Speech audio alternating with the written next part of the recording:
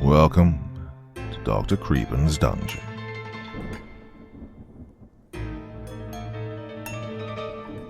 Shopping malls can be creepy because they're designed to feel alive. Bright lights, music humming through hidden speakers, the echo of footsteps. But the moment they empty out, all that artificial cheer turns hollow. The escalators still move, the mannequins still stare, and the vast corridors stretch out under fluorescent glare.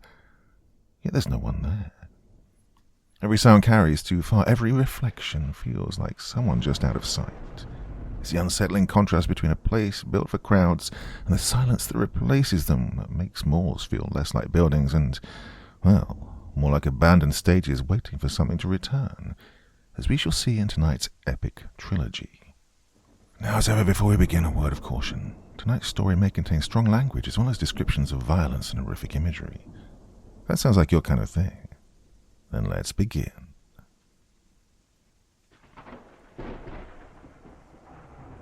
It was called Sleepy Pines Mall. A few miles off an interstate in America's northeast, at the center of several small towns. It was a single story and only had 2 anchor stores, but it was sprawling considering its almost rural location. Built in 1973, it was one of the older shopping malls and opened before there were long-term strategies on mall viability. Popular for a time, its occupancy dwindled in the late 90s, and it lost its movie theater and its Sears by 2003, before becoming a neglected, poorly maintained, and sometimes dangerous commercial plaza that was outdone by nearby rivals, and doomed by surrounding negative growth trends of the towns that kept it fed. The food court closed in 2006, and the last stores followed a year later. Sleepy Pines had its fans and grown adults who'd gone there as children, paying it nostalgic visits, as all malls do. But by 2010 it had become a mostly forgotten derelict with a parking lot full of weeds. 10 years later, and a lengthy demolition was in its final stages. I'd been assigned to be the foreman of the construction of the building that would replace it, a large warehouse and distribution center for a major retailer. I'd pay frequent visits to the site as the walls were torn down and the roof was gutted, myself having gone to the mall several times in my youth whenever my family was passing through the area, so I knew its layout well. By the winter of 2020, all that really remained of the structure was the back wall of its atrium, which once overlooked the fountain. A painted mural on tiles covered that wall. Well, efforts to save this artwork delayed its destruction several times, but enough funds were never procured to bring the wishes of perhaps only a few dozen people to fruition. Well, I'm no critic, but I always found it rather creepy anyway. European settlers amid a backdrop of pine trees, with the natives they drove out now instead depicted as their friends. Well, their faces were plain and simple, their eyes staring off into a space where there was once a skylight. On the other hand, the trees looked like they were made by a different painter, and one more talented. The pines were muted in their colors, but highly detailed, with layers of darkness in their shadows where you might expect mischievous forest creatures to reside. The swirling, intricate patterns of the nearly black paint took the forms of deranged beasts, if looked at closely enough. But I think it was just the artist having fun, and not acting out with ill intent. It wasn't like the vast majority of the shoppers would stand around and study the mural closely, not when there were sales to be found and warm pretzels to be had. Now the mural itself would be coming down soon, and ground on the next building would be broken after the spring thaw. What little demolition remained was also put on hold while the earth was still frozen. I went to the site a few days after New Year's to get my last look at the public painting, exposed to the elements and surrounded by a landscape of snow. I checked in on the operations trailer while there, just to give my best wishes for 2021 to the guy in charge, who I'd gotten to know over the years from various other projects. "Hey, you still like strange shit, right?" he asked me after a few minutes of us chatting about our holiday get-togethers. "Oh, I got something you'll love. My guys found it just before they left for the winter. I'm no good with electronics, you know, so, well, you might as well see what you can do with it." He handed me a GoPro camera, an earlier model that I would later learn was from 2013. Now, the little box was in bad condition. I didn't take into consideration how bad at first. And it was true, I did collect oddities and yard sale objects with inexplicable backstories in my spare time. It wasn't the camera itself that might rival some of my greatest finds. No, it was the potential of the footage on board it, if it had survived. Well, if it could explain how the poor thing had been beaten into such bad shape, then the story of the object would be made all the better. Look, I had a long winter ahead of me with little else to do, so I figured I could spend a few nights cracking it open and seeing what was on its memory card. "Geez," I replied as I studied it in my hand. "It's like it's, well, melted." "Yeah, we dug it up and couldn't tell what it was at first. I have no idea if there was some kind of fire here, but it doesn't even look like burn damage." Well, he made a good point. There was no sign of smoke, no bubbles in the material, no metal fatigue. It was like something had turned it into clay and had its way with misshaping it into a twisted piece of art. The glass of its LCD screen and lens was intact, but the body was warped, stretched, and compressed, as if by tiny fingers. If the memory card was still in one piece, I'd never be able to pry it out. I'd have to carefully crack open the camera around it. Of course, I did have a big collection of tools at home, so I knew I could do it. There was every chance that the card was missing, or corrupted, or the data had been deleted. But now I was interested. I wanted to find out for certain. I told my friend that we should have lunch sometime, and then headed home. I was making good money, but I got to keep the house after the divorce, and had yet to get around to moving out and finding a better place. It was a small place, and half of it was spread across cardboard boxes or otherwise just a neglected mess. My home office was the only decent room remaining, and it also featured my tool bench and the arsenal I would use to disassemble the scarred and malfunctioned lump that used to be a high-tech recording device. Well, I managed to break it open and separate several of its pieces, and eventually the micro SD card fell out from its slot. It was perfectly readable and full of video files, which I transferred to my computer and organized by date. There were 23 in all, most recorded over the course of 2 days in December 2013. So with a cold, quiet winter outside my window, I turned up the heat, brewed some coffee, and went through the files, knowing nothing about the camera's owner or what they'd experienced when I began. I'll summarize the portions that are more mundane or uneventful, and fully transcribe the rest. File number 1. Recorded on a chilly morning, with the operator obviously testing camera settings outside their house. No address can be seen, and the surroundings are typical suburbia, making the location difficult to identify. There's snow on the ground. It starts with the operator saying, "Nice," as they zoom out on their new camera's now empty box. They're inside their messy car, and they focus on the house for several seconds before the video ends. File number 2. The file created date indicates that this one was recorded just a couple of hours later. A young woman, around 30, is watching a pot boil on a stove. She's a small brunette with a bubbly attitude and big blue eyes. I quickly discern that this is the operator's girlfriend. They're both happy and energetic, and like they have their whole lives ahead of them. They're definitely not married, and they've probably only been together a few months. I learn both of their names as the young man teases her a bit with the camera, and she remarks that she hopes he didn't spend too much on the new toy. Now, I'm not going to share their real names, so let's just call them Mike and Jenna. Now, they clearly like each other, and the clip ends after he tells her, "This is a lot better than the old one. The more videos are going to look great."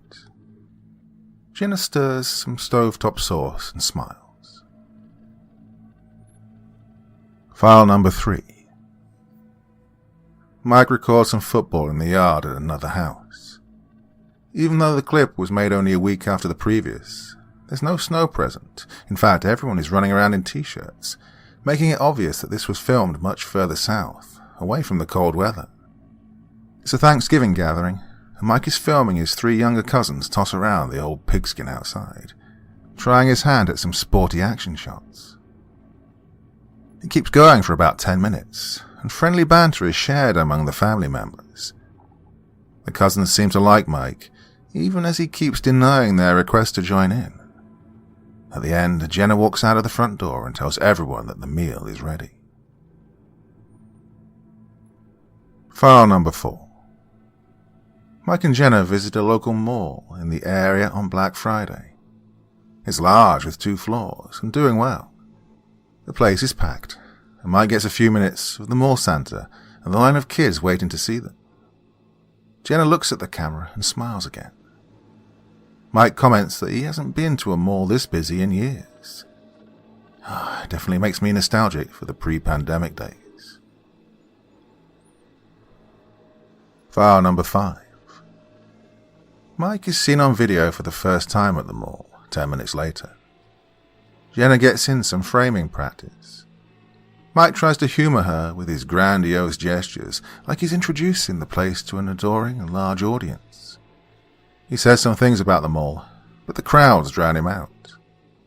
The camera isn't really known for its audio recording quality, while this lasts several minutes as Jenna gets used to the device and how to hold it steady. Towards the end, she recommends getting some sort of mount for it, which it was designed to be used with, and Mike agrees. File number 6. Things begin to get interesting. It's now December 15th, and Jenna is doing another camera test around sunset. Mike is seen crossing the frame several times as he moves about, and she pans the camera. They're getting footage of the front of Sleepy Pines Mall, which has just recently closed. Snow covers the neglected parking lot.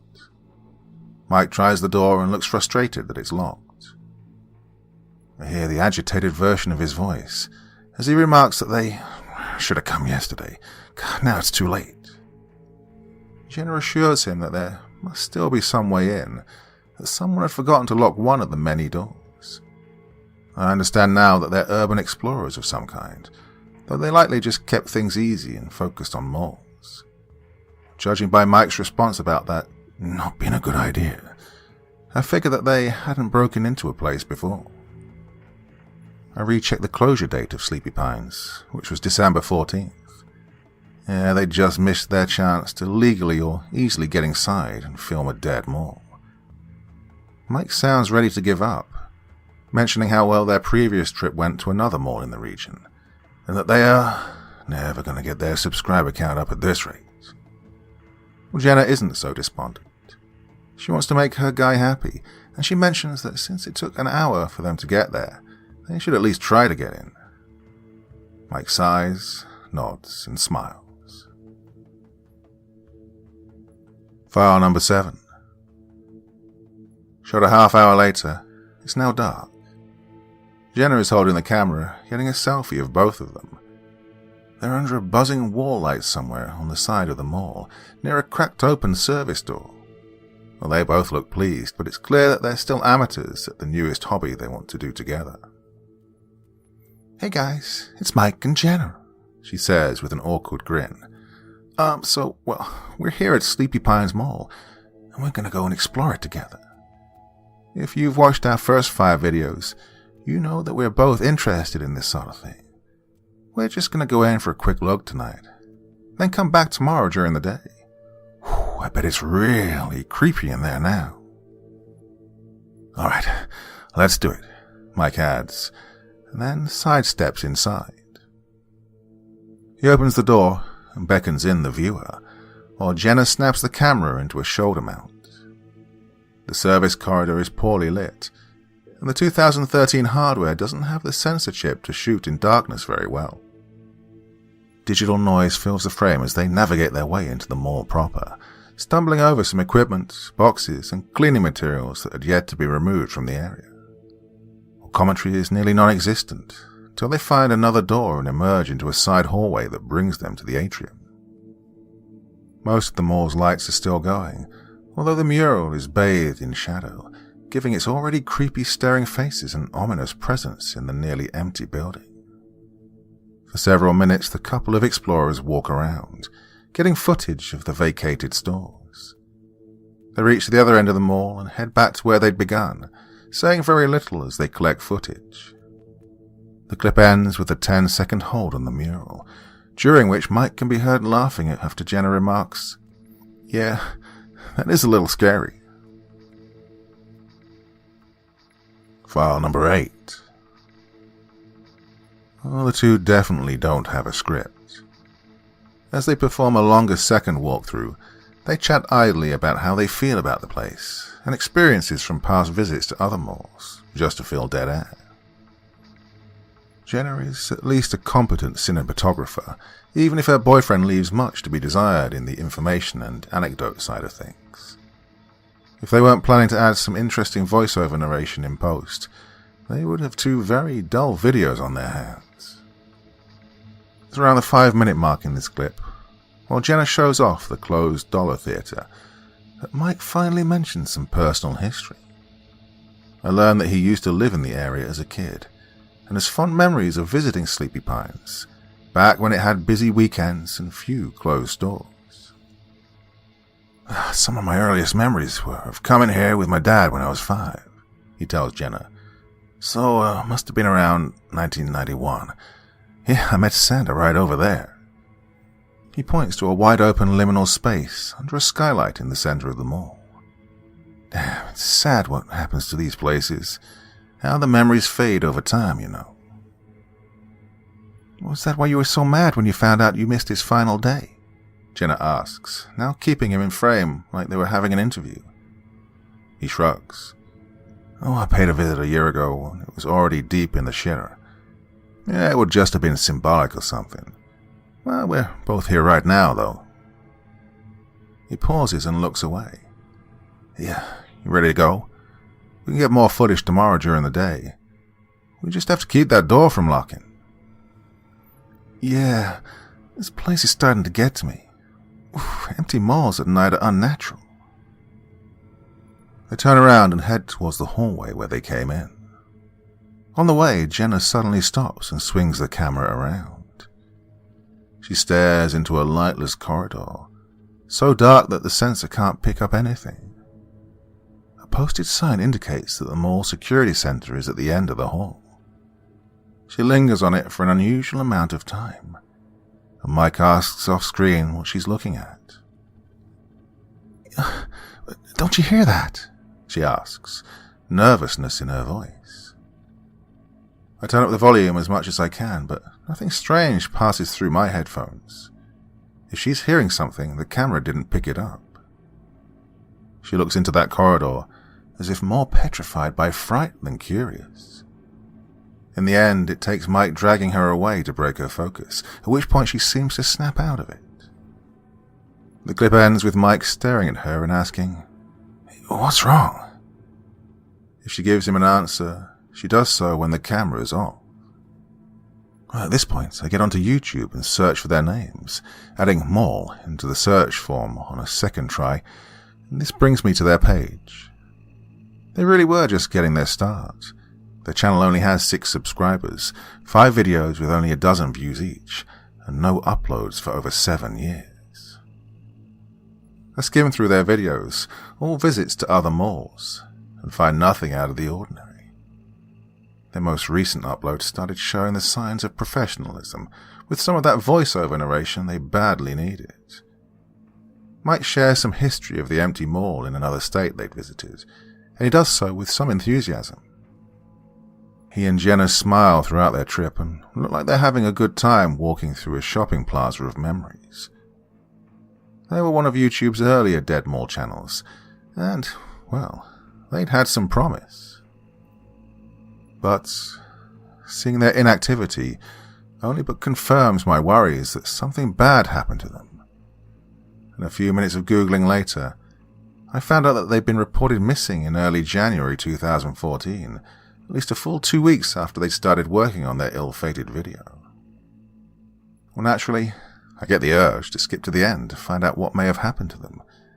But I convince myself to keep going through the files in order, and take this trip with them as their latest expedition's first viewer.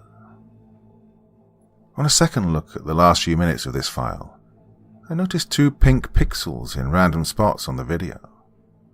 I know it's a sign of sensor damage, and I trace it back to when Jenna focused the camera into the dark hallway. After 30 seconds, 1 dead pixel shows up. A little later, the next arrives. It's as if there's something at the end of that corridor that's emitting a damaging, invisible light or other energetic phenomena which steadily overloads the camera sensor. But I don't know what else could do such a thing, other than a powerful laser or radiation. So eagerly, I move on to the next clip. File number 9. Well, the dead pixels are here to stay. They're present throughout the video. I see Sleepy Pines' exterior again, this time early in the morning. Mike stands at the side entrance, his breath filling the cold air. He gives Jenna a thumbs up and she comes over and points the camera at the both of them. I'm Mike. And I'm Jenna. They then add in unison, and today we're exploring Sleepy Pines Mall. Oh, cute.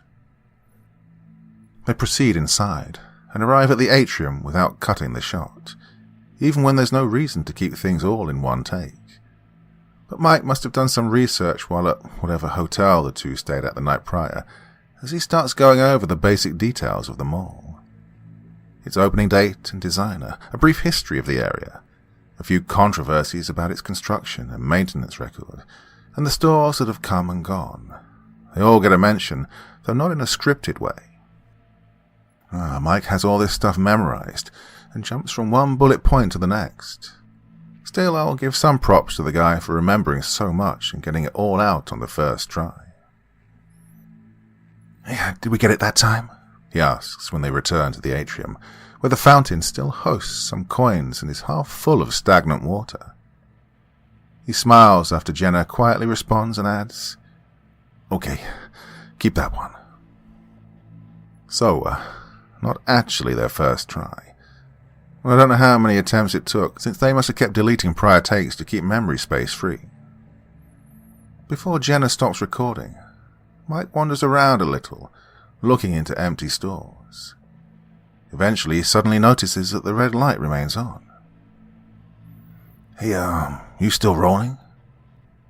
"Mike, I think we should check out the security area." He sighs and looks a little annoyed. "You still care about that?"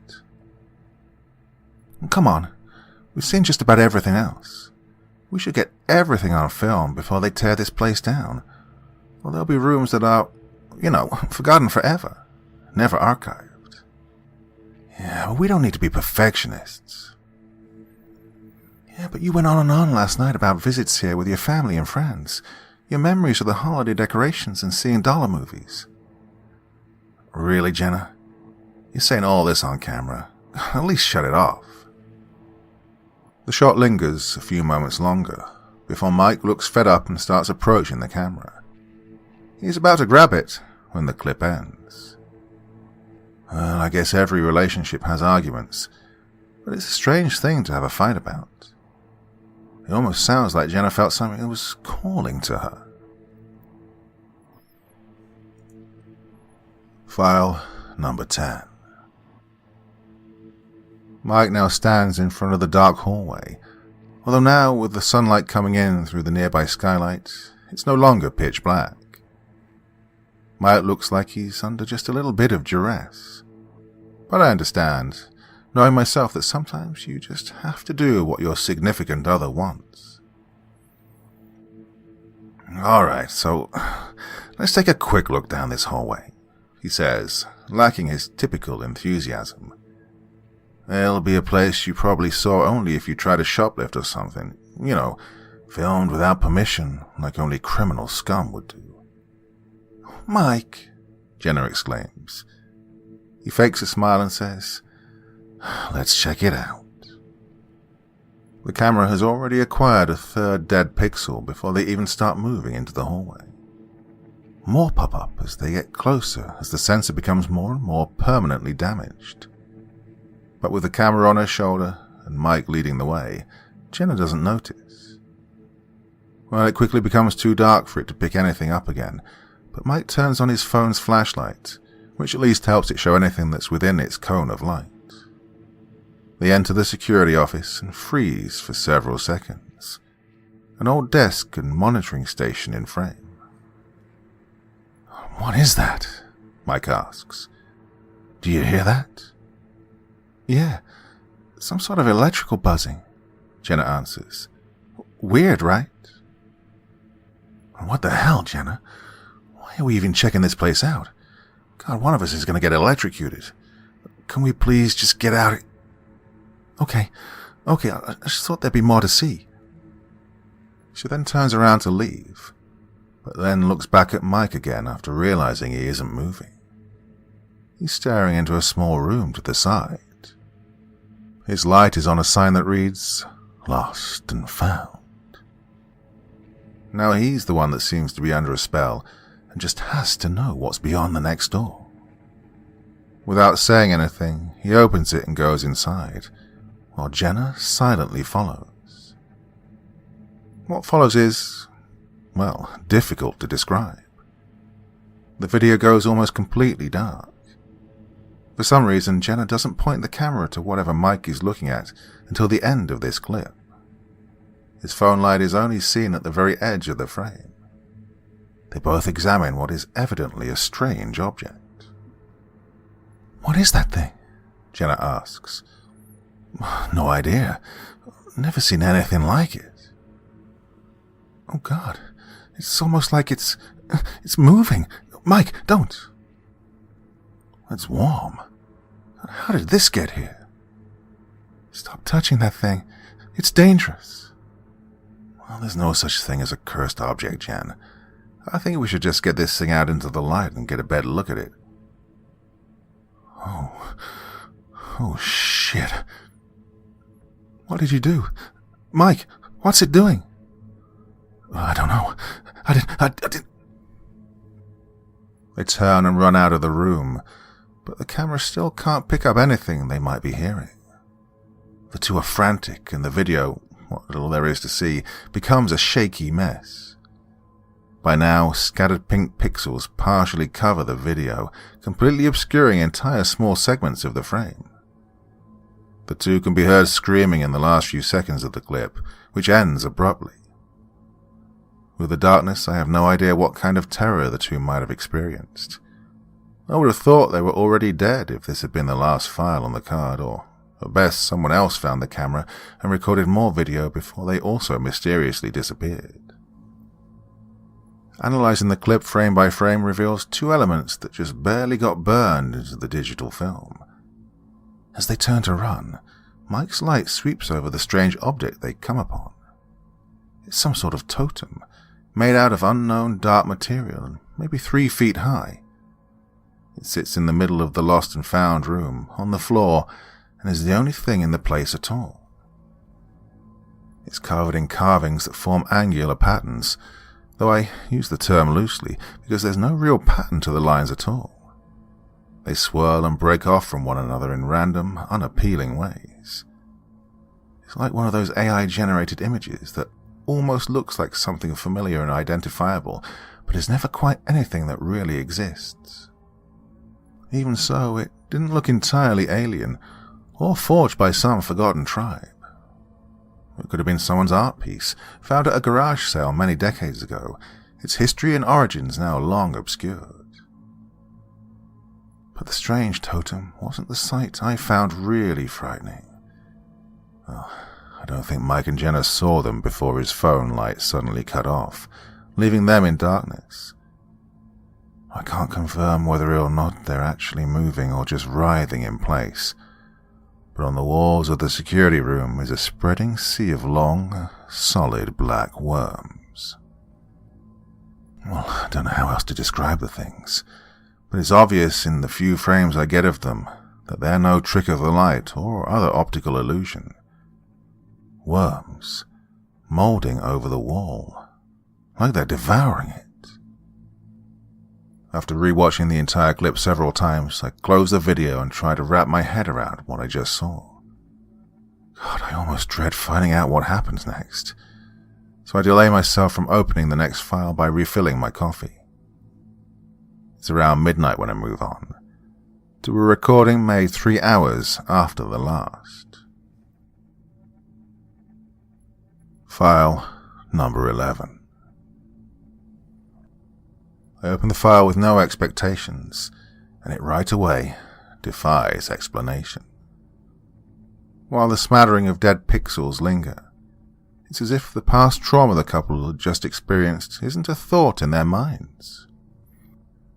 And at first it's like they've gone to another location and put on some new clothes, or rather old clothes, because it looks like Mike pulled a wardrobe out of the late 80s and changed inside of a brightly lit dressing room, all in the span of a few hours. Mike stands smiling, though he has a nervous twitch. It's apparent in Jenna's camera work as well, because her shot now has a constant tremble. The device is also no longer mounted, judging by the shakiness of the video. "Hi, guys," Mike says after taking a deep breath. "Well, you're never going to believe what happened to us. If we get out of this..." "We will," Jenna replies, though there's no confidence in her voice. Right. Well, it'll be better if we just show you." He gestures to a mirror in the dressing room, and Jenna walks up to it to show herself in the reflection. She now looks sharp in a bold red blazer and capri pants, and her hair is fancifully styled up in a way that would take hours to achieve. But it's the camera itself that's even stranger. Holding it with 2 nervous hands, she brings it close to the mirror and...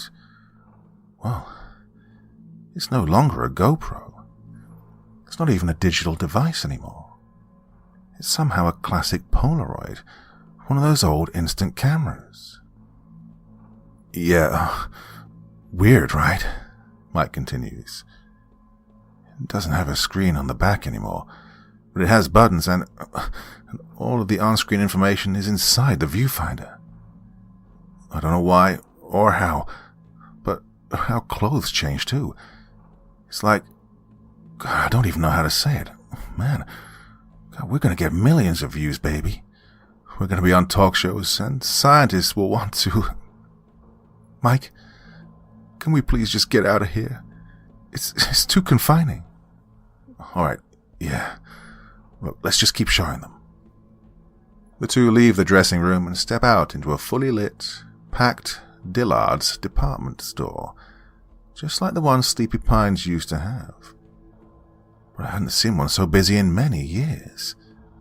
And as Mike and Jenna keep pretty quiet and give a tour of the place, I steadily realize why it seems so off. Like their clothes, those on all of the shoppers and staff, and those waiting to be worn on the racks and shelves, well, everything is dated. It's old-fashioned from around 30 years ago. Mike at one point even grabs a polo shirt and, with a stupid smile on his face, brings its price tag right up to the camera, remarking about how it's so cheap. "Do you get it yet?" he asks the viewer. "I mean, it should be obvious what happened to us, right? We didn't believe it ourselves at first, but... Oh, sorry, man," he tells an older shopper he'd bumped into, who only responds by turning around and giving Mike a curious look. "Well, come on, let's see them all. We haven't left this store yet. We needed some time to get over the shock first. I wish we'd gotten some of that recorded. God, Jenna was crying, all hysterical." "Mike," she replies disdainfully, "you're taking all this way too lightly. How can you not be terrified of what's happening to us?" He frowns and admits, "A part of me is, baby, but we can't explore this place while only being scared and worried. We can at least get it all on record, in case something happens to us and the camera is all that's found." "Don't say shit like that, Mike. God, none of this is normal." "Hey, come on, look. I'm right here. I'm right with you. We'll get out of this." Jenna begins to cry, and the camera points down at the floor. Mike can be heard saying, "Let's talk," just before the clip ends. I go directly to the next one. File number 12. It's a few minutes later now. The camera is now pointed toward the main thoroughfare of Sleepy Pines, past the Dillard's entrance. The shot lasts for about 30 seconds, during which dozens of shoppers walk by, many of them wordlessly glancing at the camera for a moment. Mike then walks into frame and guides Jenna out into the mall, though her movements show that she's still reluctant. I pull myself and my chair closer to my monitor and watch intently. I hear something familiar and nostalgic come through my headphones. I turn on the noise cancelling so I can feel even more engrossed by what I'm experiencing. Mike doesn't even know what to say about the enormity of the situation as they approach their exit. I hadn't given my time to process the previous clip or how the look of the store could have been pulled off through some elaborate set dressing. The obvious but incredible answer to all of this had yet to feel like a valid thought in my head. Mike isn't the only one startled when a large woman suddenly enters the frame. For 1 second, it felt like we'd been exploring uncharted territory together, and the next there's a big lady in a pantsuit threatening to spray him with a bottle of amber-colored perfume in a crystal bottle. "I told you, we don't need a sample, lady," Mike snaps at her. "Oh, jeez. Oh, but this is our new fall scent. There's nothing else like it on the market. Just one whiff, and you two will fall in love all over again." She seems aggressive, and she keeps trying to spray Jenna and Mike as they shove their way past her. For about a second, her unsettling, toothy smile fills up the frame as the camera itself nearly smacks into her. "What the hell's her problem?" Jenna asks once they're in the safety of the mall. "Oh, they could all be like that." Mike sighs and looks up at the skylights. "Just maybe not as bad, well, from what I remember. Crazy bitch. Oh, God, are you okay? She didn't spray you, right?" "Michael, what is this place?" Jenna asks and points the camera at the ceiling, revealing the blue sky beyond the horizontal panes. The camera then settles back on Mike, and for several seconds he grins in a way that's almost as unsettling as the perfume lady's smile. I can hear the tinny, echoing music better now as Jenna waits for her boyfriend to say something. It's genuine, traditional music. Those light, co-opted renditions of pop music that went out of style years ago that's barely heard anywhere anymore. Somehow fittingly, as Mike grins like an idiot, Toto's Africa fills the air. "Are you really going to make me say it?" Mike asks. "There has to be some other explanation. This all can't be real." "Babe, we're in the past. We found some sort of time-traveling device, I'm telling you." He turns around and soaks in the mall, adding, "My guess, 1990, maybe 91. God, all of those 1980s styles are on the way out. Everything is so colorful. I'm talking post-Cold War chic, Jan." "Well, then why did our clothes change? Why did the camera change? Where did our phones go? We need to make sure there's a way out, or a way to go back, before we try and start having fun. I don't want to be trapped here." "Look, we're not here to have fun. We're here to make history, maybe even be a part of history. We're filming the past, babe. We'll document everything we see, and then we'll find that weird thing again and figure out how it can send us back to 2013. But we could stay a while, right? I mean, this decade is so much better than the one we came from, with all that social media shit and dumbass challenges." "I wish you wouldn't say that. I mean, our friends and family are there, Michael. Our future together. We can't stay." Mike sighs. He doesn't want another argument. He wants to explore what he thinks is the past, some small piece of his own childhood. The shot lasts another few seconds on his impatient face before the camera pans down. I get a good look at Jenna's shoes to see that they've turned into a pair of red high tops. File number 13. This clip goes on for over 10 minutes, and it's a proper mall tour. Jenna quietly films every store they pass without argument, while Mike tries to provide some commentary. But he's often distracted, overwhelmed by amazement every time he looks into a shop, or sees a person walk by in nostalgic clothing, or finds a treasured piece of media from the era. He forces Jenna to spend several minutes just in Sam Goody, so she can get every audio cassette, early CD or videotape in at least a few frames of video. All the while, Mike is overly excited and Jenna seems wary of the crowds. The shoppers almost approach an uncanny valley. I mean, they look like regular people, but they act like emotional automatons, staring vapidly at the two like they're intruders in their home. She notices them, as do I, but Mike hardly seems to consider whether or not something is off with everyone, other than himself and his girlfriend. He's under the effects of a siren call brought about by his love for a romanticized past. They pass by a brightly lit hair salon with colorful geometric shapes on the walls and a checkerboard floor. The three women seated inside are all getting the exact same hairstyle. The small movie theater's marquee lists as now playing Total Recall, Gremlins 2, Terminator 2, City Slickers, The Rocketeer, and ironically, Back to the Future Part 3. We see more mall store staples, many of which no longer exist anywhere. A KB Toys, a Walden Books, a merry-go-round filled with clothes for teenagers.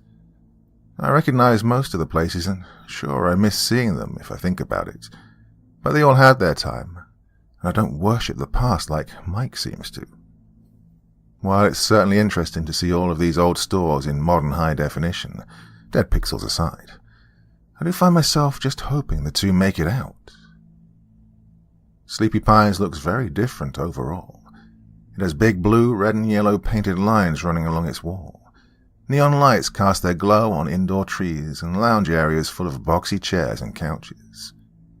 Coin-operated rides sit out front of the arcade, for the kids too young to venture in and play the cabinets that bright and noisy pixelated games inhabit. Well, I can empathize with Mike, being a kid during this snapshot in time, wanting to go back and feel something genuine again if he believes the present is shallow and hopeless. But that idealism isn't going to find either of these young adults a way out. All the while, the calm cheerfulness of the mall music undercuts the rising dread I begin to feel about a situation I'm hopeless to change. Wow, Mike says wistfully as they reach the Sears at the other end of the mall. It's great, Jen. What an experience. You got all that right? Yes. Now can we go back to the Lost and Found? We need to get that thing to send us back home. I wonder if the younger me will show up if we wait around. Baby, I don't think you appreciate all of this enough. How often do you get to take your girlfriend to the frickin' past and show them some place that meant so much to you? After waiting for a response from her that doesn't come, he sighs, nods, and says, "All right, fine. Let's get a good shot of the mural on the way back." They head to the mall atrium, where Jenna lets the mural fill the frame. It's incomplete, and even creepier for it. 2/3 of the forest segment is done, but the 5 figures standing in front of it have yet to be painted, and are just a solid, ghostly white.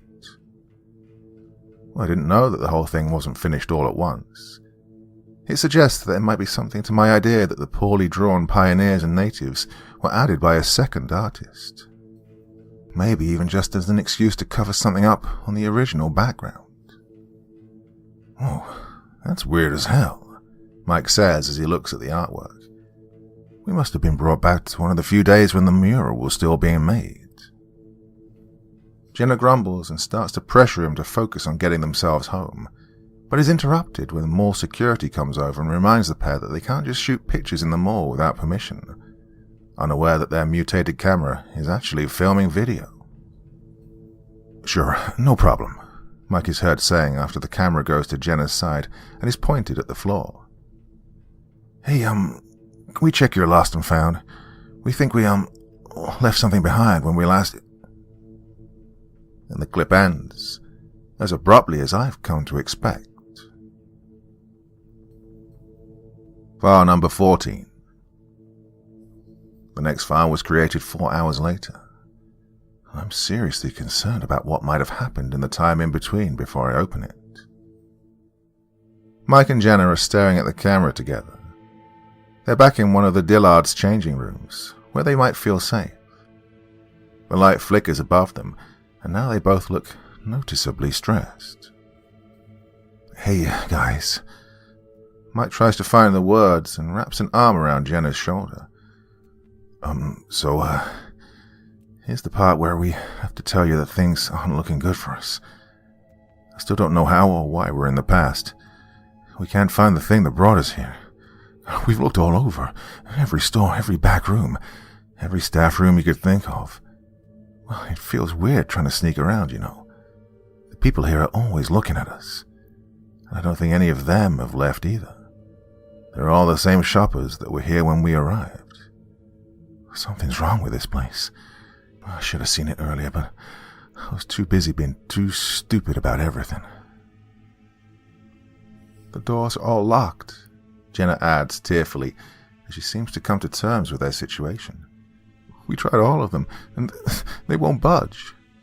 We picked up one of the payphones, but there's not even a dial tone. God, we're going to tear this place apart if we have to. We'll find that thing, whatever it is. Just in case we don't make it out, and you find these videos, please, call my parents. Their home number is... Mike! Shh! Jenna suddenly shushes him. She points towards the edge of the frame, and Mike turns the camera around to show the gap at the bottom of the changing room door. After several seconds, a pair of large feet stuffed into high heels steps into the space. They turn towards the door, and it rattles violently. Jenna can be heard suppressing a scream. The door keeps shaking for about a full minute, before the assault on it finally ends. Without saying a thing, the large woman on the other side walks off. As upset as she is, Jenna picks up the camera again, nearly dropping it as she films Mike cracking open the door and looking around. He gestures for her to come out, and they make an exit from the store by sneaking behind clothes racks and keeping quiet. The other shoppers look at them again, but don't bother them. Just before they can leave, Mike gets a shot of the perfume lady standing near the store entrance. I recognize the shoes and realize that she must be stalking the pair at this point. Without warning, she turns toward them, and they duck behind a display table full of polo shirts. I pause on a frame of her face and see how hideous she has become. Her bulbous face is covered in bright red lipstick, sky blue eyeshadow, and bright pink blush. But it all does nothing to help with the fact that she has greasy, disheveled hair and yellow, crooked teeth. After a few seconds, the camera pops back up. The perfume lady is gone. "Where is she?" Jenna whispers. "I don't know. We just have to get out of the store. We never should have come back in here. We knew the door would be locked, just like the others." "Mike, we have to..." Jenna is cut off by the sound of ruffling fabric. She and Mike both flip around to see the perfume lady staring right at them from the top of a clothes rack. She's slumped over some of those chrome bars, her blob-like arms dangling down like she's an obese sloth with a murderous glint in its eye. She curls her lips into a demented grin and holds up the perfume bottle, seemingly glued to one of her hands. Mike and Jenna quickly work up the nerve to get on their feet and make a run for the store entrance. Judging by the sounds coming from behind them, their pursuer knocks over the entire rack and crashes into more displays as she gives chase. There are expletives, terror, and panic in Jenna's voice as she and Mike dash out towards them all. She briefly turns the camera back to capture the crazed lady on film. She's become animalistic, running on all fours with eyes as black as a shark's. Jenna lets out a shriek as the feral beast gains on them. But the perfume lady stops right at the boundary of the store, as if there's an invisible barrier she can't pass. After catching his breath, Mike flips her off, and the woman simply regains her composure, getting back on two legs and returning to the cosmetic department, that grin never leaving her face. What the hell, Mike? She's not human. No person acts like that. Jenna shouts at him. We need to get out of this place. Right goddamn now. I know, Jen. I know. At least she can't leave the store. Oh, shit. Mike tries to calm himself down as the shoppers stare at him. Most of them now just standing around as if they're NPCs who've run out of walk cycles. He points the camera up at the skylight, revealing that it's dusk. The neon lights from the mall now determine the colors, splashing everything in hues of reds, purples, pinks, and blues. I can also hear that the music has slowed down and become distorted, like it's a talking electronic toy with low batteries. The audio seems to unnerve Mike, who closes his eyes to think, but can't get comfortable enough to do so. It's like this place is starting to fall apart. Well, he mutters out the same thought that just crossed my mind. Jen, we need to find something heavy. Hammers, crowbars, maybe just a trash can. We'll smash our way out. He proceeds to shove his way past the crowd of zombie-like onlookers, yelling at them to get out of his way all the while. Jenna follows at a distance, getting a face full of their staring eyes on the way. They briefly stop near a display of a red 1990s Corvette, where a nearby small film crew seems to be trying to make a commercial. Hot lamps hit the sweating face of an older man in a grey suit. He repeats the line, "A lot is happening at Sleepy Pines Mall. Why not come see what's new today?" several times as Jenna also films a scene. Mike then loses his patience and enters the shot, but the attempt at making a commercial continues. "You've been here for hours," Mike tells the crew angrily. "Who are you people? How did you get in here? What ad agency do you work for?" "Michael, stop," Jenna quietly pleads. "Don't antagonize them. They're not even real. They're mindless, just running on some kind of script." With no concern for consequences, Mike knocks over the lights and the expensive film camera, and then steals the tripod. Jenna doesn't know what to make of it. She just stands in place in shock as Mike walks away with the bulky piece of equipment. And, actually, Mike seems to have a point, because the actor simply keeps repeating the same segment of the commercial several more times with the crew watching and going through the motions. The camera pans down to the floor, and the clip ends. File number 15. It starts with Mike midway through another swing of the tripod against a glass door. He's been at it for a while, based on his apparent exhaustion. He lands the heavy metallic tripod plate against the glass several times, but he's yet to crack it. The glass doesn't even seem to have any give to it. Might as well be hitting a brick wall. The vintage cars and trucks in the parking lot outside seem real, but I'm not sure. There are no people outside in the darkness, yet the couple are trapped in the mall with hundreds of them, so everything beyond the walls may not even have reason to exist. Whatever time travel trickery is going on, it likely can't extend past the building in which it was triggered. Jenna can be heard sobbing quietly.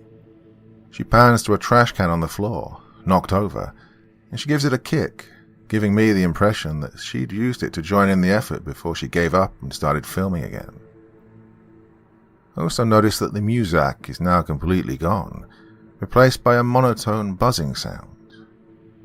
Mike hits the door 12 times in all, working up a sweat and eventually hopelessly collapses into the floor. The recording of his effort then ends. File number 16. The camera sits on a table in the food court. It's getting late, but it looks like all of the places are still open. The pair have cups of soda and slices of pizza on paper plates in front of them, but they both look hesitant to eat. It isn't that they're only losing hope of escape. They're also afraid of the food. I can't blame them. They're also mostly in shadow, now lit only by the neon lights. "Are we really gonna eat this?" Mike asks listlessly. "I mean, who knows what it's made of?" But Jenna murmurs back, "We have to eat something. We're starving." Mike looks into the camera and says tiredly, "Yeah, so the clocks here say it's 2 a.m. Things just keep on going. It's a 24/7 mall now, I guess. We couldn't last much longer without eating or drinking something. If this is what ends us, at least you'll know it wasn't the perfume lady." In one of the few acts of bravery I've seen Mike exhibit across the videos, he takes a sip from the cup before Jenna, slowly at first, before gulping it down thirstily. She then does the same with her drink, and they soon look a little more confident about trying something solid next. "Well, tastes like Dr. Pepper," Mike says and examines his pizza. "It looks authentic enough, even though I don't think much of anything is real in this place. Okay, before it gets cold." He takes a bite, chews, and eventually swallows. Deciding it tastes edible enough and is worth the risk, he quickly gobbles up the rest, while Jenna remains more reluctant and takes her time with her food. "It's too dark in here," she says, looking around. "All of the ceiling lights shut off hours ago, but the people didn't even seem to notice." "We'll try to get some sleep in the arcade," Mike tells her. "All the games are still running. I think that's the most light we'll get." "What's going to happen to this place?" "Well, maybe eventually the dream ends and we wake up." "Even the guy at the Sbarro didn't speak, or ask us for any money." "Yeah." Mike then deadpans the joke. No wonder the chain is dying off. They sit, drink, and eat quietly for another minute before the video ends. File number 17. This one takes place entirely inside the mall's old arcade, which closed in 1998. The only sources of light are the flickering cabinet screens of games on their demonstration modes, but there are so many that the place remains the brightest locale of the mall at this point. Mike holds the camera this time, but I don't know what he's trying to archive, other than the miserable conditions the two have found themselves in. He makes a few rounds around the arcade cabinets, muttering incoherently to himself. Kids and teenagers fill the large room with a carpet featuring planets and stars, but none of them move. Some have their hands on joysticks or buttons, while others just stand and stare with arms at their sides. Mike tries to elicit a response from one of the kids, getting the lens right up into their face. Their eyes are glazed over, looking straight ahead as the light of a fighting game reflects off their large pupils. They're just as catatonic as everyone else. Mike throws a swear at him before going over to the prize counter and getting a shot of all the toys he'll never be able to claim. "I went to a good university," he tells his audience of one, and turns the camera on himself so he can speak angrily directly into it. "I had a good job lined up, and I like the 1980s. The 90s, so what? Doesn't mean I want to be stuck in some shitty bizarro version of nostalgia. God, I never want to visit a mall again. The camera battery should have died a long time ago, but the icon says it's still full. God, nothing is right. It's all wrong. We're never getting out of here."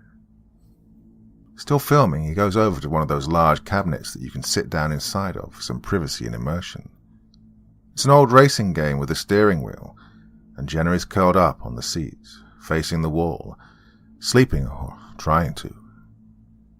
As this file was created 5 hours after the previous, I get the feeling that Mike couldn't sleep, or just gave up trying. He decides to let Jenna be, and slumps down onto the carpet. Several cabinet screens are in frame, the kids in front of them now lifeless silhouettes. Mike can be heard getting emotional for a few minutes over the noises of the games. Suddenly he hears a loud metal clang outside, echoing down the mall's corridor. He jolts up and points the camera at the darkness outside that only the neon lights can penetrate. His breathing is shallow and rapid. Nothing shows up, at least nothing he can see, but he still ends up running into a small utility closet without alerting his girlfriend to a possible danger, and closes the door. Following another few seconds of a pure black image filled with digital noise and dead pixels, the video ends. I assume he eventually fell asleep in that cramped space, and that the experience was beginning to wear on his sanity by this point. File number 18. The camera is aimed up at one of the skylights, where early morning light is coming through. It's possibly about 8 a.m. or so, meaning Mike and Jenna are nearing 24 hours spent in the mall. Mike pans down to show the mural and the fountain in front of it, where Jenna scoops up a handful of water and washes her face. Around her are the mindless shoppers, all of them still idle, despite the fact that the place seemed to have never opened or closed. This version of Sleepy Pines, whether it really existed in the past or not, just is. I've come to realize that it represents the memory of a mall, when people are there to remember it. Times where it is empty and dormant don't factor into this corrupt amalgam of its golden days of service. The speakers are still pushing out some sort of noise, but now all I can hear are atonal crackles. Mike approaches Jenna, leaning forward and staring at her reflection in the fountain. She looks at him as he draws near, now looking incapable of ever smiling again. I still worry about Mike's mental state, but she doesn't seem afraid of him. She's just tired, or starting to resign herself to their imprisonment. "Jen, are you hungry?" Mike asks flatly. "The Cinnabon still seems to be running. I could get you something." She shakes her head and replies, "Mike, we need to find a way out today, whatever it takes. We can't give up, we just can't." "I know. We'll try something else. I was thinking maybe the air vents." Jenna looks like she's about to say something, but instead goes back to looking into the fountain. After several seconds, she takes on an inquisitive expression and leans forward. She stays in frame, but I get the impression that Mike actually was looking elsewhere while the camera remains pointing at her.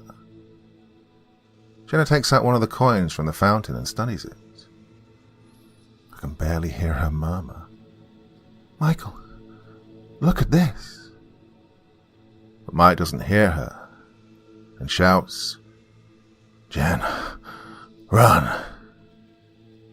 The camera swings around and I see the perfume lady aggressively approaching at a fast and unstoppable walking pace, the Dillards far behind her. It's the first time we've seen her leave the invisible boundary of the department store, and Mike and Jenna seem shocked about this as well.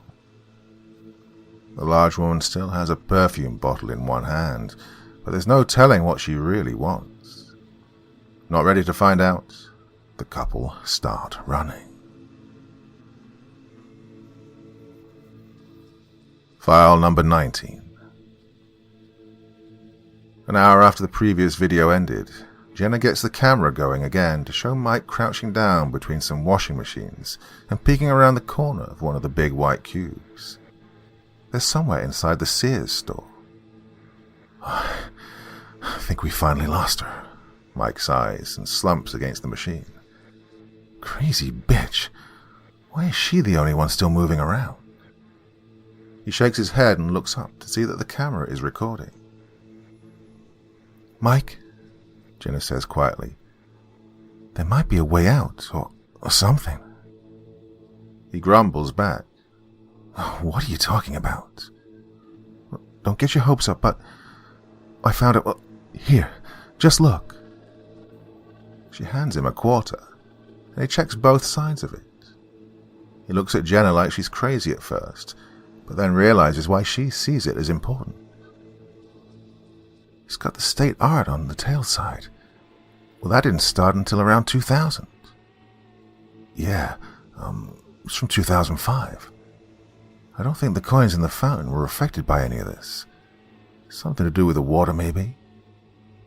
That doesn't make any sense. Yeah, none of this does. Maybe there's something we can do with the water. Yeah, whatever took us to this bizarre version of the past, maybe water's the answer, a way out. Mike frowns. So what? Should we jump into the fountain, hold our breaths, and hope for the best?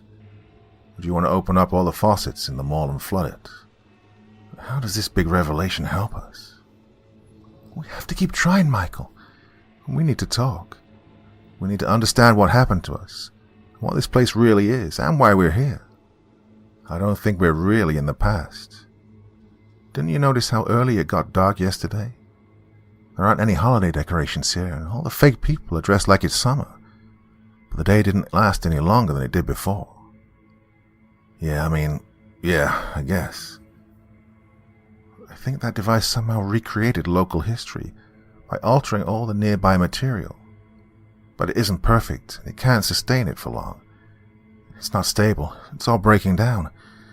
We're running out of time. God, that's insane. You have any better theories?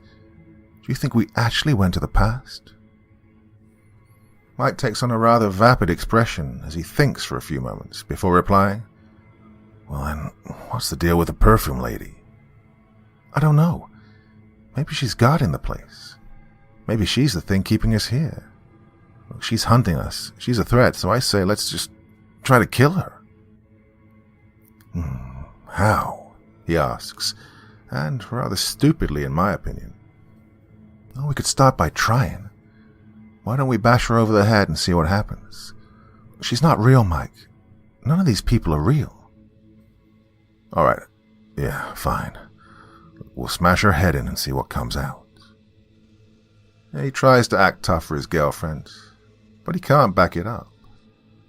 After he agrees to commit some form of homicide, the two hear a noise, and he panics just as much as she does when they see the silhouette of the perfume lady against the light of the Sears exit to the parking lot. I'm not sure whether she was just standing there looking menacing, or had started chasing them again. The clip ends just as the couple start running. File number 20. With only 4 files left to view, I know that Mike and Jenna's journey is coming to an end. This one opens with Mike holding the camera at himself, and behind him are boxes of shoes. He's at a Payless or a Foot Locker. He has his free arm wrapped around the camera tripod from earlier, which rests against his shoulder. He must consider it the best weapon he could find. We think it's been over 24 hours since this all started, he tells me. We're prepared to take on that perfume bitch now, mentally and physically. We don't know where she is at this moment, but you gotta see this. He gets up and goes to the store entrance, where Jenna is standing guard and looking into the hall. She's holding a metal bar in one hand, I think taken from a clothes rack, and a fire extinguisher in the other. Look at them, she murmurs. They're getting worse. Mike gets a little closer to one of the nearby kids, but still keeps a safe distance. Thick, black ooze, moving as slowly as hot tar, is dripping out of the boy's mouth. Smaller streams of the stuff come out of his lifeless eyes. Mike pulls back and pans the camera to reveal that the surrounding adults are suffering from the same affliction. Still, they all do nothing but stand quietly. Jenna walks into the frame and says, That's what I'm talking about, Mike. This place is falling apart.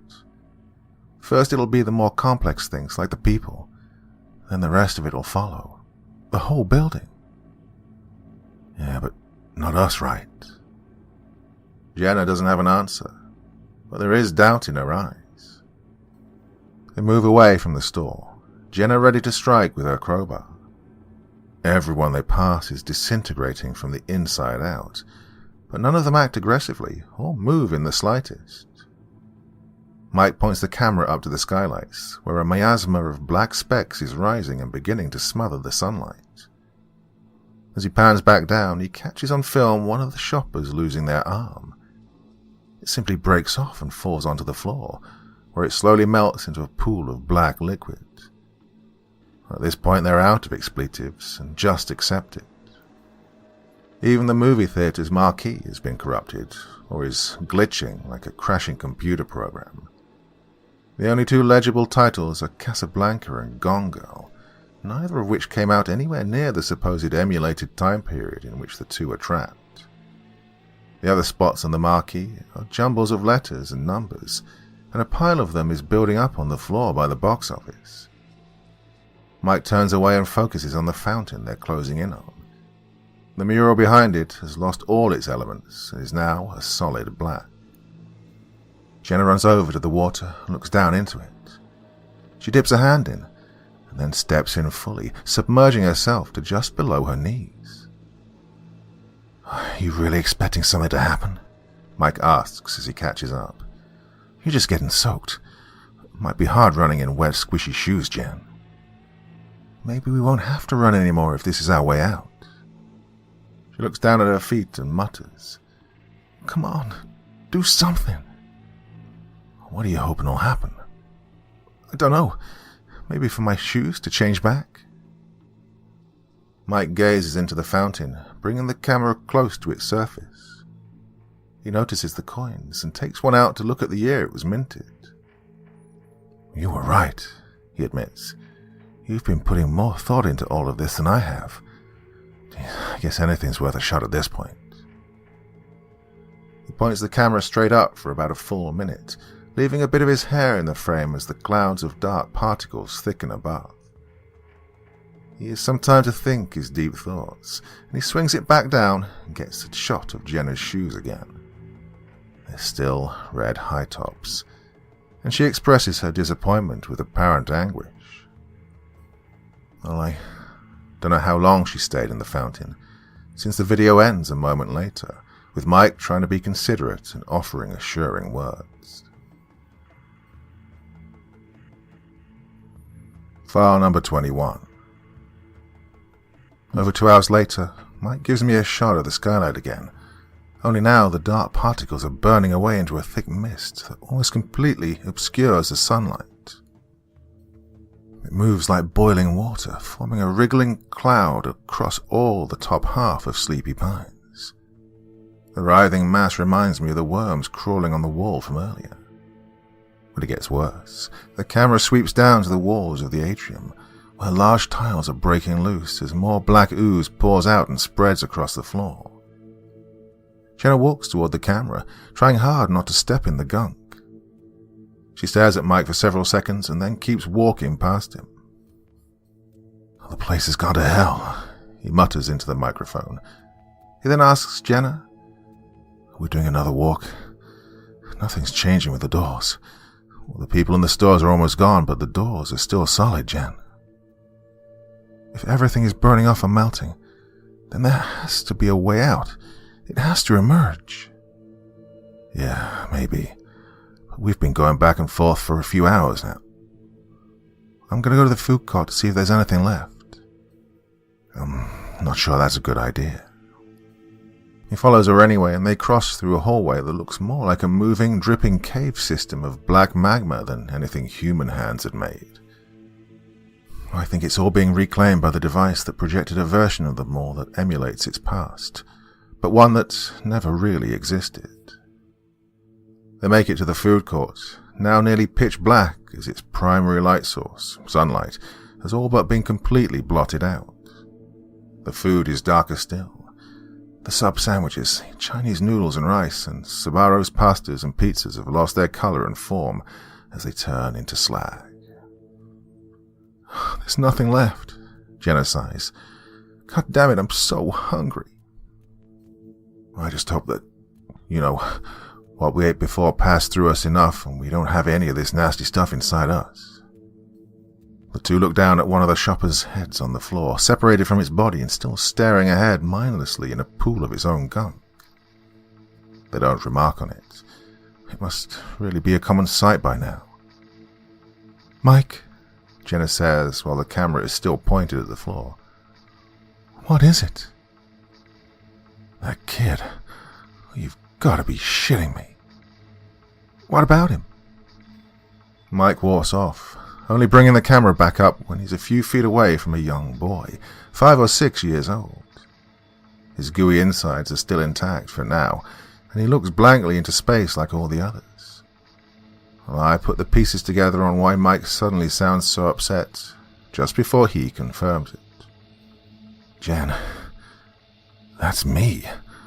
Why am I here? Why?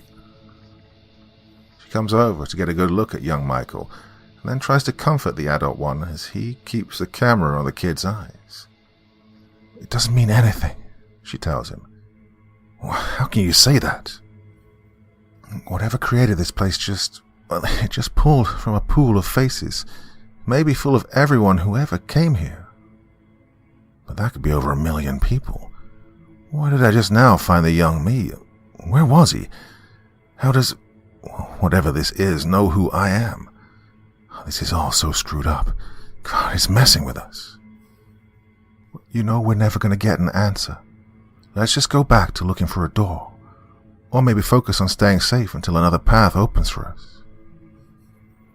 Mike takes a deep breath and turns the camera back around to show the two of them again, both clearly exhausted. He works up the confidence to say, the next time we turn this thing on, we'll be filming our escape, or already back in our hotel room. God, I'm sick of this place. I think we'll be taking our channel in a different direction after this. They both lock eyes and share a brief kiss before this video ends. File number 22. Unfortunately, Mike lied. Created another 2 hours later, this one starts with another shot of the skylights and part of the wall right beneath them.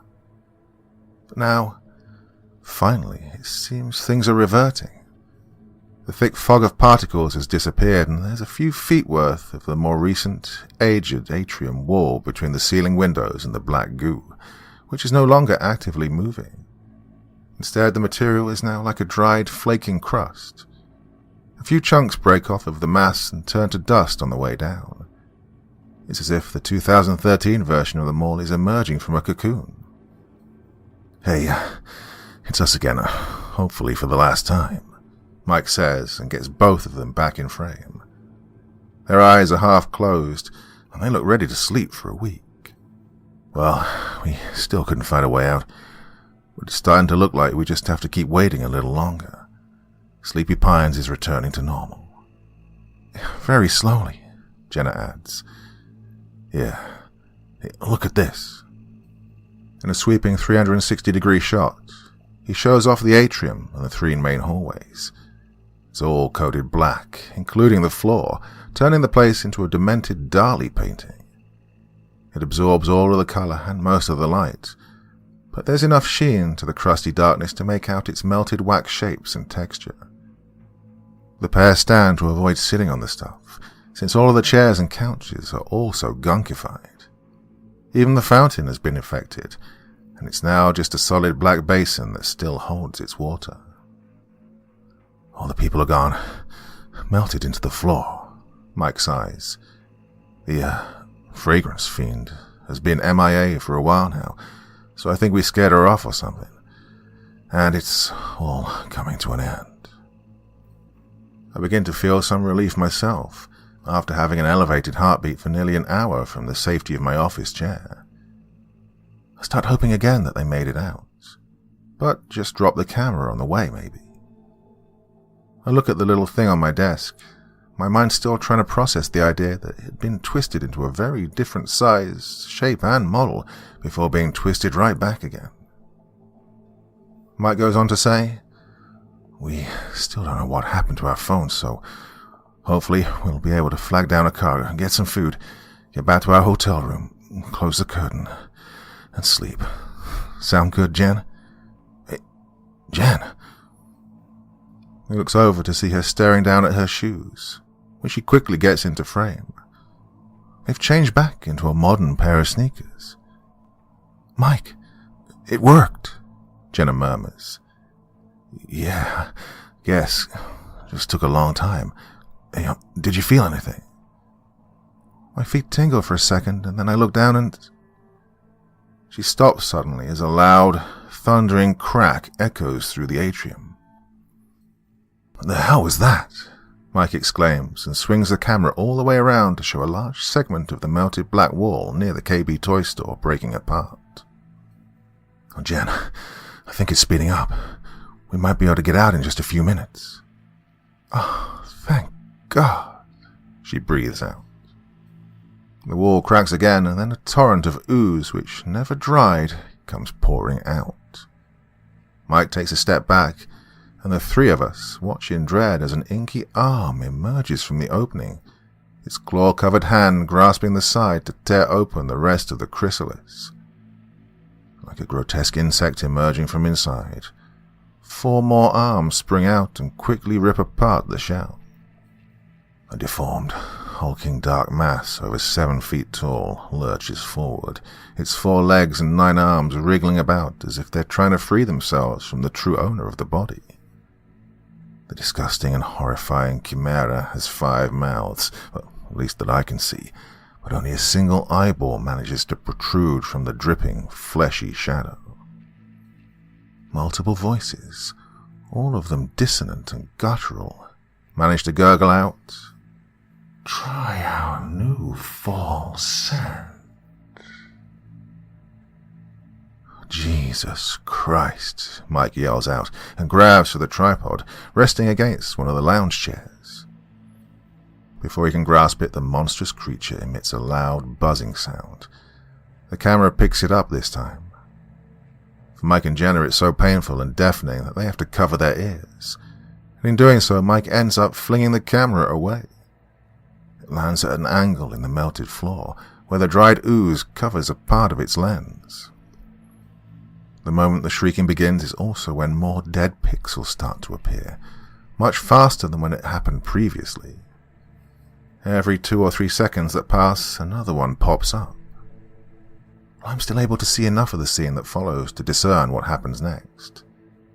Though in pain, the couple manage to get their weapons, and as the creature stumbles into the frame, Mike hits his body and multiple arms with his tripod several times with as much force as he can muster.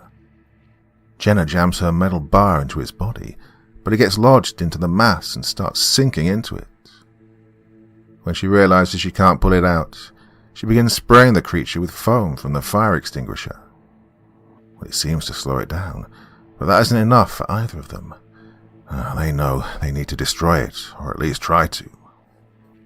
Its body covered in foam and maybe blinded by it, Jenna shoves the entire red canister into one of its mouths. Mike bashes the extinguisher in deeper with the tripod, and the handle audibly gets squeezed within its maw. More foam is dispensed directly down its gullet, paralyzing this abomination. Jenna grabs Mike's hand and gestures toward the fountain, I guess seeing it as their best option, though I lack the information to know exactly what they expect it to do for them. Even so, they run off into the background of the shot and visibly jump into the water. They don't emerge before the video ends. In the last 10 seconds, after the foam stops pouring out of the creature's mouths, it collapses to the ground, where it starts crawling towards the fountain, screeching and sprouting more arms as it does so. With over half of the video's pixels either dead or showing nothing but the blackness the lens is sinking into, the clip finally ends on its own, likely because the camera is too badly damaged to continue recording. File number 23. Well, I want a conclusion, but I should have expected that I wouldn't get one. My PC never generated a thumbnail for this final file, so I knew in advance that there'd be something wrong with it. The warning about it being damaged doesn't deter me from trying alternate ways to see inside it. I mean, the file size is over 25 megabytes, so there has to be something within its bits. Eventually, after trying several restoration and video editing programs, I managed to extract some information. It's 9 seconds long, though that means little when everything about the file is corrupted to begin with.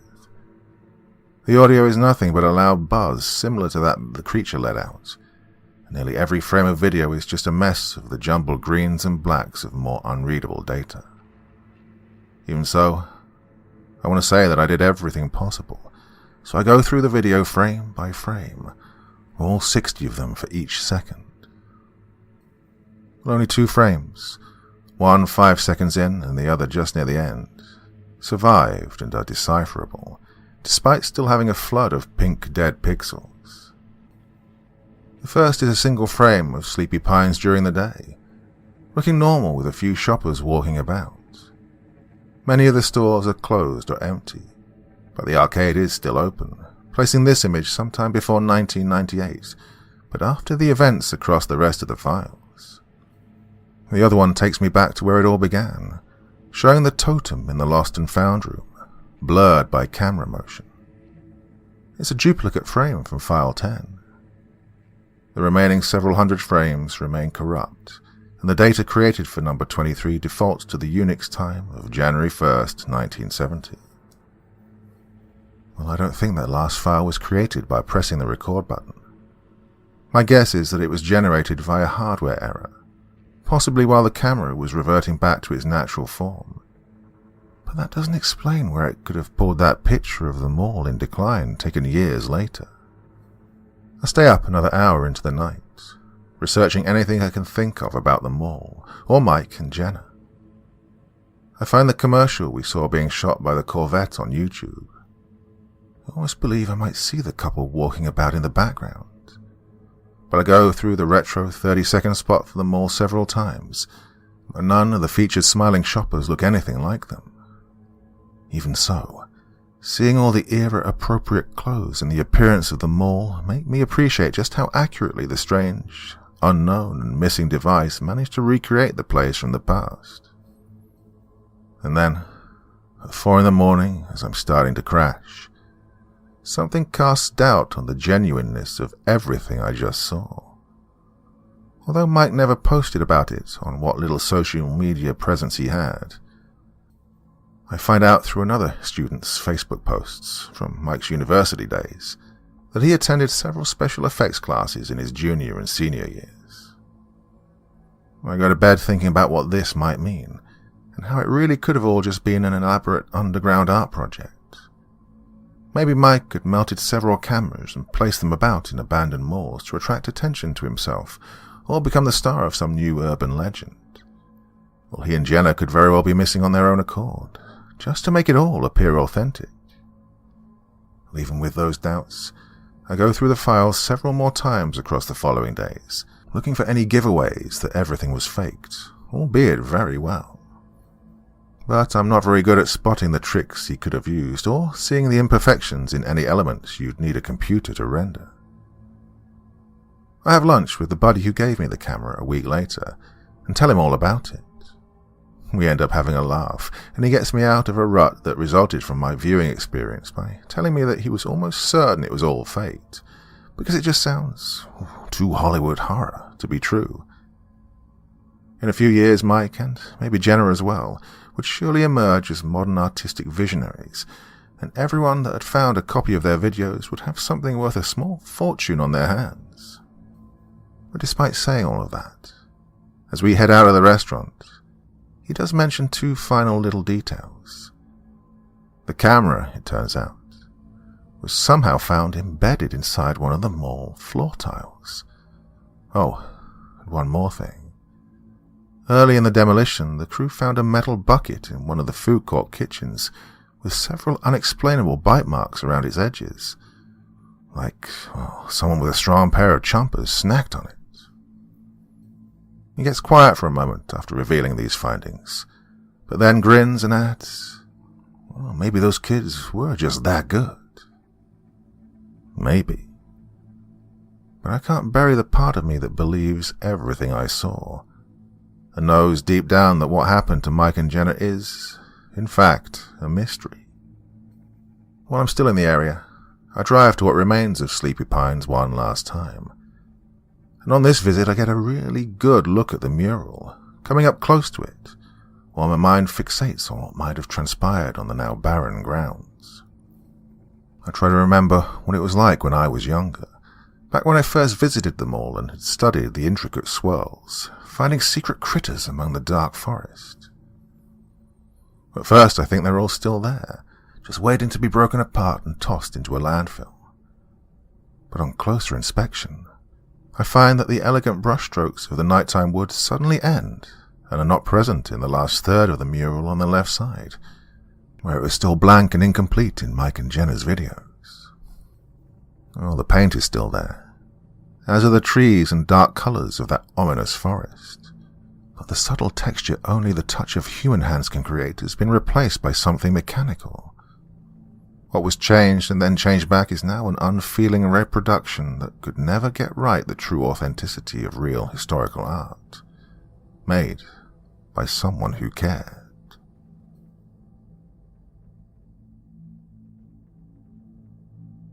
Sleepy Pines. I'm writing this story in response to another that has recently made its way to the internet called Dead Mall. Now, as unbelievable as it sounds, I think that it's likely that it happened. But I don't know where Mike and Jenna are, and I'm not sure if I can provide any answers as to what transpired at Sleepy Pines Mall in 2013. What I do have is my own first-hand experience from when the mall was still open and fairly busy. Past its prime, yes, but still functioning as a place to shop and be with friends. Right off the bat, I should mention that some of my memories around these events may be unreliable. I do have very good long-term recall normally. I can remember things that happened when I was just 2 years old. However, these memories were buried and forgotten until recently. I think I should start by talking about how I remember the mall itself.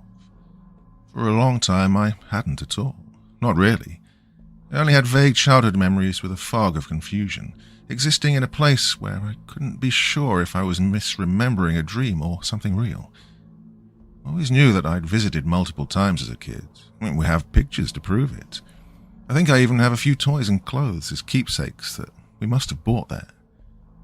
But until I read about Mike and Jenna's exploration of the mall's dying husk, I couldn't recall anything truly solid about my own visits, like the memories were always hiding just above a dark storm cloud. I'd partially blocked out my history with the place because something traumatic happened to me there, and it would have defined my childhood and growth had it been allowed to actively circle around in my mind during those crucial years.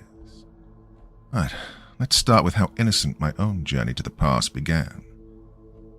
Well, the modern classic movie Home Alone had a mall scene. I mean, it did, right? Even now I can't let go of the belief that such a scene existed.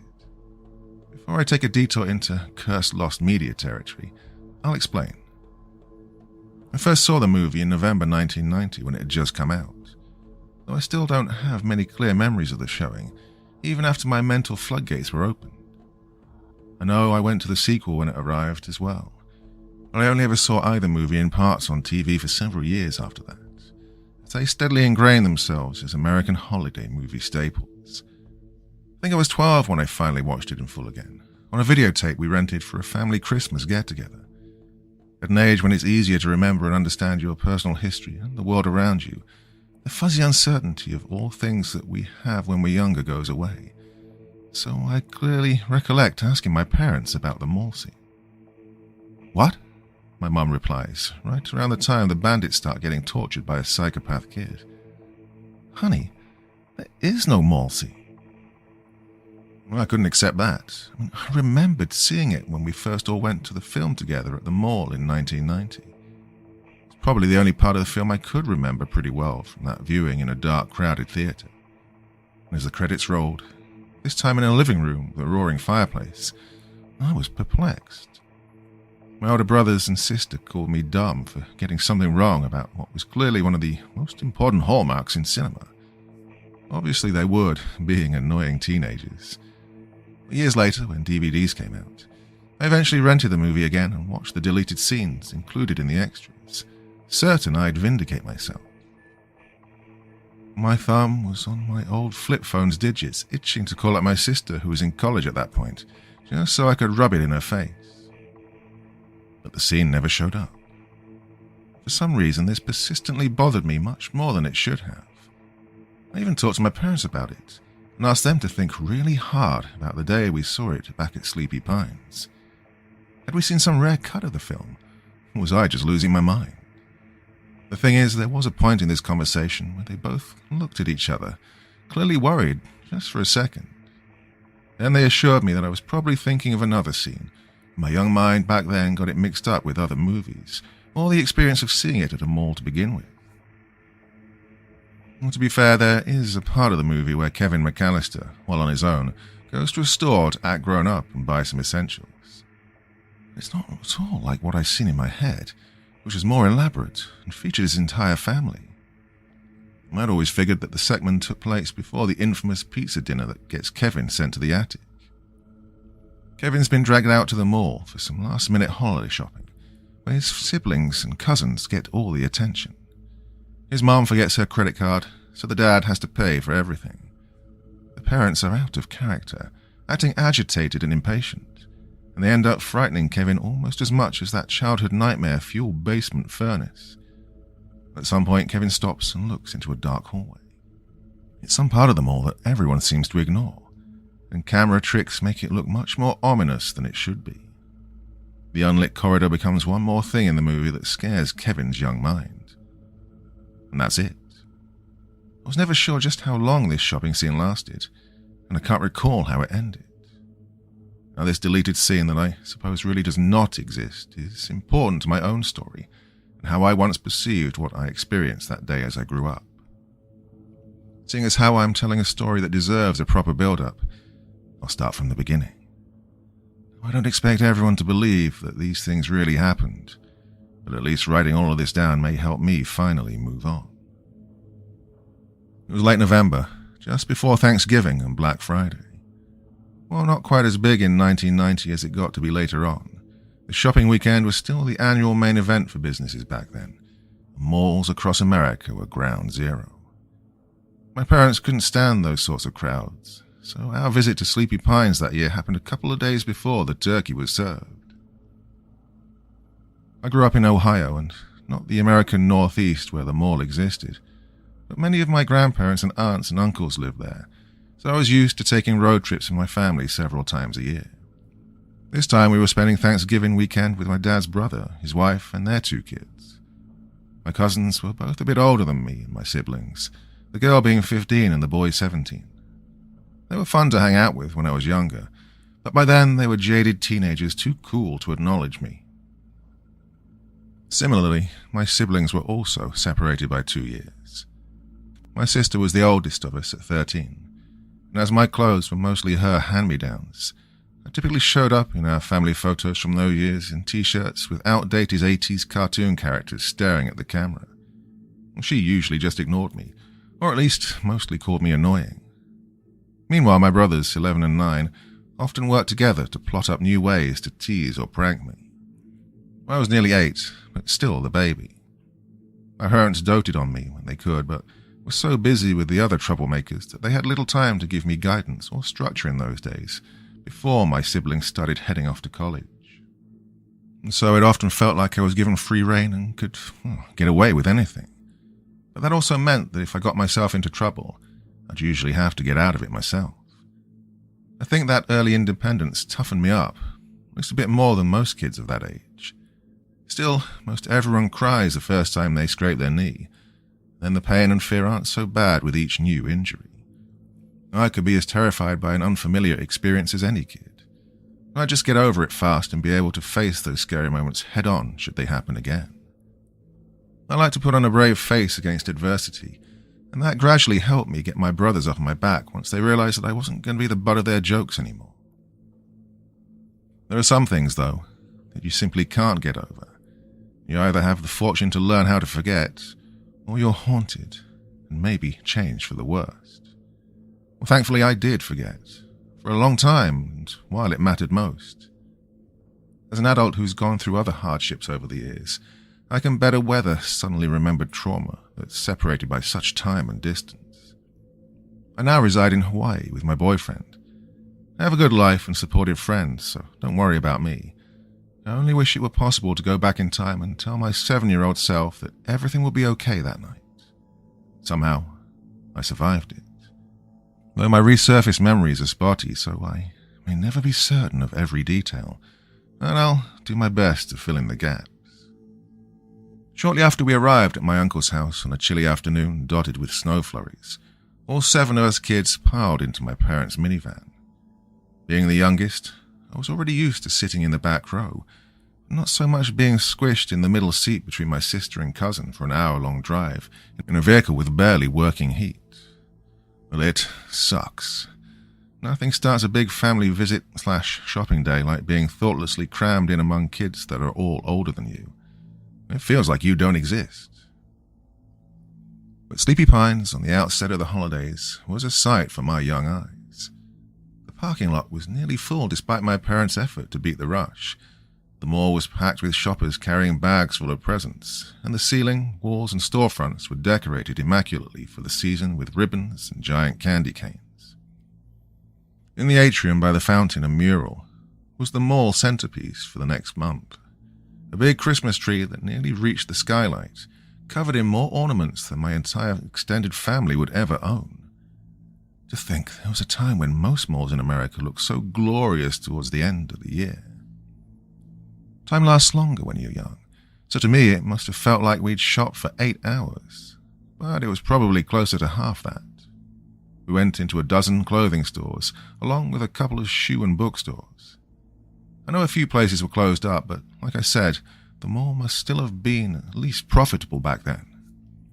All of this shopping was boring for me and my brothers. My cousins and sister loved it all and made the three of us wait around while they tried out new threads. None of us had these new things called Game Boys yet, but we were stuck with coloring books and small 8-color crayon boxes for entertainment while the teenagers had their fashion fun. Once the 4 adults finally noticed how bored some of us were, we got to visit KB Toys for a whole 10 minutes. Being with happy kids our age and getting to see all the shiny toys we wanted for Christmas recharged me and my brother's spirits, at least until the teens started complaining that we were going to run out of time to check out the rest of the important stores, what with a movie coming up. The parents wanted everyone to stick together all day too, so it wasn't like we could split up, with one group doing the monotonous clothes stuff, and the rest of us getting to spend more time at the toy store or arcade. When you get that bored from unending tedium as a youngster, your mind starts to wander and you look for anything at all that might stimulate that need for new information. You may start to notice things that you normally wouldn't, like how surprisingly clean a mall might be. Exquisitely so, in fact. No, seriously, spend enough time on the floor filling in other people's drawings with colored wax, and you learn to respect the cleanliness of a carpet. That small detail, the lack of stains in the store carpets or the flawless wood floors, was always one of those random childhood memories of the place that stuck with me. Even the pillars and tile out in the mall space was perfection, all polished and shiny. It was unusual enough to stand out in my mind. That kind of eye and effort for spotlessness in what was just another middling consumer marketplace in rural America. You wouldn't expect such detailed workmanship in any building that didn't already have gold leafing on anything. Yet somehow, I only ever saw one custodian during the whole long visit. Yes, places have cleaning crews that work at night, but this guy somehow struck me as someone who did everything on his own and liked it that way. Sleepy Pines was the old man's second home, his pride and joy. I just don't know how he would have done it, even if he worked there 24/7. I must have spotted him walking around 4 or 5 times over the course of the day, trying his best to sink into the background in his beige uniform. I repeatedly saw him picking up trash on the floor, and he took on this angry scowl in each instance that made him look scary. As people passed by and ignored him, he seemed like he was cursing the world and the filth they left behind. There was something else I noticed.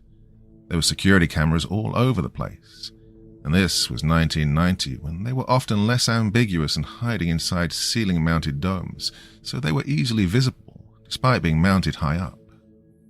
It didn't feel like the shoppers paid them any attention or cared. Maybe all of the posted "smile, you're being recorded" signs put them at ease, like this level of security was normal. But, like the custodian, I only ever saw a single patrolling security officer. It was as if they considered their CCTV system enough to keep the place safe and ward off shoplifting. I can remember my younger self thinking that the worst stop of the day was Dillard's, one of the mall's 2 anchors and a huge department store full of clothes and more. My sister, mom, aunt, and cousins must have tried on half the outfits. Meanwhile, the rest of us wandered about the store, and at some point I caught my dad and uncle staring off into space, as if they were contemplating on the chain of events that had led them to spending at least an hour there. The memory that sticks out the most was our visit to the perfume section, where one of them remembered that their wife wanted something expensive, fragrance for Christmas. I've never forgotten how the smell there was so intense that my brothers gagged, or that I had a coughing fit which lasted for a while. Oh, and now that I'm writing this out and thinking about the nefarious perfume lady in the Dead Mall story, I can suddenly see her and her smile again in my mind, along with something else that probably traumatized me. As my dad, uncle, and brothers were all too manly to sample the perfume, I got to be the guinea pig. That large lady must have dripped a half-dozen smelly liquids on my wrists before the big strong men finally picked one. I'm sure my brothers just loved that. The planned last stop of the day, at least before seeing Home Alone, was back at the atrium by the fountain. Santa's chair was set up, but he wasn't around yet.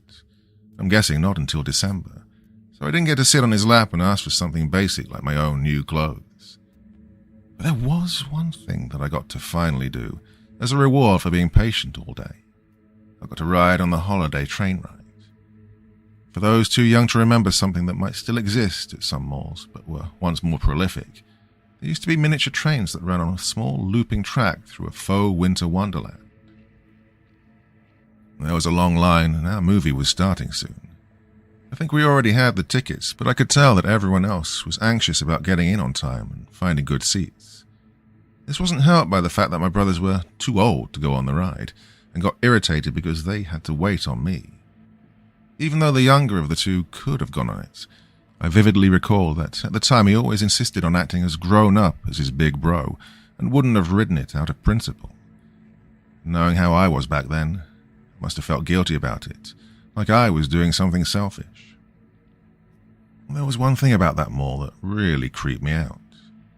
It did so when I first visited the few times when I was very young. It still does when I think back on it. The mural in the atrium, by the fountain, of the settlers and the natives in the dark woods that once covered the area.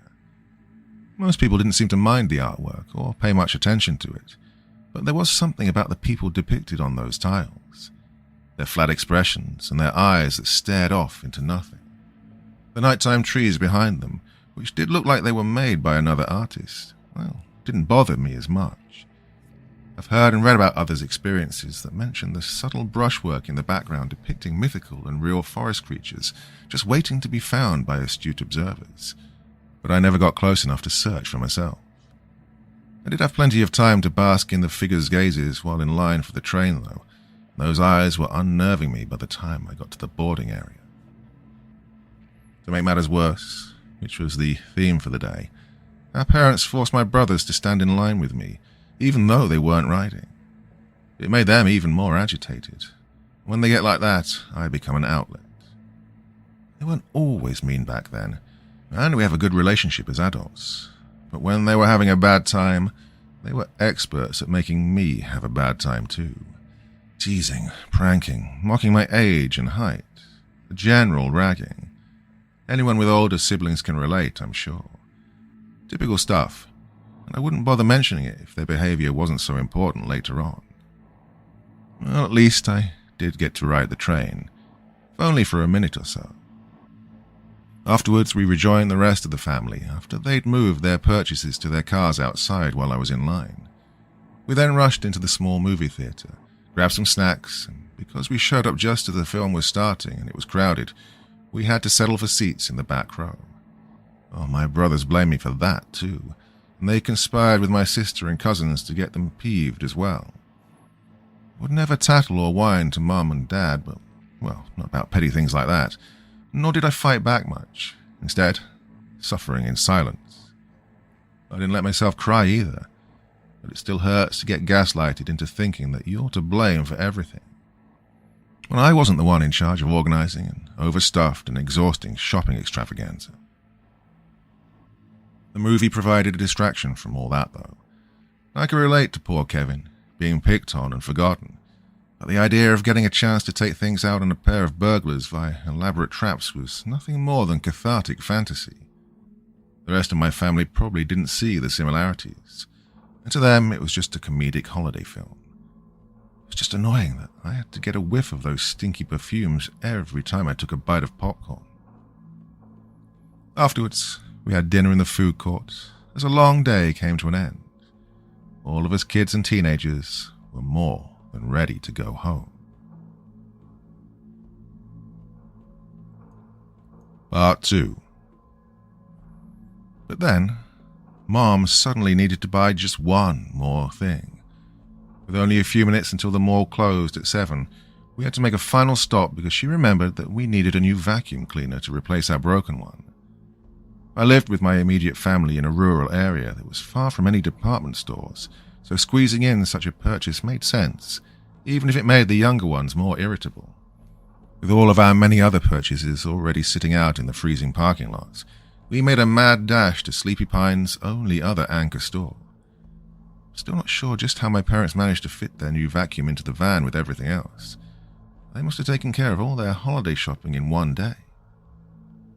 Turned out that the other kids really didn't like this last-minute decision. My sister and cousins don't always make me into their plaything, stress ball, punch pillow, but when pushed far enough, they'll get in on the action too. After their pleas to get home fell on deaf ears, meaning that TV shows will be missed and nightly calls to high school boyfriends will be delayed, they turned their eyes to me for entertainment, right in the middle of Sears. I'm sure I quickly reached my limits on putting up with their crap and got pretty upset. But the adults were too busy trying to buy an appliance just before the mall closed to pay us any attention. Again, I do have a good relationship with my cousins and siblings in the present, I swear. Even bad children can turn into good adults. It's just important for story purposes to mention the ridicule I experienced. Though to be honest, it does feel great getting to call them out for it after all these years, and to subtly blame them for everything that happened next. You see, I did stupid things as a kid too, inexplicable things at times. That's what happens when you're young and lack critical thinking skills, and the idea of consequences is still hard to grasp. I was coming from a place of logic when I did it, but that didn't make it even close to the right decision. To try and get away from their bullying, I'd been walking around the nearly empty Sears store at a faster and faster pace, but the others kept up, and it only turned it into more of a game for them. Then an opportune moment arrived when my dad and uncle started calling for everyone to come back. Not because Mum was ready to make the final purchase and free us, but rather, parents just don't like it when the kids are out of sight for too long. But I knew it was only a matter of seconds before my tormentors wandered off again from the vacuum cleaner aisle to renew the pursuit. So instead of going to the adults with them, I turned around, ran to the major appliance corner of the store, and crawled into a washing machine. Yeah, not my best moment. But you couldn't beat it as a hiding place. Back then, we didn't have all the safety features we now take for granted, so it was easy to close the door from the inside. So there I was, hunkered down in a pitch-black tumbler, more scared of my family than my hideout. Thought about getting out within the first minute. Then I heard someone walking past and figured it might be one of the older kids. I stayed in there. Must have lost track of time. To be fair, it was the first bit of true peace and quiet I'd known all day. Well, according to the old memory of this incident that I never used to question, the next thing I knew, I'd gotten out, wandered about the empty Sears for a bit, was then helped out of the store by some cops and returned to my parents amid the flashing lights of the police cruisers. But I never had a firm grasp on the passage of time around the event. And now, I remember why. Much more actually happened. First, I should note a peculiar observation which never left me about the end of that day. During the last 15 minutes or so, before the 7 o'clock closing time, I'd noticed the behavior out in the rest of the mall from the Sears entrance. Employees were closing up their shops in a hurry and rushing customers out, not even at all that politely. In turn, the owners and workers I could see looked like they were being directed by the general mall staff to hurry things along, the custodian and head of security guys being among them. This also happened much closer to me, moments later in the department store, just before my siblings and cousins started being mean. There was a conversation between my parents and, for aunt and uncle, with the employee helping them pick a vacuum cleaner that's always stuck out for me. And it went something like this. "I'm very sorry, but we're going to have to make this quick." A parent asked, "What's the rush? We know you close at 7, but..." "Yes, but this evening we need to be out of the store within just a few minutes after closing." "Has it always been like that?" my uncle or aunt replied. "We've been here before and we've never seen them all like this, with shoppers being hurried out. Look, if customers need a few extra minutes to finish up..." Further discussion must have seemed like a waste of time to the worried sale associate, and he said something like, "It's like this once a year. We can get in a lot of trouble if we linger around tonight." I remember him looking away as he revealed this, or seeing guilt on his face, like this wasn't something he was supposed to say to customers. It was odd, but seeing as how this was also the first time I'd ever been at a mall at closing, I probably just figured that this was the way things were. But later on, as a teenager in the 90s, I hung out malls often with my friends, and it was usually a pretty lax affair as things closed down.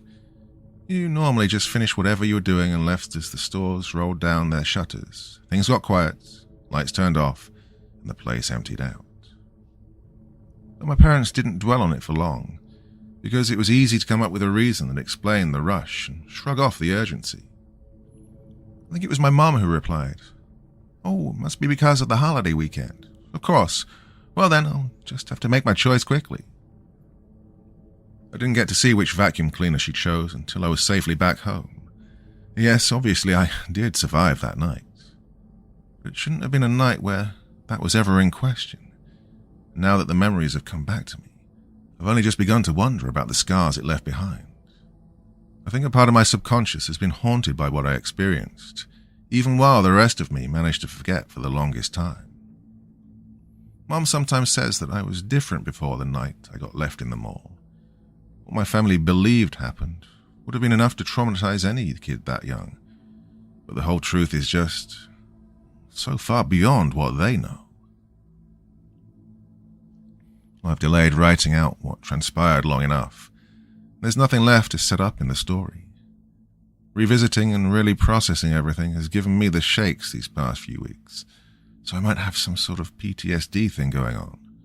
But I'm going to try. I don't expect you to believe the second part of this story, and that's fine. Maybe if just one person does, and they're the right person, I could finally get some answers. But I doubt they exist. When I snapped out of whatever state of mind I was in and left that washing machine, I stepped into a very dark Sears store. It was almost winter and already dark outside, and the place had no lights on at all, meaning my only source of illumination came from the parking lot lights outside and what little was still running out in the mall. It was very empty and very quiet too. I didn't want to believe that my family would just leave without me. I must have thought that they'd come looking, or someone knew where I was. Maybe the reason I stayed in the tumbler for so long was simple kid logic. I was expecting someone else to find me and let me know that it was time to go. I just had to stay put and safe from my tormentors until the adults came and saved me. I ran up to the door to the parking lot, hoping it would open and I'd see the van running outside with Mum or Dad ready to open the sliding passenger door for me and asking, "What took you so long?" But the lot was as vacant as the store. You could mistakenly think that the mall hadn't been visited in years, the way a landscape once filled with vehicles appears.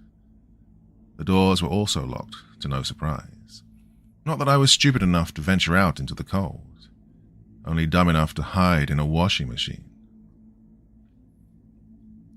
It occurred to me early on that the mall was going to be closed until Friday, so I might have taken that to mean that absolutely no one would enter the building before then.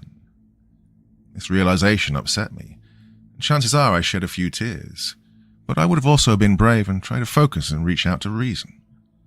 I knew my aunt and uncle's home phone number. All I needed to do was find a phone. I could get quarters from the fountain for a payphone if I needed to, and I knew that there should be plenty of phones around the store as well. Not that I would have known what it meant to get an outside line on any of them. But calling out was a moot point anyway. I did locate some phones as I explored the back offices and found the one at the customer service desk, but nothing had a dial tone. Figuring I was doing something wrong, or the store shut them off at night, I left the relative safety of Sears to try and make my way to a payphone. Whereas the store felt somewhat safe, despite being a left-behind 7-year-old in the dark, even today the idea of walking around in an empty mall at night freaks me out. I may not fully get the liminal spaces craze, but there is something universally unnerving about exploring some place typically full of people that you're never supposed to see after closing. The Sears wasn't blocked off by a rolling shutter I'd have no hope of getting open, well, like most of the stores. All that kept me inside were a pair of latches on the top and bottom of glass doors. I found a stepladder so I could reach the upper lock and got out in minutes. Scared and shaking, yes, but rather proud of my handling of the situation so far and ready to find a payphone. Being an hour from the house meant rescue would take time, but just hearing a parent's voice would have been enough for my spirits at that moment. The mall itself was better lit than the Sears, though not by much. It was a dark and cloudy evening, so the skylights were pitch black. But what was coming from the vending machines and any storefront signage that had backlighting provided me enough to navigate by. While the darkness was bad enough, it was the silence that really got to me. Most people probably feel that the sprawling indoor shopping plaza playing its crappy muzak at night would only add to the creepiness, but I might have found it rather comforting in comparison. My sneakers squeaking against the tile, I kept otherwise quiet on the watch all around me, my eyes peeled on the shadows as if expecting a monster to jump out at any moment. It didn't take long to find a couple of payphones, but they didn't have dial tones either. That must have dampened my outlook. I think I shrunk down against the wall and had another good cry. At some point I noticed a warm flickering light down the hall, towards the atrium. God, was the mall on fire? It would have been a frightening discovery at first, like something out of a strange nightmare, but I didn't see any smoke or hear any alarms going off. And there could have been someone down there, some member of the staff who was either fighting the flames or had ignited them. I wiped my tears and approached cautiously, and as I turned the corner, I saw the first of that night's bizarre scenes. Dozens of candles lined the inactive fountain. There was a thin sheen of some kind of dark liquid on the water that had an acrid odor. The image of the mural now stands out vividly in my mind. The dancing candlelight on the faces of those colonists and the natives ceding the land to them. There was something old world about it, like a part of the past was lingering in this place. That's when the chanting reached my ears. It was distant, but I could tell it was coming from real people. There was only one more way to go, towards the Dillards at the other end of the V-shaped mall. I looked around the next corner, and under a larger skylight were a number of figures, sitting on the floor and surrounded by 4 load-bearing pillars and countless candles. The people were in silhouette and difficult to see, but they were people. Well, call me judgmental, but I wasn't naive enough to believe that a group chanting in candlelight near a polluted fountain in a mall at night would offer to help a child who may have already seen too much. Even so, I kept still and stuck to the shadows, watching from a distance for a short while. My young mind must have had no idea what to make of the sight. Was this something adults typically got together and did after work? Were they practicing for some kind of holiday performance? It sounds ridiculous even to consider these things now, of course. But when you're a kid whose worldly experiences are limited, every new discovery can mystify, no matter how mundane. I should mention how well I can remember this part. I've always been able to, but I just couldn't recognize it as something that really happened. I'll explain why later, but I figured I should preface the clarity I have of this moment. Now, over the course of several minutes, I'd snuck closer to the group, only stopping and hiding behind a fake plant once I could make out their strange chanting. It was in harmony among the 7 people and oddly rhythmic, if not muffled by their masks. Their mantra was paced like breathing, in and out and muttered in a low drone. and it only consisted of 2 words that I'd never heard before, words that I knew did not belong to the English language. Well, I can best translate their pronunciations as Yogadeade, followed by Haduniye. Candlelight was too dim to make out their clothing at first, but their animal masks were easier to discern. There was a rat, a raccoon, some bird of prey like an eagle or hawk, a fox, a deer, and a snake. The person leading the incantation wore a pig mask, and if everyone was positioned on a clock, he would have been at midnight, with the others at 3, 4, 5 on one side, 7, 8, 9 on the other. There was no holding of hands, no movement or swaying. It was like they were in a meditative trance, saying those 2 words without thought or end. There was also a source of light in the middle of the group that I couldn't make out yet, as 3 of the people blocked my view. It was a scarlet glow, and it stretched their shadows across the mall tiles. I realized as I watched this strange spectacle that I actually might have had some frame of reference for what I was seeing. The time surrounding 1990 was the height of America's satanic panic, which was in essence baseless concern among religious communities that Satanism and other forms of pagan worship were prevalent in all walks of life across the country.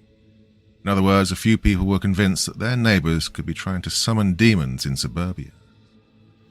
My parents weren't religious, and I never went to church growing up, so I can objectively say that it was nothing more than a form of mass hysteria.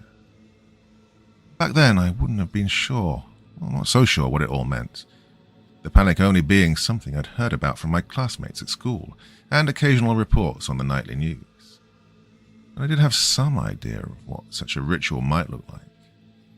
It didn't matter whether or not I believed in any of it. If the people chanting in a circle truly did, then who knows what they may have been capable of doing, no matter how misguided. Too much faith and conviction in any belief can give people the power to do and justify almost anything. Having convinced myself that they were trying to open a portal to the place where bad guys went, I didn't want to take a chance on any of that stuff being real.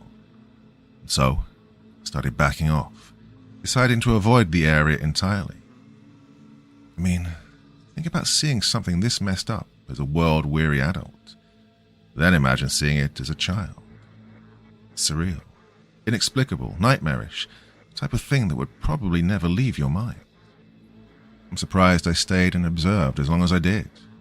But, looking back, it may have been because something was pulling me in, tugging at me from a distance, trying to whisper in my ear. Only it was too far away, so its touch was too subtle to quite reach me. I was about to leave, until I heard a familiar sound, the ring of a phone. I hadn't seen it until the big man got up and went over to it, but there was a phone on the floor next to the ritual site. My eyes had adjusted to the dark enough to see and follow the long cable connected to it, which ran from some place further down the hall that I couldn't see from my position. As the pigman went to answer it, I got a look at his clothes. He was wearing a business suit of all things, and it was stained in a deep red. "Yes," he said into the receiver, in a plain voice as if he were talking to a regular person on a normal day. "Yes, we're ready. Understood. We'll begin right away. And a good weekend to you as well. Goodbye." He hung up, and his other animal mask friends waited patiently as he walked off down the hall. I couldn't take my eyes off of the phone. That was the only one in the mall that was working. There was no way I'd ever be able to make myself sneak over to it, but I knew if I could follow the cord, I might find other usable phones near where it was plugged in.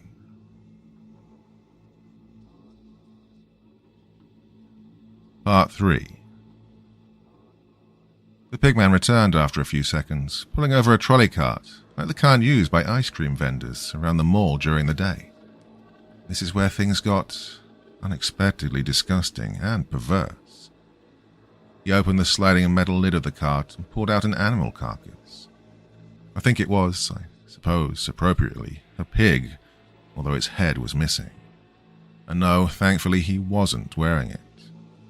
It was easy enough to tell that what he had adorned was a simple rubber mask, not that it made any of what I was seeing less bizarre.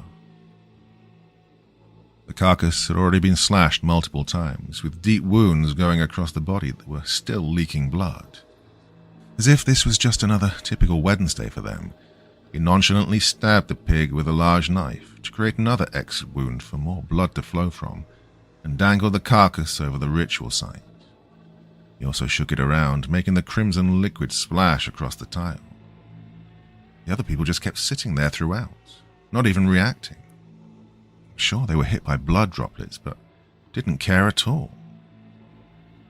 When the pig was thoroughly drained, he chucked it off to the side, and then returned to the cart and pulled off an object that had been perched atop the retracted umbrella pole. When he brought it into the light, I could see that it was a cow skull with horns intact. It was bleached, dusty, and cracked. It had been around for a while. The pig man returned to his spot and held it over his head. Fresh blood and old bone, binding our cycle of life with those that have come before. We ask that you hear us once more. This sacred ancient land, we respect your bounty. We know our desires to be worldly and petty, small and meaningless in the eyes of the timeless earth around us. We humbly beg your forgiveness for our sins, for forsaking and abusing nature, and for the death and destruction brought by our forefathers. May the old spirits of those who truly tended to and respected this land only know paradise. They did not deserve our wrath against them. Surely their use of your great power was modest and just. But now we live in a modern world. We know it to be a shallow, frivolous place. Yet our livelihoods are, as always, at stake. Failure of our crops, famine and pestilence may no longer be of grave concern. But we still fear failure and destitution, the loss of opportunity. If we do not succeed, then someone even worse than us will, and it will be as if we were never here. The pigman lowered his arms and cradled the cow skull. It could be that his arms were just tired, as he wasn't yet done with his diatribe and requests to what must have been some unseen personal god. Capitalism has swept across this land and carries with it many sins, but our greed is not in excess. For all of its faults, the industrialized world brings benefits to our health and standards of living, but it requires constant economic growth. So we ask that you bless us with one more year of your generous gifts. We are caretakers of a structure that has brought in income to many and joy to far more. We are proud to remain independent, not under the thumb of corporate tyranny.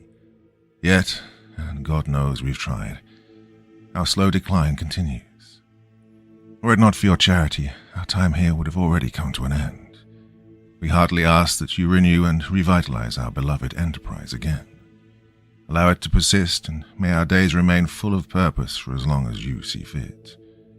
We cannot be abandoned or forgotten, or bow to those who would dispose of us for profit. Look into our history. See how we are cherished by the masses. And now, my friends, let us pray. With that, he set the cow skull into the middle of the circle, and the chanting resumed, louder and more forceful this time. Yogdayade, Hauduniye, Yogdayade, Hadoiniene. They continued like this and remained still, like they were meditating. I thought that their eyes must have been closed, and their mantra was boisterous enough to hide any sounds I might make. It was the right time to get moving, to follow that phone's cord and maybe earn a chance to make a call. I know you're probably wondering just how I remember all of this so well. I've actually more than memorized the pigman's words. They've been a part of me for decades, lingering and repeating in my dreams and thoughts. While I had until recently forgotten the context of that ritual, what came before and after, well, the scene has persisted in my mind since I first witnessed it. It's an unnatural memory, one that could have eventually driven me crazy if I didn't get my answers. Why did I have so many nightmares about it? Why would I think about the pigman's speech while trying to focus on schoolwork, or during sleepovers with friends, or while busy with every other aspect of growing up? The ritual didn't feel like something that had really happened, so I could never explain to myself just where it was coming from or what any of it meant. I've written those words on composition book journals and in text files on computers many times over the years, just to test my memory. I've gotten them exactly the same on each attempt. It's like they're burned into my head, no less likely to decay than an ancient language inscribed on stone tablets. That's the whole thing behind all of this. It's our memories. It wants to survive through them, to persist and be rebuilt. The rituals, the personal beliefs, how you view the process, even what you make it out of. It doesn't care, as long as it exists in some form, and you can give it power. It will bend reality for you and fulfill the closest things this world has to a wish. But the cost? Well, not sure yet what it is. Don't know if it has a name, or if it's even aware of what it is, nor how old the thing is, or who created the first one. Talking about the totem. An object bound to this land, whether it can be called cursed or hallowed. I didn't see it the first time I walked past it. Not that I can remember. Maybe I did, but in my memories it's nothing more than a burning bright light, like a hole in celluloid that the projector shines through. As I snuck around the 7 worshippers, if that's what they could be called, I got my first real look at their ritual site. Other than the cow skull and the fresh pig blood spatters, I could see that there had been a circle on the ground also made of blood, smeared messily across the tile. Dotting that circle were 7 smaller halos, for the participants to sit within. In the center of it was the totem, though, as stated, I only remember it at this moment as a bright flare, a burning ball of fire too luminous for the mind to imagine or process. It was there. My eyes must have seen its true form, but I can simply not picture that form in this instance. I hurried around the corner and began to make some distance from the animal masked people, feeling safer with every step. I followed the cord connected to the red phone on the floor into a side hallway, and then to the mall's security room, which was empty.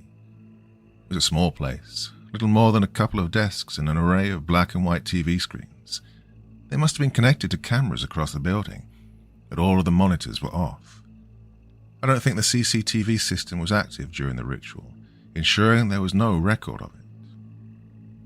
The very long phone cord was plugged into a jack by one of the desks, and the other desk had a phone resting atop it, just waiting to be used.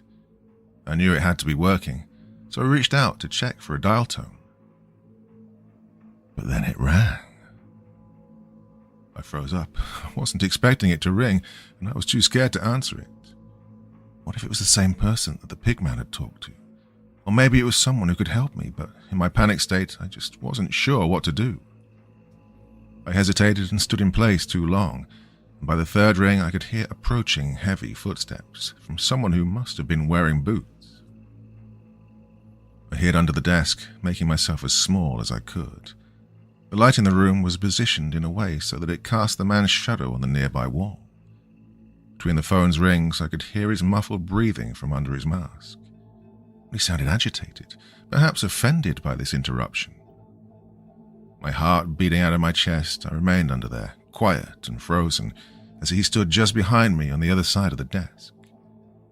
I believe he was waiting for the phone to stop ringing, but after about a dozen or so rings, I could see his shadow bring up his mask and then grab the receiver. "Sleepy Pine Security," he answered, in that kind of tone of voice I remember my parents using whenever we did something bad, yet they were really trying hard not to yell at us just yet. Well, I'm paraphrasing, but he went on to say something like, "Lost child? No one's here. Yes, I'm looking at the cameras right now. You don't need to get the police involved. Your kid isn't here. Goodbye. Don't call back." He then slammed the phone down, and I could hear him mutter out a frustrated, "Oh, damn it." Despite my terror, I could still comprehend that it was one of my parents that had just called. They knew I was missing. It was just a matter of time until either they or the police would show up. I suppose it was a good thing that I didn't pick up the phone, or I would very likely have been caught. The pigman slid his mask back down and turned to leave, and I planned to return the call as soon as he was gone. The instant I began to move, however, the phone rang again. I retreated back under the desk only seconds before the pig man came stomping back in. He ripped the phone right off its cord and threw it at the wall with such force that I could hear its plastic casing shatter on impact. His rage only made me more scared of getting caught. The slightest inconvenience getting in the way of his ritual was like heresy. Worse, he knew there was a child somewhere in the building, a helpless interloper. He and the others would now keep an eye out for me. Recognizing this, I must have stayed under that desk for a decent length of time before mustering the courage to get up and leave the room. With the only phone I could easily get to destroyed, but also armed with the knowledge that help was on its way, I saw my best option as just trying to get out of the building. Sleepy Pines was at a central location and served many towns, yet it was still away from the interstate and the gas stations near it. The place was in the middle of nowhere, and there were no other businesses I could run to. Even so, by then I was ready to take my chances waiting or hiding outside. The emergency exit doors out in the hall were also a no-go, however. Looking back, I think that the mall could be completely locked down by design. Maybe it was important for the ritual that nothing could get in or out. Or, it could be, they were keeping something else inside. I haven't mentioned this yet, but ever since getting out of the washing machine that night, I'd felt like I was being watched, as if eyes were on me the moment I stepped into the darkness of the Sears store. I wonder, if I'd just stayed in the tumbler, would I have been safe? I'm not saying that the mall itself was alive, but I believe there was some kind of presence in there that night, all around. Pervasive, lingering in the shadows, and in every corner where light didn't reach. The feeling was never stronger than when I slipped into the utility corridor, its entrance being right by the useless emergency exit. It was a cold, dirty place, left unheated. Nothing but grey concrete, wiring, air ducts, old equipment, and remnants of stores that had closed over the years. The long stretch of hallway was like the building's unseen museum. Sale signs, going out of business banners, cardboard stands, broken shelving units. I'm not sure what the places that no shopper typically sees are like in your typical mall, but here it was as if the management never threw away anything. It was a mess, but at least the flickering fluorescent lights that lined the ceiling kept it from being dark. I'm guessing they were rarely turned off. Never actually got the chance to look for some seldom-used doorway back there, though. I didn't even take a step past the entrance. The presence I'd felt was almost overwhelming from my spot at the end of a hallway that any kid would be scared to navigate in normal times, and for one reason in particular. The corridor was breathing. The night still gets worse, but I'm confident that just being in that hall was one of the main reasons my mind locked me out of the surreal memories in the first place.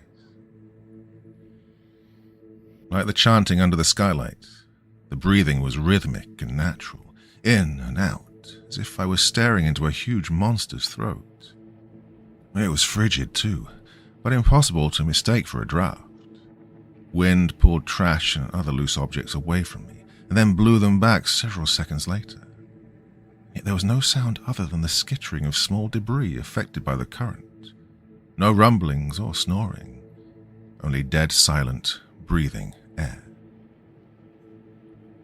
I don't remember how long I stood there, debating whether it was safe to turn back or actually proceed into the hallway. Maybe only seconds, but I'm sure it felt longer. My decision was made for me when I suddenly saw a rapidly approaching darkness from the other end. This movement was swift and never stopped. It wasn't like the fluorescent lights were taking turns shutting off. There was an abyssal blackness coming right at me at the speed of a train. It engulfed everything it swept over. I think it may even have generated a shockwave of air, hitting with enough force to push me forward just after I turned to flee from whatever entity was threatening to swallow me. Threw my body against the door I'd stepped through only moments ago before the darkness could reach me. Fell to the floor, stumbled about, and took off in the opposite direction as fast as I could go. Keeping it all in was impossible. I can recall screaming as I ran away with no destination in mind.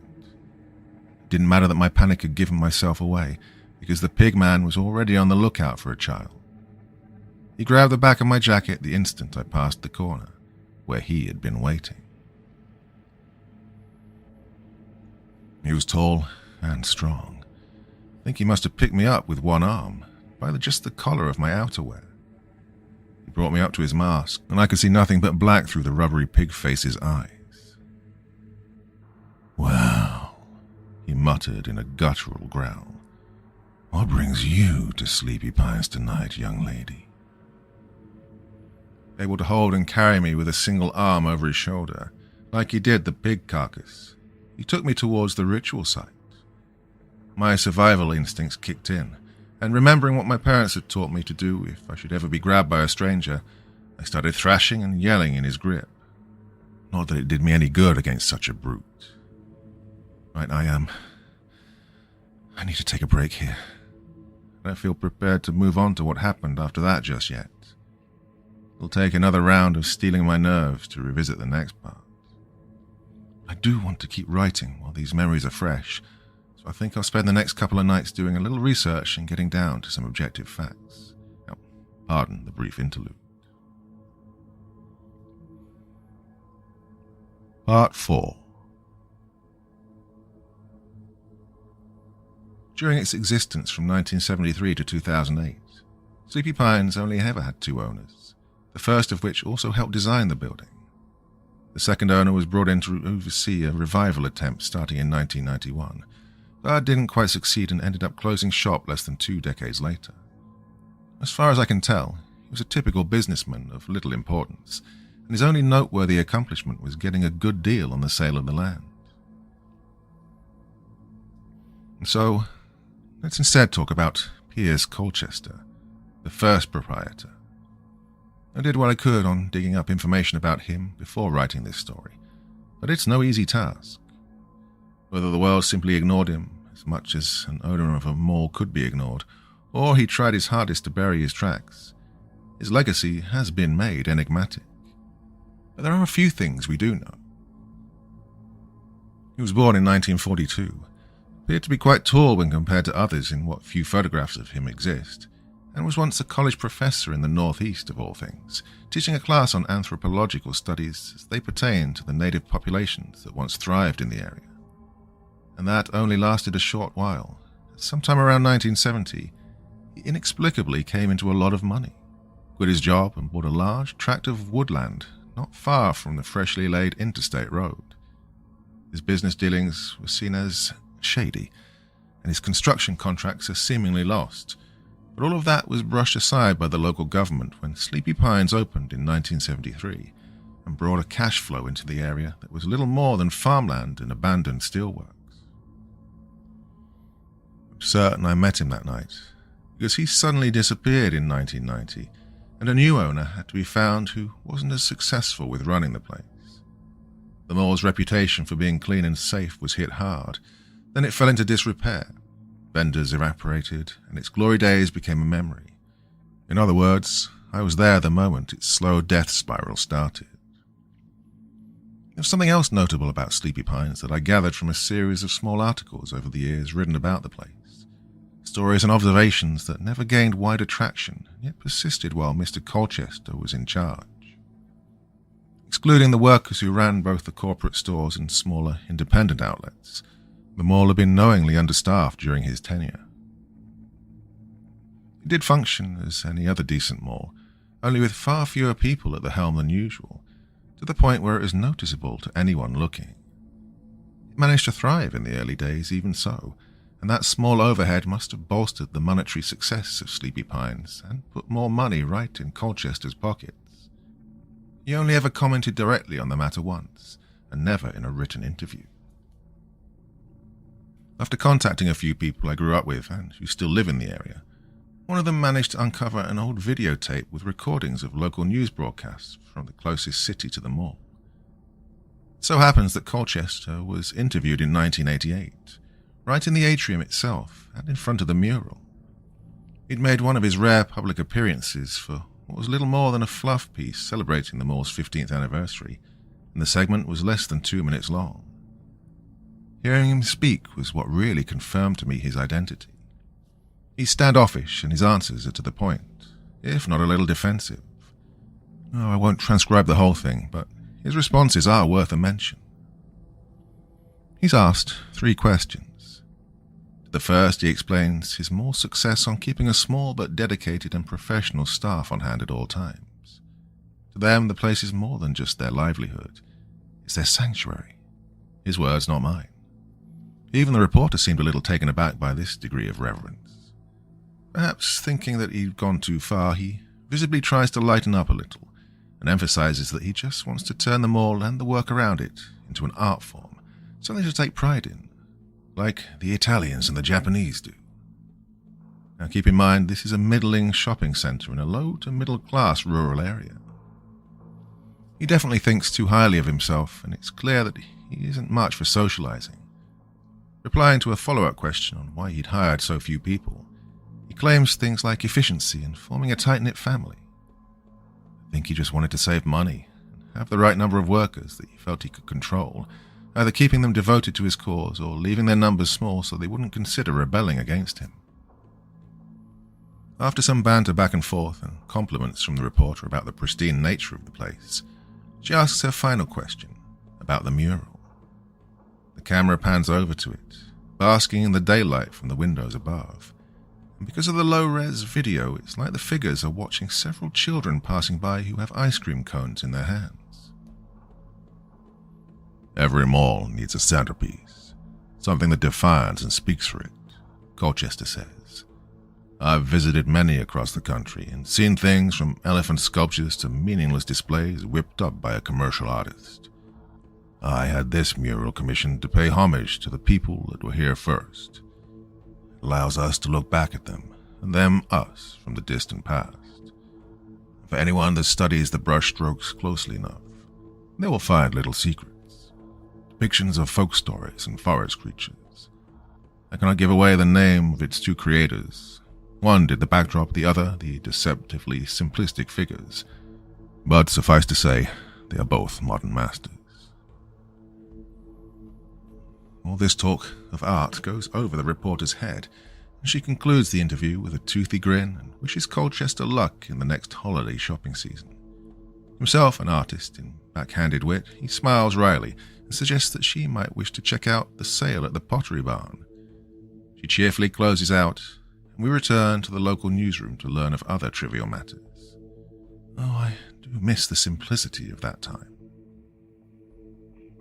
It's hard to believe that just a couple of years later, that man was covered in blood, wearing a pig mask and returning to what was pretty much a cult ritual in his mall with me in tow, kicking and screaming. I can really only owe my survival to a rift among his workers. Some of them hadn't lost their humanity quite yet, and seeing their boss dragging over a small girl to a sacrificial circle was a step too far for them on first sight.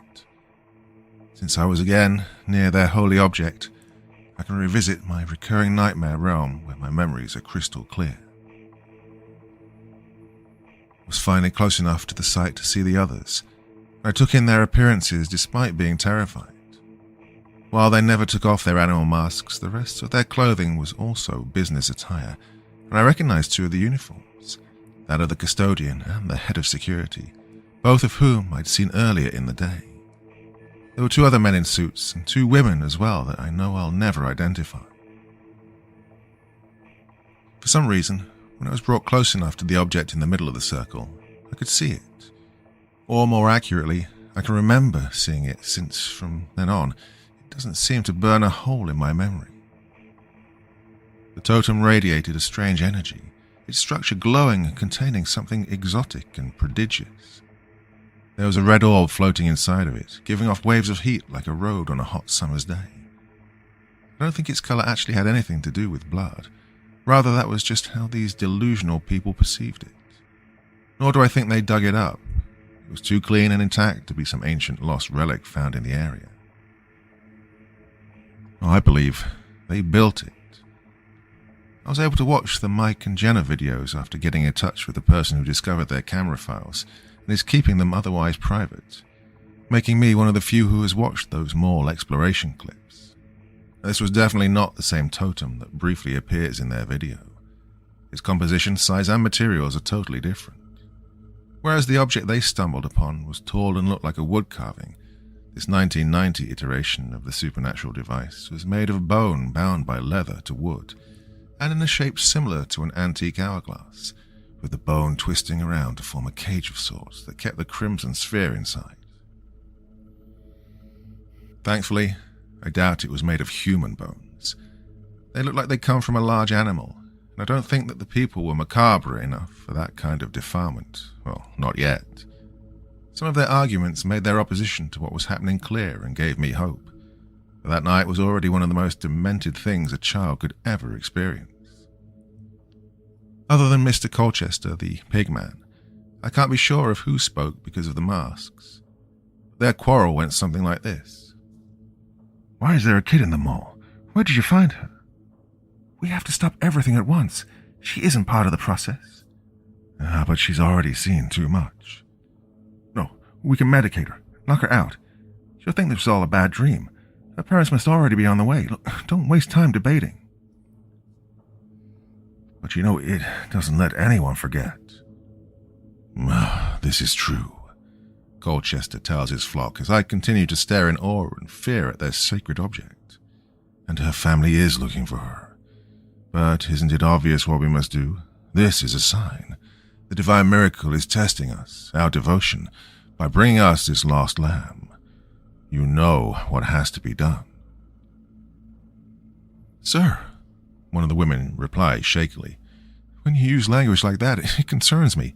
The icon is remarkable, yes, but we need to remain rational and clear-headed.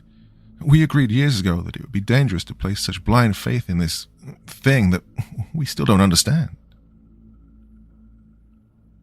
This remark angers Colchester, and he roars almost incoherently. "That is exactly why its power has waned. You never truly believed in the icon. None of you did. Not like I do. How can you take this child's appearance in any other way than as a pronouncement? No, a holy commandment." "We're never going to sacrifice a child," the other woman says, and she and the custodian get to their feet. This is too much." "When does it end? What's next?" the custodian asks his boss. "Do we put 2 kids under the knife next year? Then double it every year after?" If we must," Colchester rages on. "Think of all the happy families, making memories, buying presents for their loved ones. We need that to persist. This is a small price to pay for success. Open your eyes." But he is only losing followers, and everyone but one of the men in a fancy suit stand up to oppose him. "Well, I don't think its power has weakened, sir," the head of security replies harshly. "I think that even it can't keep the tide back any longer." "Yeah, he's right, my friend," a man agrees. "We can't fight where the market is going. The golden days are over for many businesses, not just us. Let's calm down and talk civilly.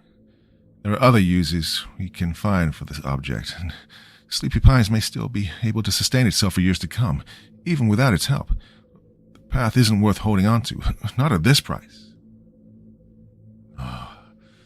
None of you ever had enough faith in our blessed icon.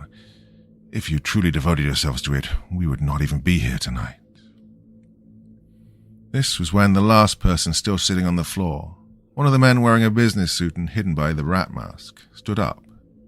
He took out the knife from the pig corpse nearby and wiped off the blood on his sleeve. "My faith is still strong," he grumbled in a harsh tone. "Good, then show me," Colchester demanded, and turned with me still in his grasp so I could face the large butcher's tool. The man in the rat mask approached callously, like it had nothing at all to drive that blade into a child's heart if it meant another year in the black. But the others still wouldn't let it stand, and they drew near. They recoiled when the rat man slashed the knife toward them and said sternly, "Get back. I have too much riding on this place. If you can't do it, I will." Ever since my mind opened up and confirmed to me that the memories at the ritual site were real, I found myself wondering the most about the rat man, more so than Piers Colchester.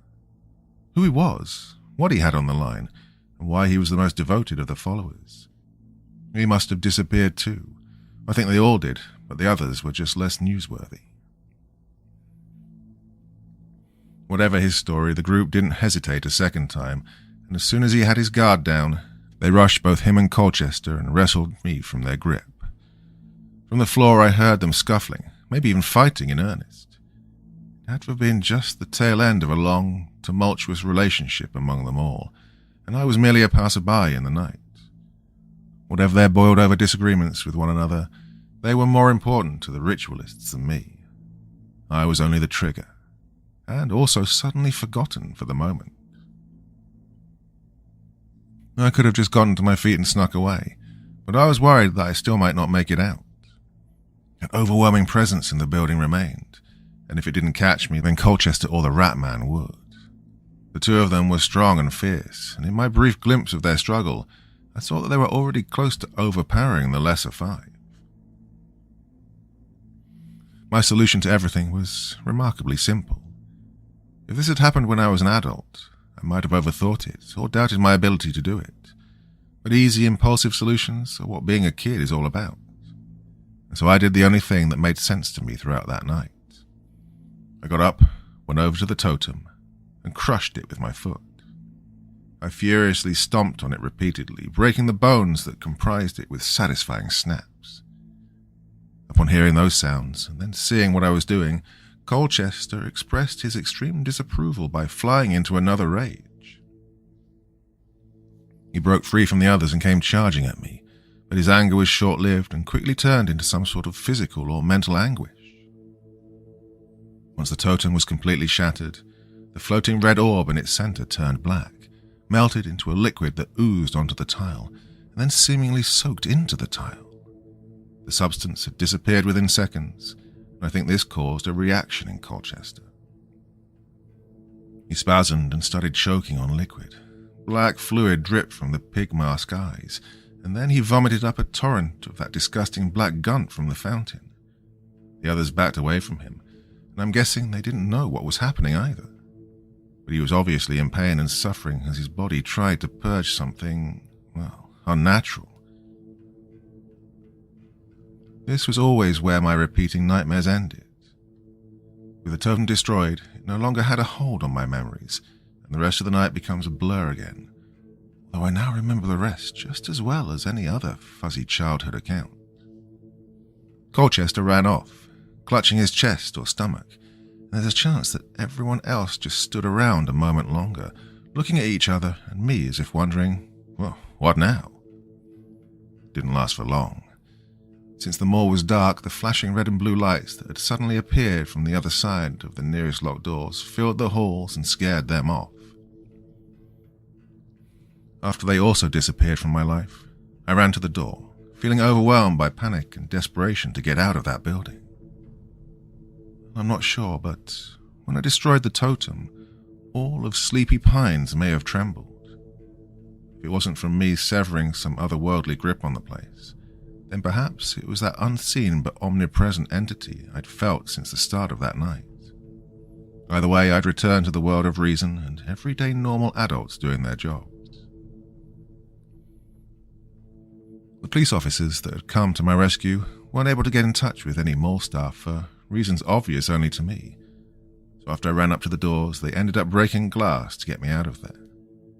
My parents were waiting nearby in the van, and we had a tearful reunion, and I got the back of the vehicle to myself on the way home.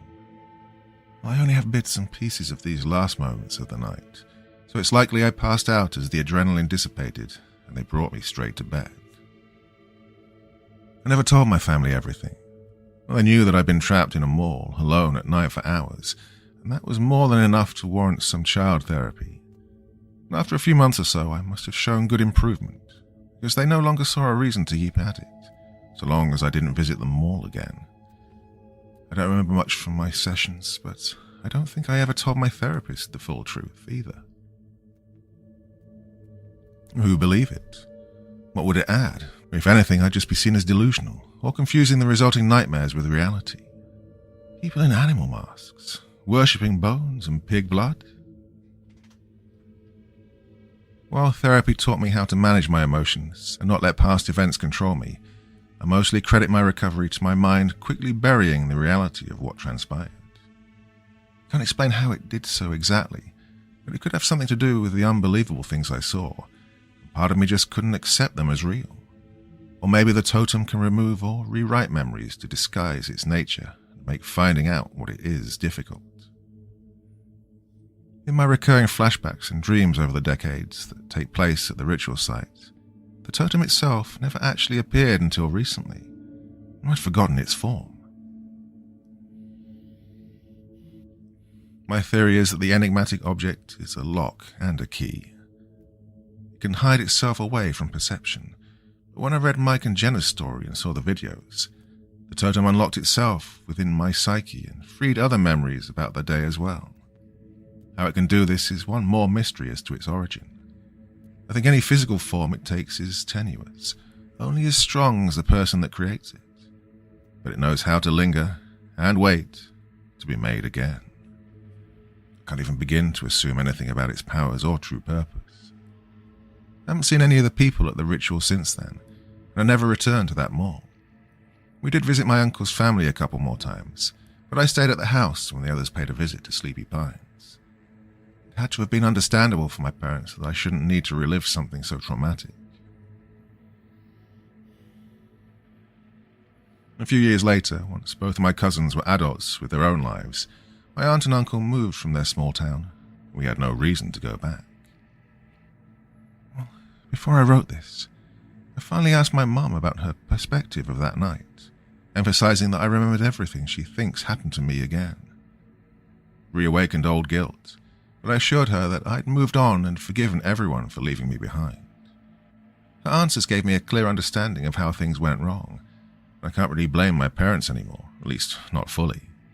It was an accident, something that could happen to any large group at the end of a busy and chaotic day.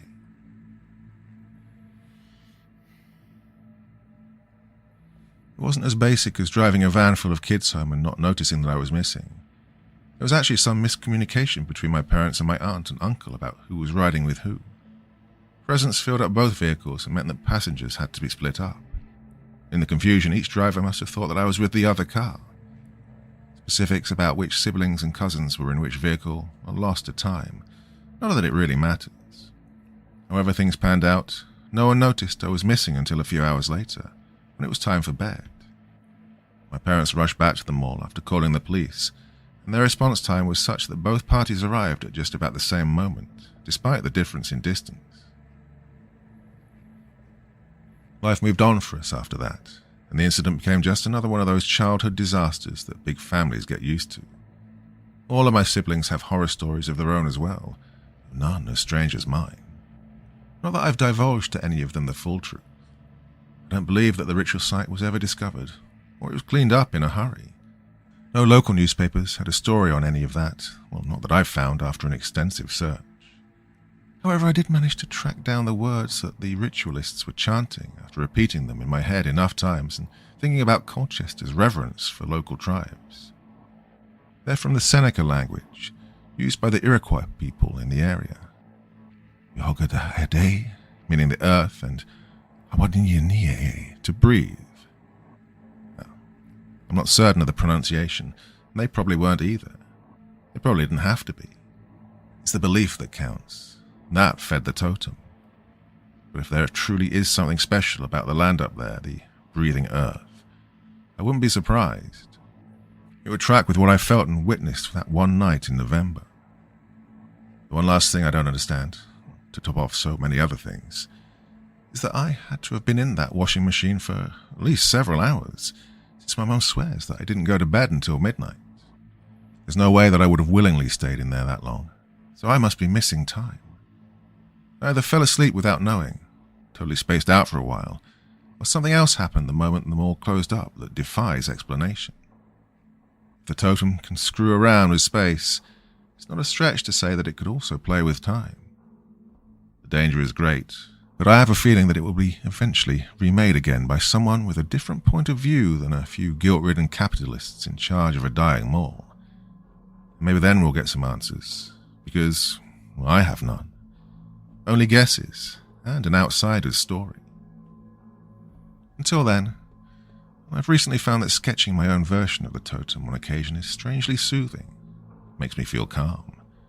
I kind of like it. I think it would look best if created with something artistic like clay. But I'm also aware of what it might do if fully realized. So don't worry about me. I'm fine. Everything in moderation.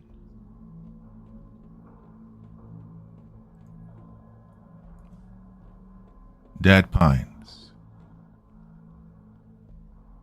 I'm not one to keep a journal. I don't do social media, and I don't even like talking about myself. But I feel compelled to share this in case something happens. I'm hoping I don't end up on someone's strangest disappearances video, or make a record for most amount of body parts found in different states. Well, I must already be coming off as paranoid or dramatic. Well, I'm a nobody, really. I keep to myself and live and work in a quiet part of the northeastern US. I'm a bit of a recluse who hides from the world, and I like conformity in a safe space. Over the past couple years, though, I've tried to come out of my shell. I traded my night shift for daylight to force myself to interact with people. I'm even sort of trying to make friends, which isn't easy in your mid-30s. But one old guy, the worst co-worker I've ever had without a doubt, set me back. Well, I've regressed. You're probably familiar with scary stories about night security guard who notices weird things going down at the building he watches over. Well, that's somehow become my reality. For close to a decade after I lost both parents, I fell into a mental and social health spiral that had me living out of my car and driving cross-country working temp jobs. I didn't want to form connections or put down roots, so I stayed adrift. I'd say about 7 times out of 10 I worked in night security or stocked shelves, so I could avoid people. Now, the problem is I was never completely alone, and when it's just you and 1 or 2 other people, they tend to reach out eventually, get chatty, want to buy you a drink or something. And that was my cue to move on. I know, you don't have to tell me it's a shitty way to live. A few years ago I wanted to change, and the reasons don't matter. Suffice to say I was trying to turn a page. So I settled down in a small apartment and got a day job at a large distribution center for a retailer you're all familiar with.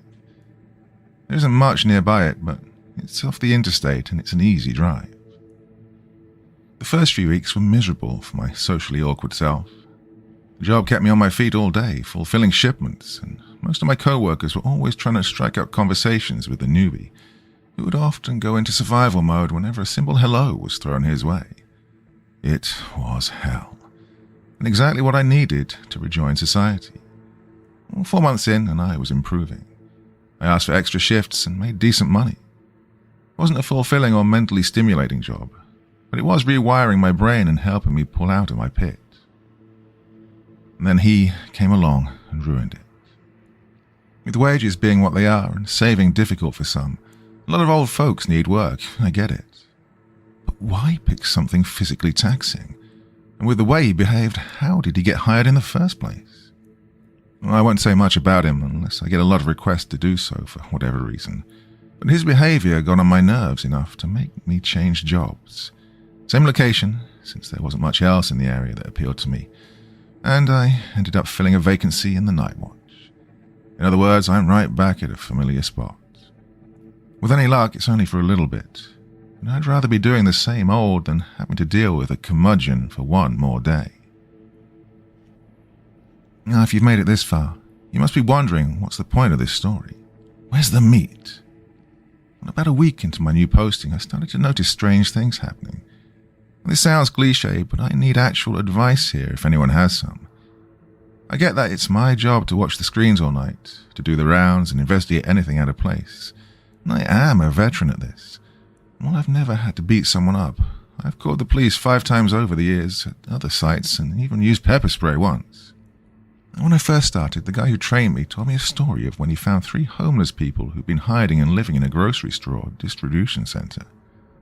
They scared him when he found their home in the warehouse, and he got ready to fight for his life. But in that case, they just ran off and were never seen again. And ever since I heard this story, I felt prepared for my own similar discovery. This is coming from a very non-confrontational person. Why would someone like me repeatedly take this job, you ask? Well, for the other 99% of it, and nothing happens, and I get to spend a nice night alone in a place full of products that I wouldn't otherwise know existed and are, well, I don't know, interesting to look at. Well, the truth is, while I dread the day I have to fight an intruder, once fear and adrenaline are pumping through my veins, I'm actually pretty level-headed and even chill in tough situations. These kind of events that would make others panic. Not sure why I'm like that.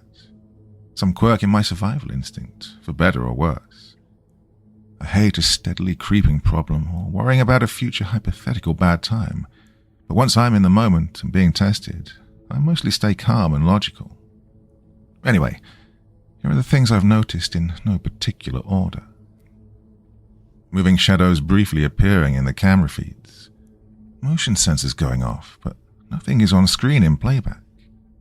Several times I've found a door to the outside ajar or unlocked.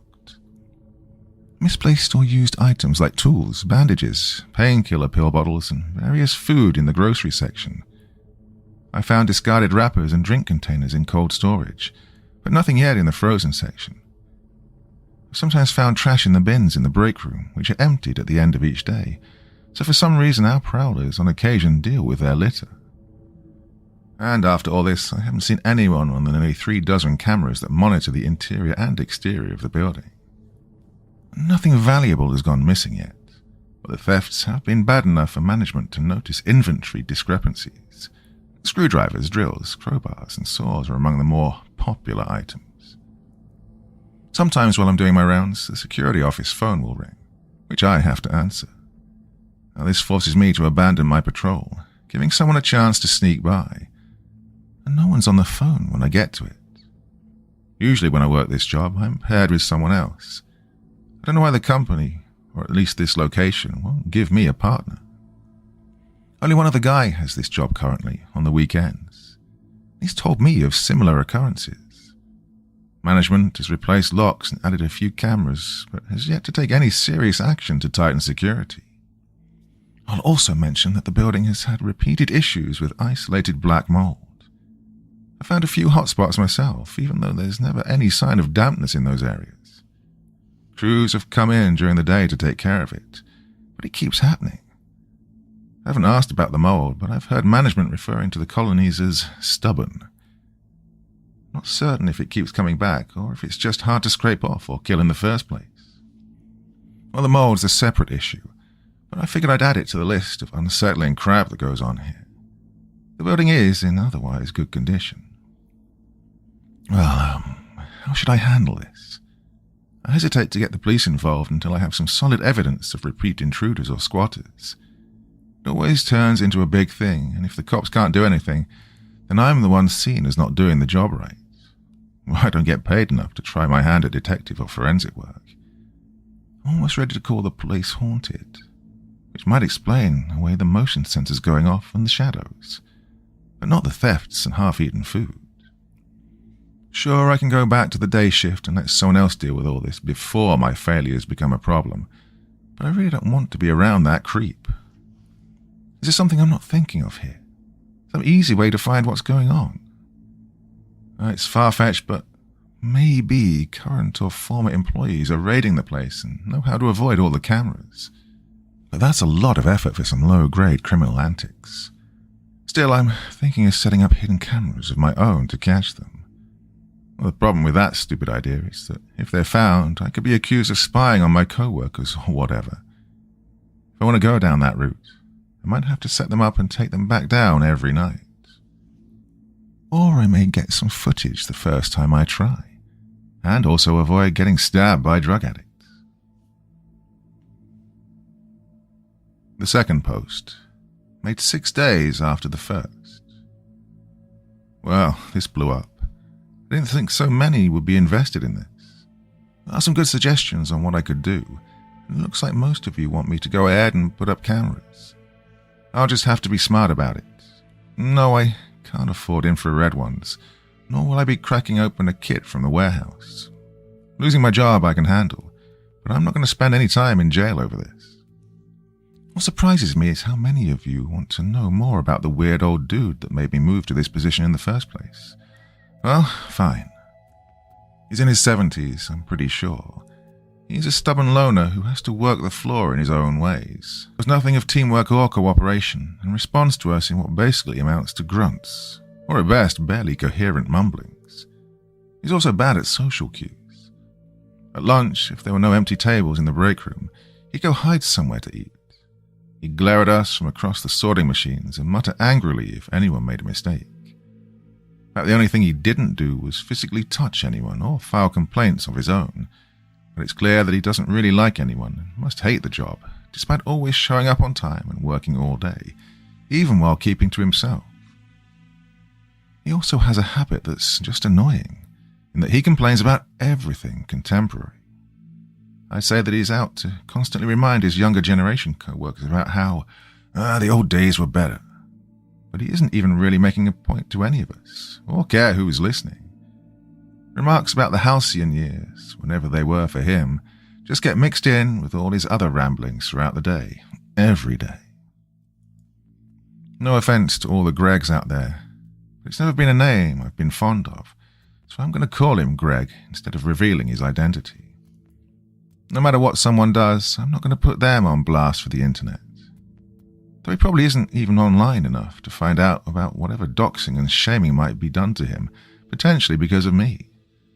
Now, Greg isn't about to be fired anytime soon, as he has an annoyingly strong work ethic. So when a position on the night shift opened up, I took it, and I'm still hoping it'll just be temporary. Beats having to put up with him all day, and hearing about him from everyone else, but I don't want to stick to the solitary position for too long, and go back to being a socially inept vampire. Now I'll add that I've never said a bad word about Greg at work. If he has a list, I shouldn't be on it. Whenever people joke about or ridicule him in my presence, I just nod along and keep quiet.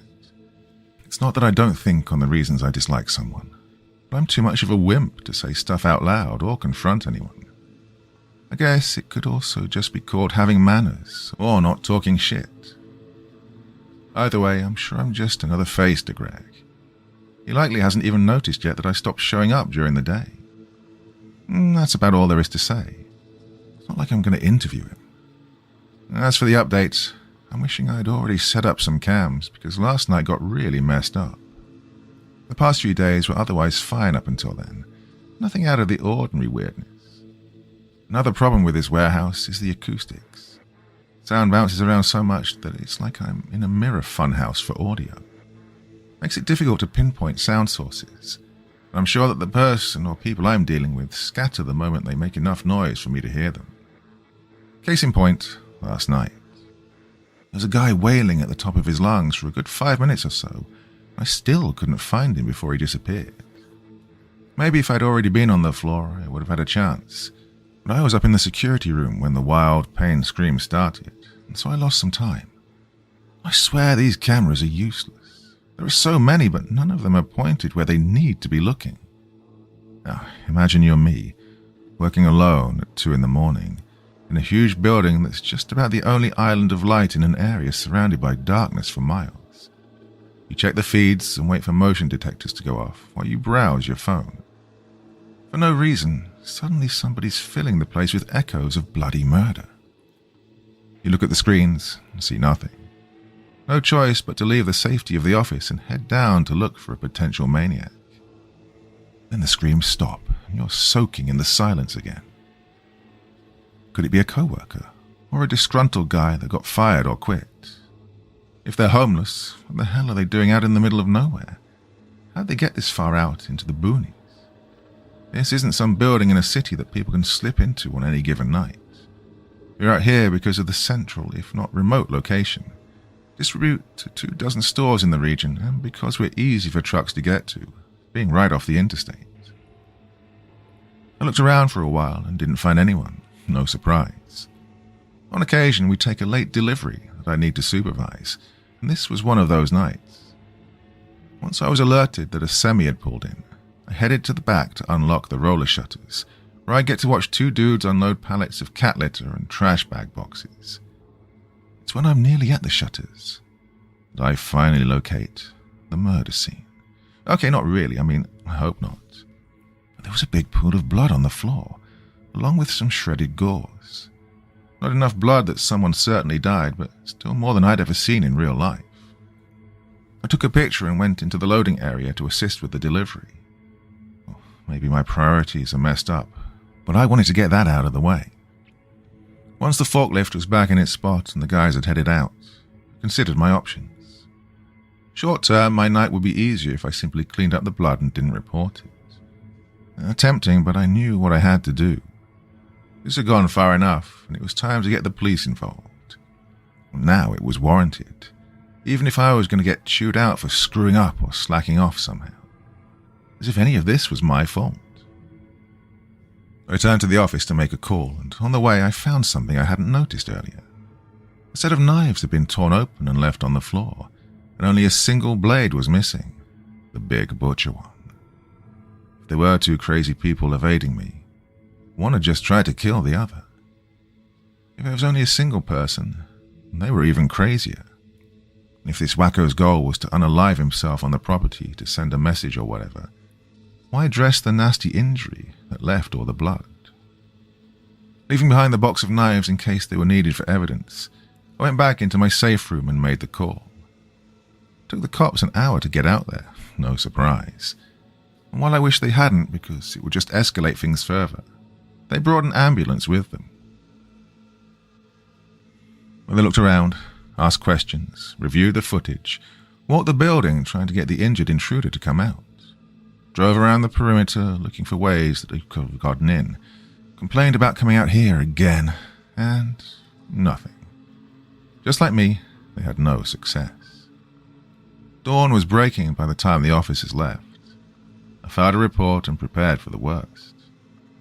Though I have no idea how my current boss will respond, I've had experience with short-fused managers in the past who really don't like it when any incident happens on my watch, no matter how well I think I took care of it. Well, I guess I'll find out tomorrow. Oh, and I'm not freaked out by the thought of the local vagrant having a knife now. He takes anything he wants, so basically has all the knives in the building already. Again, I'm oddly calm under pressure. Threats and scare tactics don't faze me. I'll be alright. The next day, another update is made from the original poster. This time it also shows up in a different community that might be of more help. I've got some suggestions to bring this topic over to your Random Dead Mall subreddit. So here it is. I don't know anything about you guys. I just gave in to peer pressure. Okay, here's what I originally wrote from here out. So I woke up to over 100 new comments to read through. Guess you never know what might go semi-viral. Can't believe that a few of you actually want to donate or buy me some IR cameras too. It's a little amazing how many people are getting invested in this. I was going to wait and post again in the afternoon after something would presumably happen tonight. But it's now 4 a.m. out here and it's being quiet for a change. Maybe the cops spooked the intruders. They might have left altogether or could be just lying low. I know all of you want probably to be the latter so that the drama porn train can keep on rolling. Well, I did get a wireless camera kit before work tonight and set up 6 of them across the building in good hiding spots where there's no existing coverage. I also aimed a few at areas where I tend to find trash or torn open boxes with stuff missing. I don't think I'll catch anything tonight though. It's dead here. And now that I'm spending the last couple of hours before the morning shift starts by tapping out a post on my phone, well, I might as well talk about a few developments worth a mention. The evening shift here overlaps with my solo work a little when I get settled in and help with closing, so I can chat with a few of my former co-workers and get up to date on recent happenings. News about the blood and police being called out here had spread, and while I didn't have much to add, I did get to hear about just how unsettling some of the co-workers found the whole thing. Big conversation starter all day, apparently. But also, not the first time something bizarre had gone down at this place. There had been years' worth of weird stories that started long before the warehouse was built. First, all I'm wondering is why this is the first time I've heard about them. I love urban legends and local rumors about the dark and depraved. They could have kept me entertained while I was sorting and packing. Oh, the stories about this area go way back, one of the older employees interjected, after overhearing me asking about them. Now I'm paraphrasing here, but he said something like, "Before the mall, They were the old steelworks that were said to be haunted since the 1930s. Before that, it was the same thing with the farms. And before that, well, history gets murky, but the local settlers refused to build anything important out here, even after they drove away the natives. I reacted by asking, "There was a mall here?" Not that I'm sure why. I'm not a big fan of the places, and I really don't get the nostalgia for them. "Yeah, it was called Sleepy Pines," he said, and now didn't seem so eager to give me the details. He headed off and clocked out. I had a dreaded meeting with my boss to get to, but still had a little more time to hear about this mall from the others. Before I could get more info, they shifted the subject to a more interesting and relevant topic. "Yeah, did you hear that Greg hasn't come in for the last few days? Think it has anything to do with someone being stabbed here? The guy was always so weird. Better chance he did the stabbing over being the victim." "He disappeared," I exclaimed, too loudly, making it awkward. "I didn't say that, but maybe he did. Not like any of us have his number, or would call him if we did. Hey, if he really does never show up again, you think you'll ask for your old job back?" Well, I wasn't sure yet. I was still processing. I didn't like the guy, but I wasn't going to wish that he was actually hurt just so I could work during the day again. Well, thankfully, my boss wasn't pissed off. She was mostly just glad that I did my job without putting myself at risk. It was nice and a little surprising to not have to report to a total power-tripping asshole for once. The shocker? Turns out my position has a high turnover rate. The weekend shift is generally fine for the part-timers that take it, but the weeknights seem to take a toll on whoever's on guard duty, to the point where it's difficult to simply get two people here at the same time, explaining why I'm doing it solo. "It's the little instances that build up over weeks," she explained to me. "There are people in town who had the job and still talk about the things they've experienced. The police have been out here over a dozen times this year, and none of our team members have been hurt. It's all paranoia? Don't know how to describe it. Sounds, mild hallucinations, and on occasion, something real like a skittish intruder or malfunctioning equipment. The men around here just aren't as tough as they used to be, I guess." Great. My job slowly drives people insane, or stresses out others enough into quitting before they reach that point. I'm not one for nightlife or hanging around in bars, so I don't have much exposure to any circulating ex-employee stories in the nearest small town, which is about 20 minutes away. Whatever. If Greg doesn't show up for another week, I should be able to leave the night watch behind, before I see anything really messed up. Alright, dawn's breaking and another shift is about over. I need to collect my cameras. I'll look through the footage tomorrow, which is Saturday when I'm not working.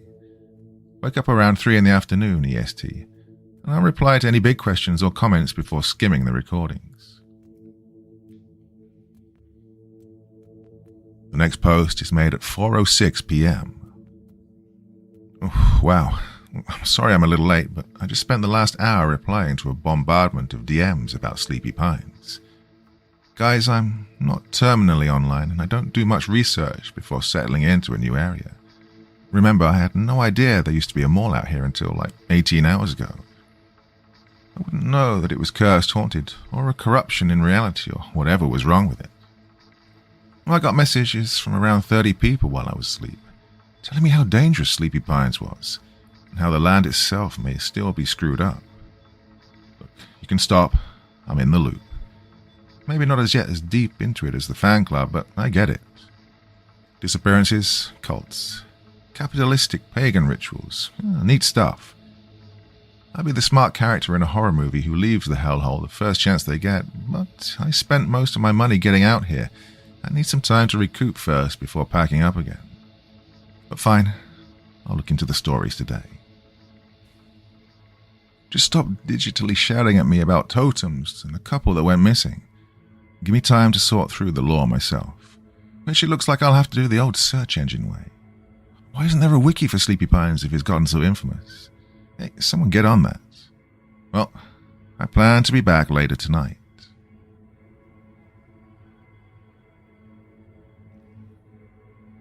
The follow-up, made around midnight. Well, hey everyone, I lost track of time. Found myself excavating the rabbit hole more than I expected to.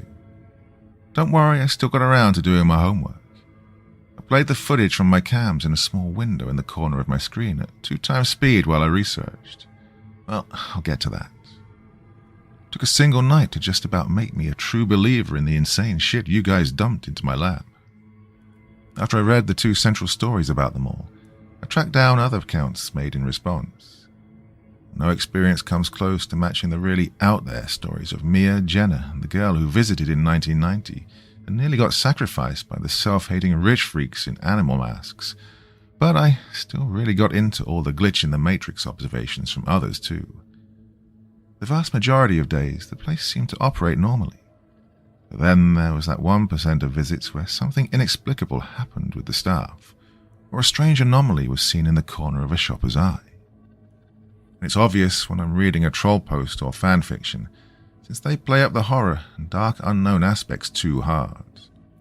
Not to mention all the times rumors recirculated about Mike and Jenna GoPro footage existing on some obscure site, and people claiming to have seen it. The guy that found their camera hasn't uploaded it. Best we can hope for is a high-budget recreation. If you want to see it, find an abandoned mall and make the movie yourselves. Now that I should be as up to speed as the rest of you, and respect your efforts and devotion, I'll give you an update. It's crazy that I'm now involved in this story, when only a few days ago I was a total outsider with no knowledge of Sleepy Pines or perfume ladies and all the rest. I admit, got its claws in me. As for the footage from my own cameras, there isn't much, sorry to report. I know it sucks to be disappointed, but I'm doing what I can and I'll keep pursuing this with newfound seriousness. Across 8 hours of video from each of my 6 cameras, there was only a single noteworthy occurrence. At about 2 a.m. last night, I caught in the upper half of one of the recordings a moving blur of someone running. Yeah, I have footage of a pair of legs sprinting in the distance, about 3 seconds worth. Well, it's not worth sharing, but I think it confirms that at least one of the trespassers, if there are multiple, is still lurking in the building. Also, the member who was nice enough to order me the IR camera set paid for rush delivery, and it's looking like they might arrive Monday before I go to work. So maybe an interesting update is on the way Tuesday morning. Lastly, it's not like this has been a problem yet, but I figured I'd get ahead of it. Please don't come to the warehouse to try and get access just because you got a guy on the inside working here. I don't need the trouble, and to be honest, I don't really want to hang out with any of you in person. For me, there's nothing more socially cringy than meeting someone you only talk to online. I'm a professional. Let me handle this. Oh, and thanks in advance. Following a quick update on Monday confirming the delivery of the cameras, the original poster returns on Tuesday in the afternoon for an eagerly awaited catch-up. The thread has been buzzing with activity since the morning. Right, let's get to it. I set up the 4 infrared cams along with my 6 normals again last night. I'll spoil it right away by telling everyone I didn't catch a hair of our interloper. They've been quiet recently. However, I still have a new discovery I want to talk about that I don't know how to explain. I remember our black mold problem that comes and goes. Well, along with the IR cams, I also got a lens attachment for my phone, so I can look for heat signatures on my patrols too. Now here's the thing. While messing around with it late last night, I picked up a glob that was a few degrees warmer than the surrounding environment. I moved a few boxes to investigate. It turns out that there's a large patch of the black stuff on one of the walls.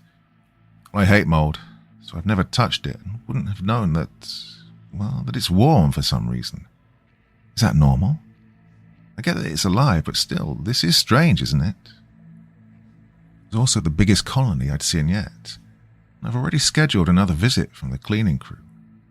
The building is supposed to be getting HVAC work done to hopefully help with the problem, but those guys are booked up.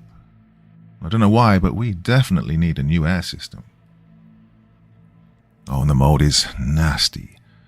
While I was looking at this dull red glob of heat on my camera phone, I noticed flecks of the mass breaking off and floating away into the air. and larger flakes settling into place to join the colony. God damn gross. I hate to think I'm breathing this in. But it gets worse. I lowered the range of the infrared display to see the more subtle fluctuations in temperature, and the whole screen lit up. There's specks of this warm mold drifting everywhere, looking like snow flurries or irradiated dust. What the hell's going wrong with this building? This can't be happening only at night. I'm going to start wearing a mask to work, but I'm hesitant to tell others to do the same, at least before I bring this up with the manager. I don't want to cause some sort of panic. This isn't normal, right? To have mold spores a couple of degrees warmer than the air floating throughout a building? I mean, I guess I could be looking at harmless dust particles, but that doesn't explain why they're warm. Or do tiny airborne things just show up like that, and I'm freaking out over nothing? I only have one more announcement today. We'll consider his position vacated, and guess whose job it is to clear out his locker? As long as what's inside isn't something I need to report to the police first, well, like, say, a dead body, then that could make for a good update. Don't set your expectations too high, but given how strange he was, I figure there has to be something weird in there. 2 days later. Guys, what the hell? You're all the only reason I'm still even working in this building at the moment, since I have a crippling fear of disappointing a horde of people on the internet I'll never look in the eye. Last night I discovered that 4 of the warehouse cameras had been tampered with. But it's strange. Their time and date still tick to hide the fact that the actual video is frozen. When I'm glancing at over 30 feeds, it's not like I'd really notice. What would you call it? A glitch? Or some kind of corporate espionage? I'm not sure yet, but my boss is looking into it. Can't say when this started. Me finding out was more of a fluke. These 4 cameras are pointed at low traffic areas towards the back of the building and don't monitor much shelved inventory. We got one aimed at an emergency exit door, 2 covering what's basically a utility corridor where things like circuit breakers, climate controls, and a janitor closet are, and then one more looking at a rolling shutter loading door and just the corner of a gardening supply shelf. On the night of my discovery, I mapped out their coverage areas and realized that these outages meant that we had no eyes on a pathway from a never-used door to a loading and stock area with access to building systems on the way. And it's possible someone could have been sneaking out or in by using the blind spots for months, maybe years. Certainly a security gap. It's hard to believe I'm the first to catch it. What I did isn't all that interesting, but I know some of you are curious. Just after official closing, someone rammed a gardening shelf with a forklift, knocking down several heavy bags of potting soil. There wasn't time to clean it up at the end of the night, and I wasn't expected to do it alone, so it would be dealt with first thing in the morning. At about 11, an hour and a half into my shift, I was mindlessly checking the cameras like I do countless times a night. It jumped out at me. Right where there were supposed to be broken open bags of dirt, on the feed with the corner of a shelf, I saw nothing out of the ordinary. No mess at all. At first I'm thinking maybe someone did go ahead and clean up before heading out. It's not like it's urgent enough to investigate right away. But when I'm later doing my first walk at midnight, I go back there, it's as far from the security room as possible, and I see that the soil is on the floor. Weird. I return to my chair, and now the camera's showing the spill. But I know what I saw, and I don't often second-guess myself. I rewind, and the spot becomes clean again. Then right as the timestamp's clock hits 12 with 4 zeros, bags are on the floor like they're supposed to be. My investigation was basic. We have safety cones that I knew would be easily visible on the monitors, so I spread them across the warehouse wherever cameras were pointed, and found the 4 feeds that didn't update to show them. After I marked the trouble cams and packed away the cones, I skimmed the recordings in reverse.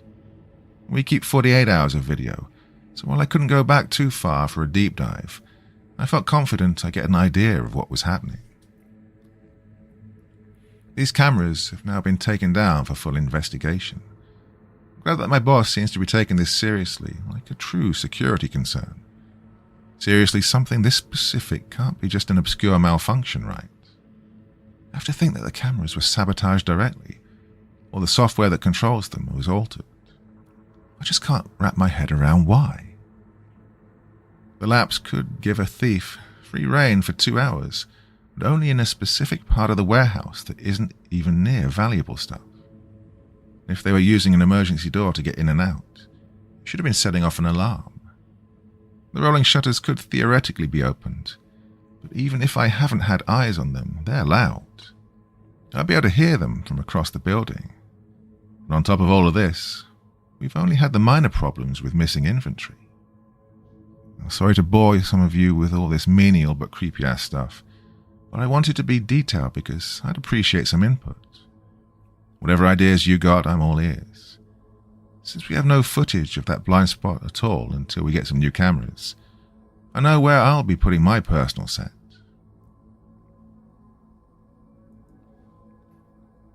The next day. Nothing on my cams from last night, but I'll keep at it. Not much else to say, but at this point I want to keep you all in the loop day by day. Really the only thing to mention this time is that I went to work a few hours early, so I could talk to my boss about getting my old position back, what with Greg unlikely to return. Well, don't get discouraged. I plan to work the afternoon to closing shift, so I'll get to keep up to date with whoever takes my spot when we're in the building together for half an hour. I'll tell them about my investigation and let you guys know how this all plays out. I'm not doing anything amazing here, or out of the ordinary. Might as well give them my cameras as well. Not speaking of, I thought I'll put a little present for everyone. As thanks for the help before I'm done being a vampire again. How about a live stream tomorrow night? I'll give a tour of the warehouse and even open up Greg's locker. I hope you can appreciate the idea, since I've never done any sort of streaming before, and it's way outside of my comfort zone. Also aiming for no technical problems. The Wi-Fi is pretty good at work, but it's supposed to be storming tomorrow night, so who knows what might happen. Makes for good ambience, though. No, I wouldn't even have thought of doing this if I had a hard ass for a boss again. Don't think I'll get in much trouble, even if she finds out somehow. One other bit of news just worth a quick mention. When I was at work early to put in the request, I found out that the landowner was in the building. I asked some employees, and apparently he stops in once a month to look around.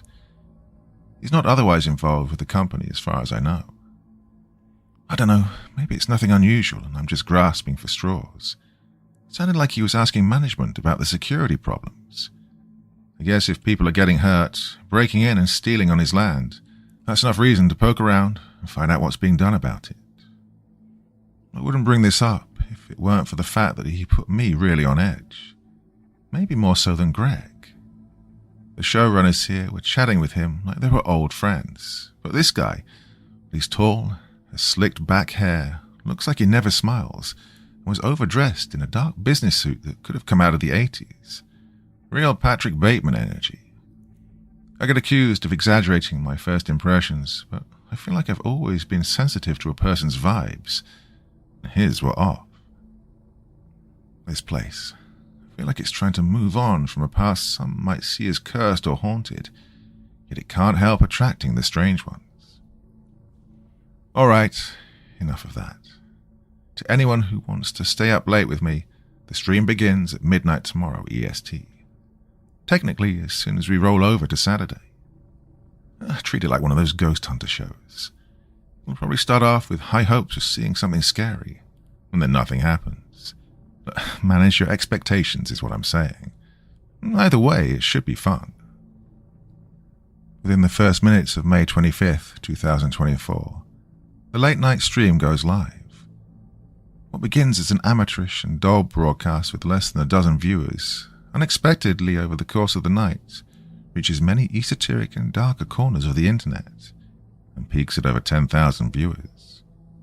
Secondary recordings of the stream exist online, and debates on both the authenticity and explanations around the following events are ongoing.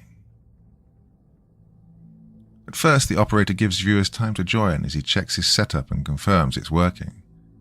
Typing can be heard over the sound of heavy rain on a metal roof. The camera is pointed directly upward at a dim ceiling light. At 12:10 a.m., the broadcast begins proper, when the camera pans around the security room and is tilted up and down. The motion is smooth. Either out of shyness or desire for continued anonymity, he's careful not to reveal his face. His opening words are light and timid. He'll gradually speak with more confidence as the long night wears on. Okay, test. You hearing me? Looks like the chat's saying yes. All right, cool. Well, there aren't many watching yet, so I'll start things slow and see if we get those numbers up. Still not bad for a first-time live streamer, maybe. I normally think this form of entertainment is stupid, but heck, it kind of feels like I've gotten to know a few of you over the past couple of weeks. So, don't have much of a rig going here. No lights, no external mic. But I do have a gimbal, so it should look nice for everyone at least. And I'll stay in landscape. Can you hear the rain? It's a little scary out here. News is warning that there could be a flash flood in the area. No worries though. Building's up on a mound. Worst case, I get my own island for the night. Oh, yeah, so might be in over my head here. Maybe I should have loosened up with a few drinks first. Anyway, this is the security room, where the magic happens. He pans the camera to show the monitors that survey the warehouse. I know you guys want to see me crack open Greg's locker. That'll be in a bit. Hoping to get like 30 people watching first. I will start with that tour of the building. Won't be that exciting, but, I figure some of you might want to see what occupies the space where Sleepy Pines and its many stores and memories once existed.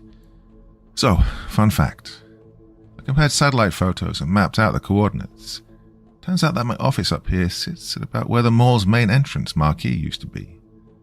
The warehouse is also around 20 feet higher up than the mall was. No one else seems to be joining yet. Guess we'll start. He proceeds down the stairs and walks the building, throwing in minimal commentary as he gets documentary-style footage of the sorting machines and endless shelves of various bulk products.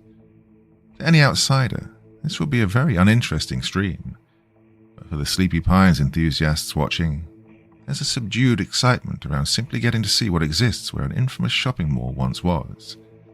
The chat is buzzing with dead mall memes and trivia. By 12:30, he arrives at the rear corridor where the security cameras had been tampered with.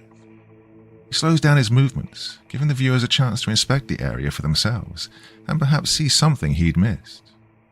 Nothing stands out at the audience, and he soon arrives at the shelves that were just out of view of the cameras that once monitored the area. And here's where the dirt incident happened. No evidence left of the soil. I read some theories that maybe there's a hidden entrance or something here, like into the shelves or between them. That's kinda out there, guys, but I did check anyway. Well, as you can see, it's all pretty solid and crowded with heavy bags of mulch and dirt. He jostles the stacked metal for a moment, then walks around the large tower of gardening inventory. You can barely see it, but these shelves surround one of our load-bearing columns. Just concrete and rebar back there. I already spent a few hours looking around this spot, trying to find some reason for the hijack cams. Nothing. Moving on, here's something you all wanted to see. Oh, one sec. He switches over to the IR lens attachment, painting the world in mostly cool blues and purples, with a few warmer regions of dark red. The crew was here just yesterday and scraped away all the mold, so I can't show you any of it.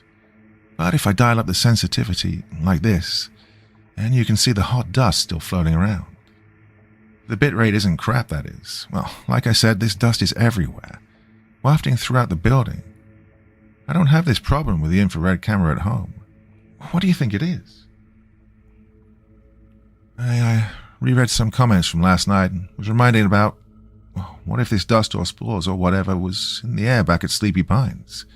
Only no one noticed because IR tech was too expensive for most people. And that's where the theories that maybe this mold actually, that stuff on the walls in the original Dead Mall story. Could be. That can, what's the word, like transmute matter to the point where it reverts a place into what it was in the past? I don't know. Without a totem like a real one, shaped by a true believer, well, He trails off, then returns the camera to normal and checks the feed. Okay, cool. Got some more viewers. I guess we can get to it and open Greg's locker. When we find, weird sex toys in there, we'll all have a good laugh and I'll wind things down. Well, I still have to do my job and...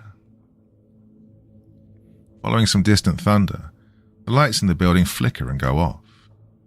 He keeps still and quiet as the dim glow of backup lamps appear, though it's too dark for the phone camera to pick up anything but specks of light. Damn, almost gave me a heart attack. Only a storm for those just joining. I'll check the circuit breaker while I'm back here, and we'll probably have to wait for the lights to come back. I'm not opening that locker in the dark. Wait, hold on. The glow of his phone's light hits the breaker box, which he opens with a key. He checks the large array of switches, remaining calm throughout. A few of those in the chat seem to be genuinely concerned, but most simply laugh off the power outage as a nice little boost to the stream's spooky factor. Well, doesn't look like anything flipped.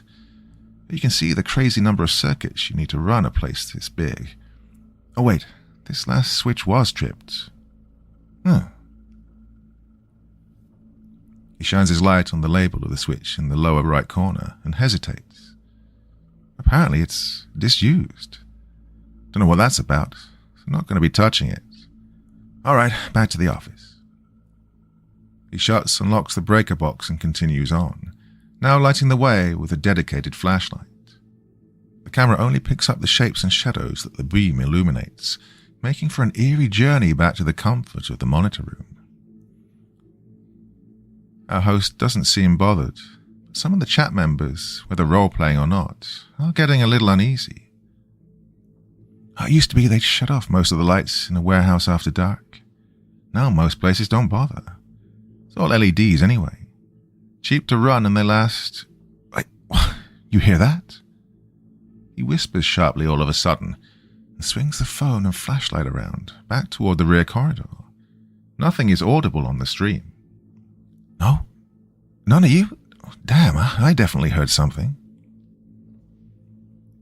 He looks around a few moments longer before resuming his trek, now with a speedier gait. The chat slows to a crawl, as if to keep it quiet for the host's sake.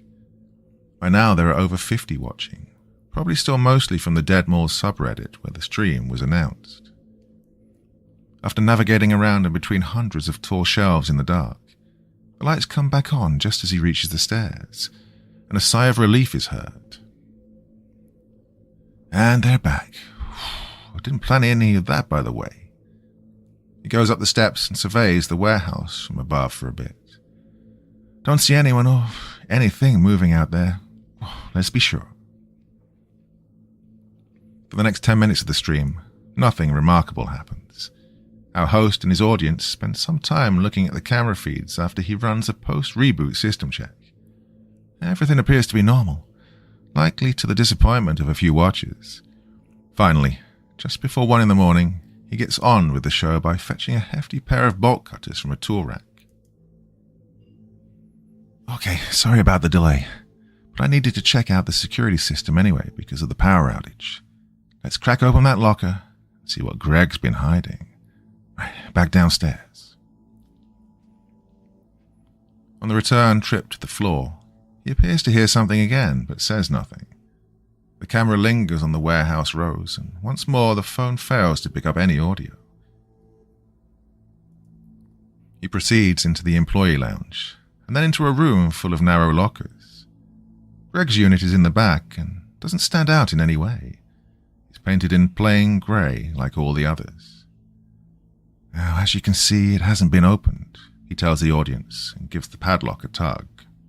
Now, just to be safe, in case there really is something messed up in there, I'll open it off-screen and get a glimpse of the contents first. I also need sort of both hands to use the cutters. The camera is placed on the floor, and the sound of metal getting sheared apart can be heard. The locker door creaks open, and our host is quiet for longer than expected. Whatever is inside has taken him off guard. After several more seconds, He lets out a low mutter. Just...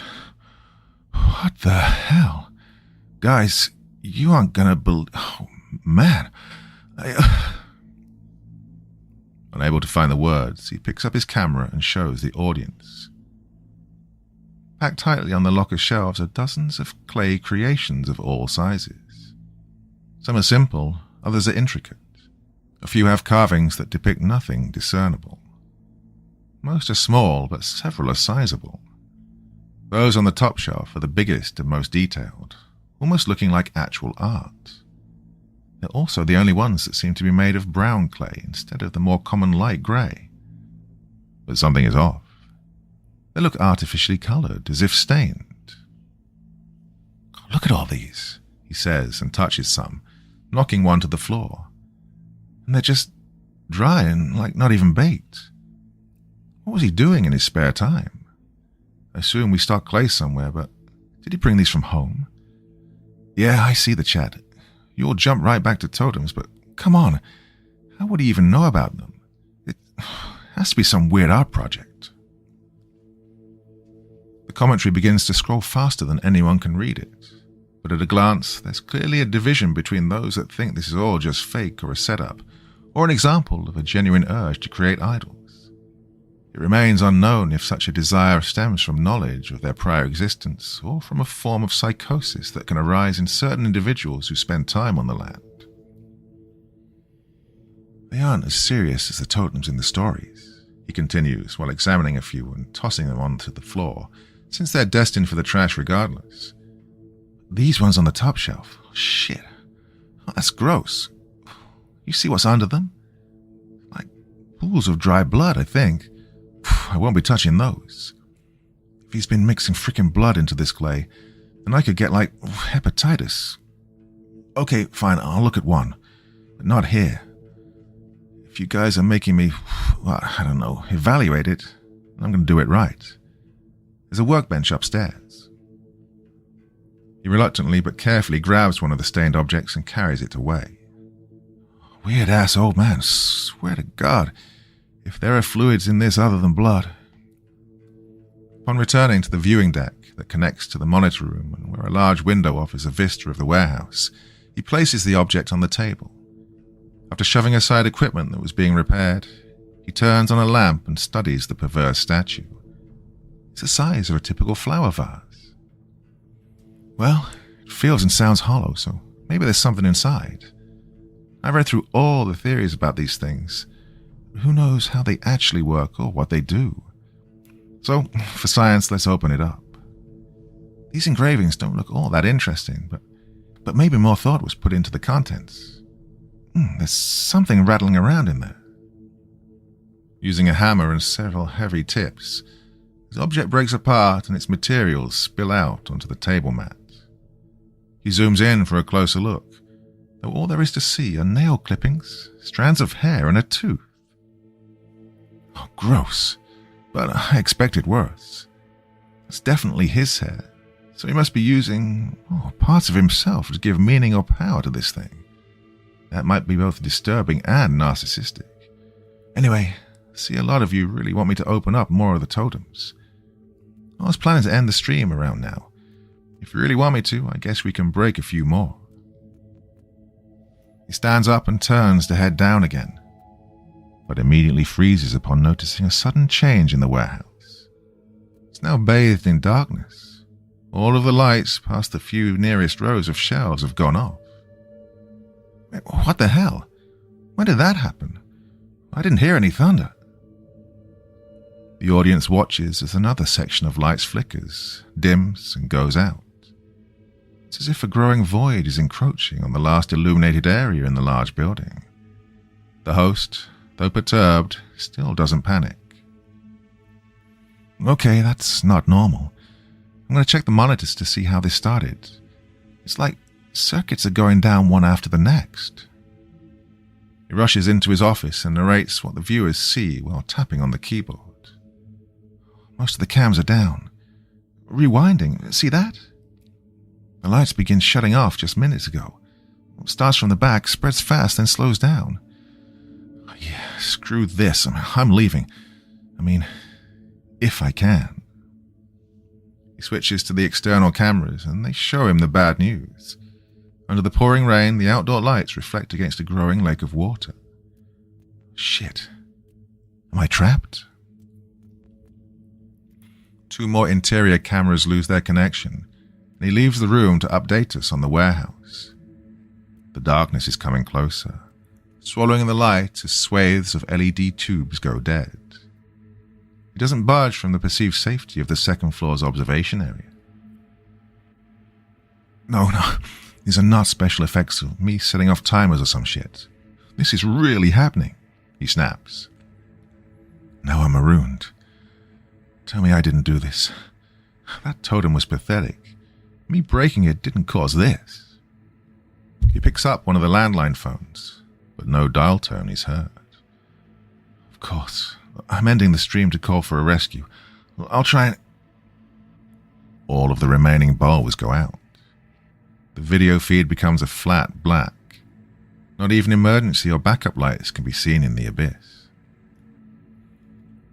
After several seconds of breathing, things resume in infrared. Our host approaches the glass for a closer look. What he sees out there, in a chasm with no light visible to the eye, is chilling in several ways. The walls, floor and ceiling are covered in a dark purple, showing that they're cold. Even the shelves and inventory have retained some ambient heat. What's more, the building now has a rough, cave-like structure, as if coated by a rugged material.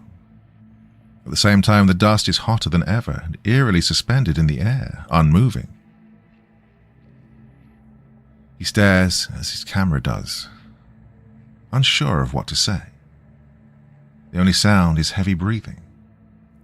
We watch as the miasma of mutagenic dust throughout the building begins to glow like a field of stars, hotter and hotter, nearly blinding the infrared sensor. For one small moment, it's quiet. Then, with no warning, the dust rockets in all directions, slamming into the ceiling, walls, floor, and everything in between, pelting the viewing window as well. The specks move with such velocity that their scattering is only captured on 2 frames of video. It's unknown what happens immediately afterwards. It sounds like a powerful shockwave hits our host, but there's no shattering glass. Whatever he is struck by, we hear him hit the floor with a thud, and the stream goes offline a few seconds after the dust activated in whatever way it did. The chat window explodes with reactions, and once it automatically shuts down, the viewers swarm the thread for the stream to continue their debates and concerns. Some still say it's an elaborate prank, maybe even shot on a soundstage against a green screen. But that wouldn't account for the fact that there is flooding in the area. When the leaked number for the security desk phone is tried by numerous users, they only reach a dead line.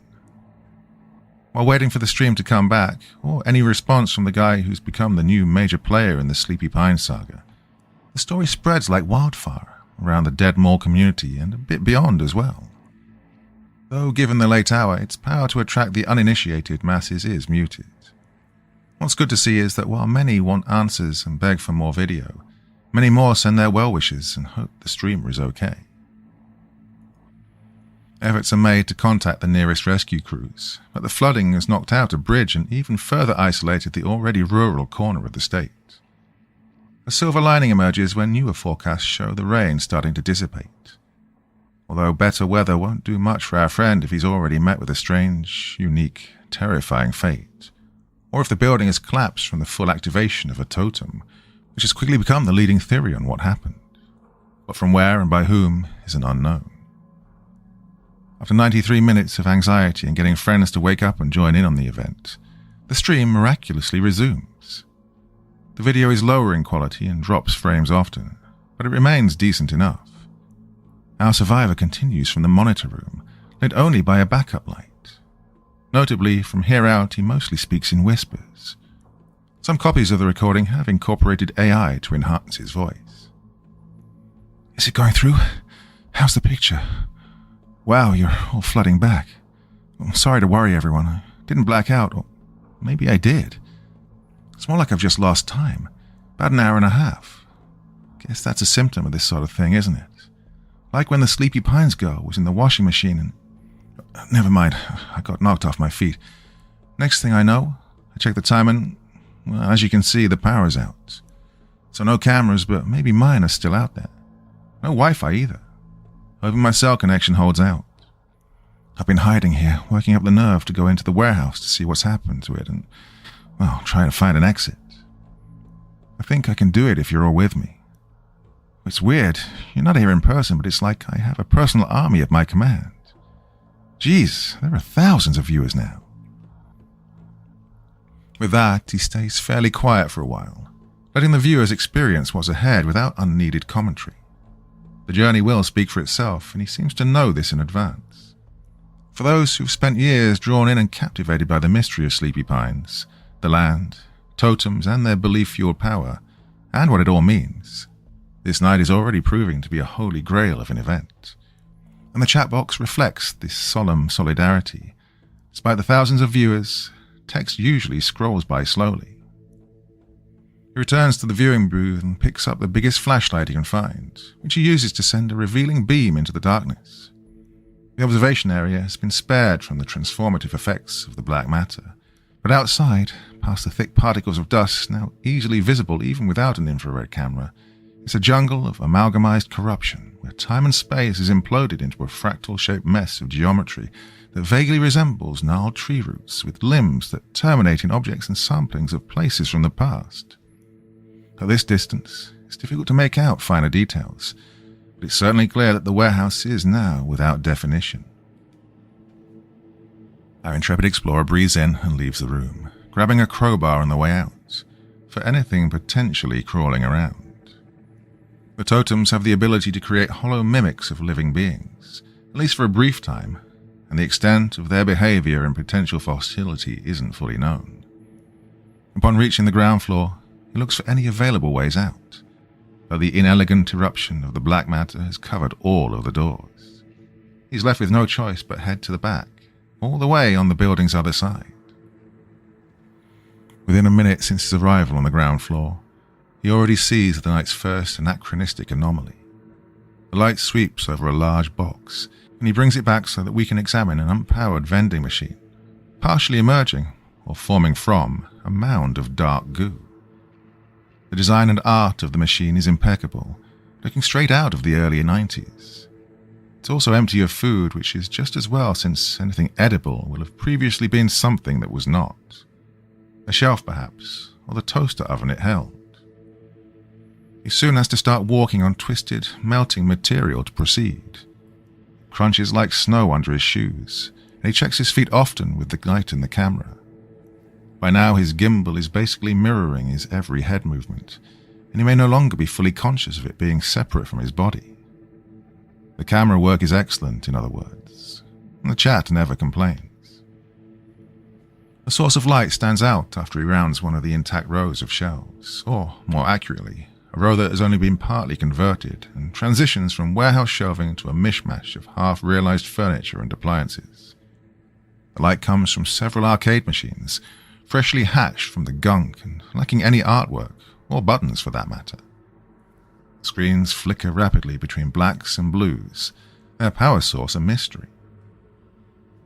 Proceeding deeper in, he observes and highlights the empty racks for the audience, and says what's on our minds.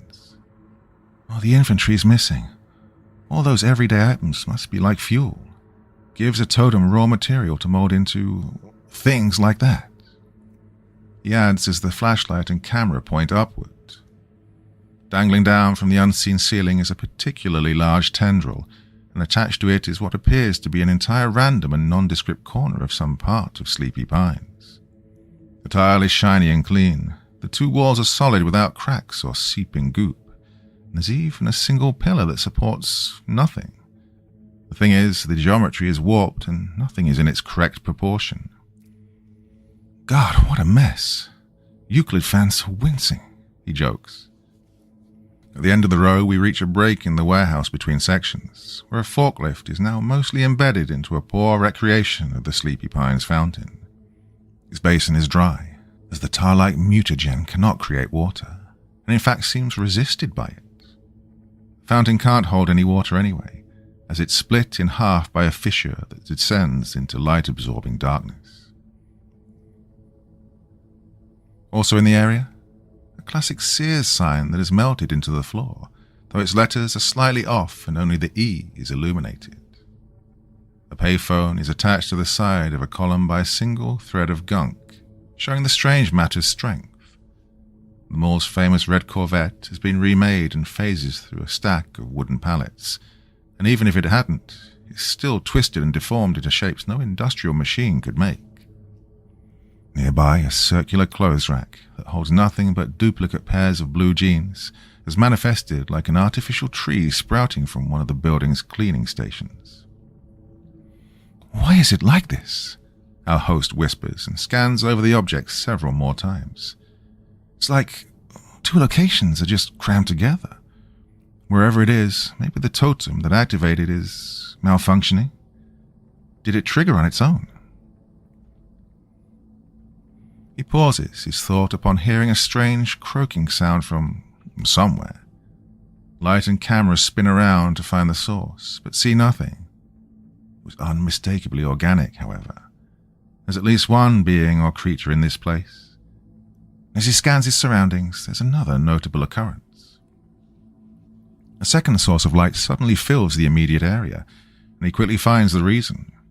One of Sleepy Pines' old skylights has materialized directly above, letting in some moonlight dulled by cloud cover. The transforming effects of the totem are extending to the building's exterior. It's a sight worthy of attention, but he doesn't linger, since the light has made him further stand out to anything moving around. He goes on, deeper into the warehouse and potentially closer to the source of the corruption. And this is where we begin to delve into uncharted territory. Past the mall, before Sleepy Pines. The more distant history of the land, violently pulled out of time and poorly reconstructed. There's a well-defined space where this transition begins. We go from the mall's grand opening banner, draped down from a tower of copy-pasted front doors, to rusted industrial pipes and girders. They blend together with a span of a few feet, like smeared three-dimensional oil paint. We find ourselves trapped within a nightmarish factory of some kind that, like the distorted mall segments before it, continues to fuse with the warehouse of the present and the tar-like substance that has birthed temporal chaos. A lopsided sign erases any doubt on where we've stepped. The words Vicker Brothers Steelworks hang down from chains that fade up into darkness. The totem is pulling from the days of the foundry that operated between 1939 and 1964. Mortar shells were cast there during World War II. The building nearly burned down twice and cost 14 workers their lives over the years. The worst of the accidents, a large spill of molten metal, claimed 3 victims. I'm not mentioning these facts to claim that the site was cursed, but out of curiosity concerning the nature of the totems, if they have one at all. Why capture such a miserable time and place? Did someone want to preserve it as people did Sleepy Pines? Were they even aware of the strange instruments, or have the urge to create them? It's likely the totems are merely observers, forms of data storage, and advanced 3D printers without allegiance or disposition. And whatever they are, they have long memories. And the one that's active now, or was destroyed upon use, seems to have dug into the collective memory of glowing metal, which appears as bright reds and oranges in the dark. Molten steel pours down shelves and misshapen elements of the factory. It doesn't flow. It's all frozen in motion. Nor does it seem to exude actual heat despite the glow, and our guide demonstrates this by holding his hand near a stream of hot slag. Upon feeling nothing, he touches it directly to no effect. He even pushes it inward. It has the consistency of a gel. "Weird," he remarks, "and it's just like room temperature." Another croak. It's coming from above, somewhere nearby. No time to dally. It's possible he's already being hunted. Only seconds after he leaves the moonlight, there's yet another worrying incident. Even for this twisted place, it's unexpected, and I wager most of the viewers are as startled as the streamer. Gunshots ring out and echo across the cavern. Muzzle flash lights up some of the back half of the building. It's too far away to pinpoint. And they're shouting as well. Coherent and human, yet also too muffled by distance to make out clearly. Audio enhancement will later reveal the shouting to be something like, "Get out of my way! Move, mindless things!" Our story's protagonist freezes up again and waits until the danger may have passed. Whatever creature is lurking at the top of the shelves is lured in by the activity, and it can be heard clumsily scrambling away. There's no need for our friend to give us his thoughts.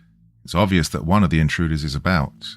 They're armed, and they seem to have some familiarity with the imitations of life that may be up ahead, or is at least not afraid of them. When he does press on, it's more cautiously and quietly than before. It isn't long before the twisting pipes and metalworks of the foundry section begin to transform again. Some of the rows of shelves become fences, or warp into twisted windmills and portions of grain silos. He passes through the front of a 19th century barn, its doors bent out of shape and splayed open.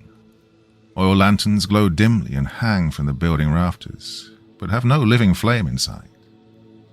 They're small fields of pumpkins and dead pigs, not that they were ever truly alive, though maybe they could squirm about when first created earlier in the night. Totems can restore material, but their full effects don't last long. While we aren't sure of one's true potential in the hands of a proverbial master, we know that the dredged-up past Mike and Genesaur was only stable for a few hours, with complex life forms degrading the fastest. What isn't known is what occurs when the imitation world shuts down completely, and what all it might take with it. Mike and Jenna weren't heard from again after they witnessed that ending, and if our friend can't escape, he might be the next to find out. Oddly, the visit to the land's agricultural past stretches for only a few hundred feet or so, despite the area hosting farmland for well over a century. Theories developed after repeated viewings of the stream that the length of time doesn't correlate with the size of a place's representation. Rather, it may have been how beloved or remarkable that place was to those that knew it. The idea that I more subscribe to is similar. It's really about the number of people that once passed through this corner of the world and kept it in their memories. That would explain why the rural display covers less ground than a once popular mall that survived for a fraction of the time. Whatever the truth, after the sampling of farm life, we leave civilization for good and are on the way to the expected epicenter of the night's events. Once he passes by a few log cabins, his sweeping beam of light only illuminates the solid black bark of large pine trees. An entire forest, endless at first glance, stretches outward with little room to maneuver. The actual canopy and pine needles aren't visible, if they exist at all.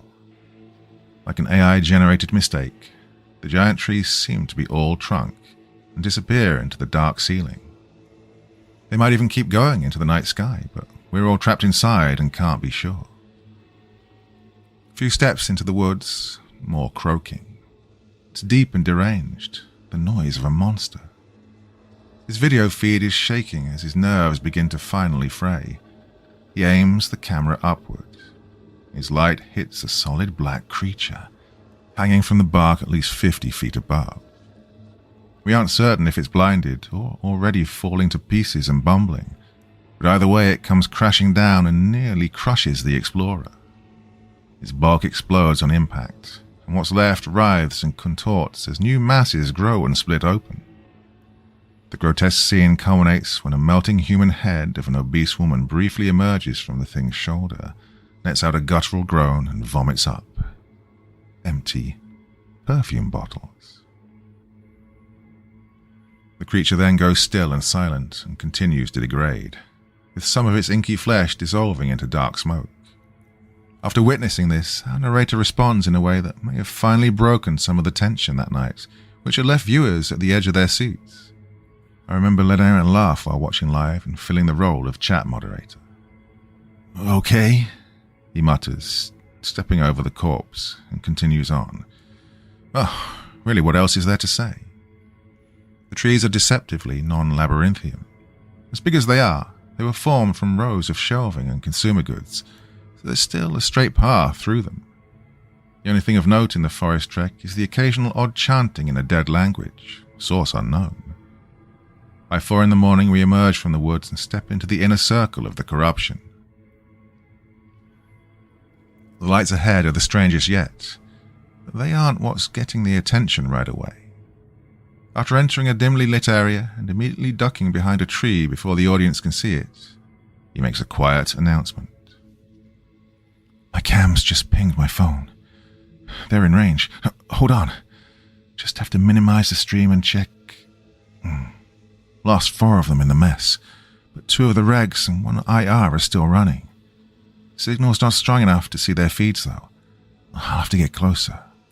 Well, the problem is, well, look at this.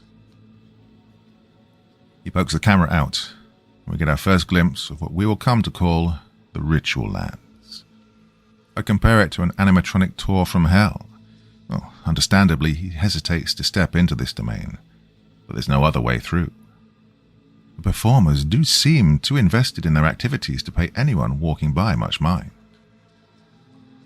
Time periods have converged in this place, and maybe due to the closer proximity to the totem, the moving imitations of humans here are immaculate. At least for soulless, mindless copies of people, the land is remembered.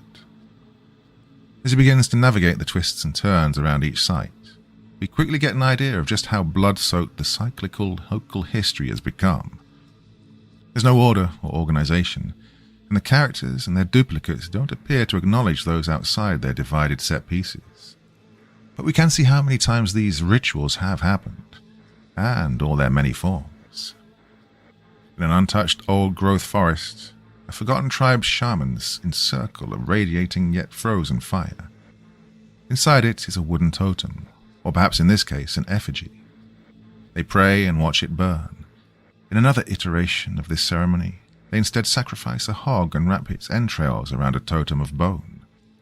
Later in the walk, past further animal sacrifices, the tribe covers their faces with crimson as they kill one of their own, for the sake of their coveted dark god and an ongoing desire to preserve their land or village, or to transform it into something else. And this time, some tribesmen turn towards the camera with questioning or threatening gazes. It's frightening. It makes our friend move faster. But this also happens with other groups on occasion.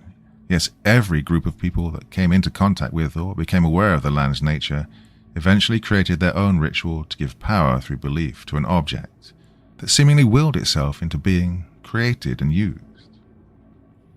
We see destitute and desperate farmers killing one cow to, well, who can be sure, make the rest of the herd healthy, enrich the soil, bring rain, instantly sprout a crop, maybe just build them a few barns. Now, the steelworkers became particularly cruel in their bid to keep business alive. The rugged men covered in heat protective gear and soot go from making totems out of steel to bashing in a goat's head and finally dropping one of their own into a vat of molten metal. Sacrifice is always where it leads, as their beliefs become more and more demanding and insular. Inflicting pain shows their devotion and power, and then, mysteriously, each rain comes to an end and the land goes quiet for a time, as if it devoured everything about them. Sleepy Pines, being a shopping mall that existed in an era of connectivity and communication, survives in memory because of those things. But little's known about the local tribes, farmers and steel mill. And why is it that records of strange objects and ritualistic groups just don't exist? They shouldn't have all been so secretive as to disappear from history entirely. I think the breathing earth, as it was referred to by Sleepy Pines' owner, eventually sates some need for hunger and takes it back. The gifts, the power to mold and create, all of it. It inhales more deeply than usual and leaves the land a blank slate, with no trace remaining of those who knew of the nature of this place. And so a once beloved shopping mall slowly dies, and the people who managed it were never heard from again. Of course, the mall's ritual site also appears many times, more so than the ceremonies that happened before them. Pierce Colchester and his little group of capitalists performed many rituals over the years, using a variety of animals, but failing on the one night they tried to offer up a person. It was difficult for me to see those rituals on the stream, those business types in their animal masks, spilling blood across the white tile of the mall. kept bringing me back to that night where I met them, back in 1990. Yes, that's right. You hadn't figured it out yet. I'm the girl from the prequel story. Living, still, on a tropical island far away from all that, but still entranced by a piece of land. Someone had to write up a report, or a story for that night at the warehouse. Mostly because of my first-hand account, the community voted me to be the author. Since said story isn't really my own, I'll keep it going.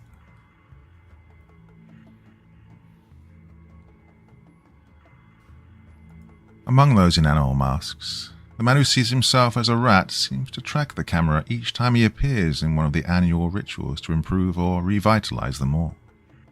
I don't know if the videographer notices. His pace is now frenzied, and he voices his concerns about becoming a sacrifice himself. Near the back of the warehouse, the ritual sites stop manifesting. There's nothing left but the black matter and warped remnants of the shelves. Maybe the eye of the storm, where there's too much chaos for anything to be created. Yet even here a few things still survive in the tar-like muck. I can see my camera feeds now, from the ones that still work, he says quietly. Not sure where they are, but they show my flashlight. They're covered in dead pixels too. I think the IR one's pointed at me. Yeah, I see myself waving at it. Hold on, I'll try sharing the app screen. After some tech fumbling, he mirrors his phone and we see a thumbnail array for his cameras. Those that haven't been mutated or crushed by the event have a whole mess of pink dead pixels. On one cam, they're clustered on the left of the frame, on another the right. On the infrared one, more to the center. So, when a camera's pointed toward an active totem, its sensors get gradually damaged, right? I wonder if we can use the dead pixels to, triangulate where it might all be in this mayhem. And then I could destroy it.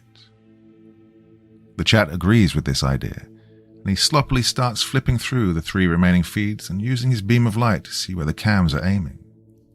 There's nothing visible to the eye, no glowing idol that would be easy to spot in the darkness, so this is all we have. On the 5th switch over to the infrared camera, 2 figures are suddenly seen standing behind our explorer. While he's warm, they're bright hot. Oh shit! He nearly screams as those at home jump in their seats. He turns around to confront the pair, but doesn't say a word. We're left with a third-person view made up of cool and warm hues for a moment.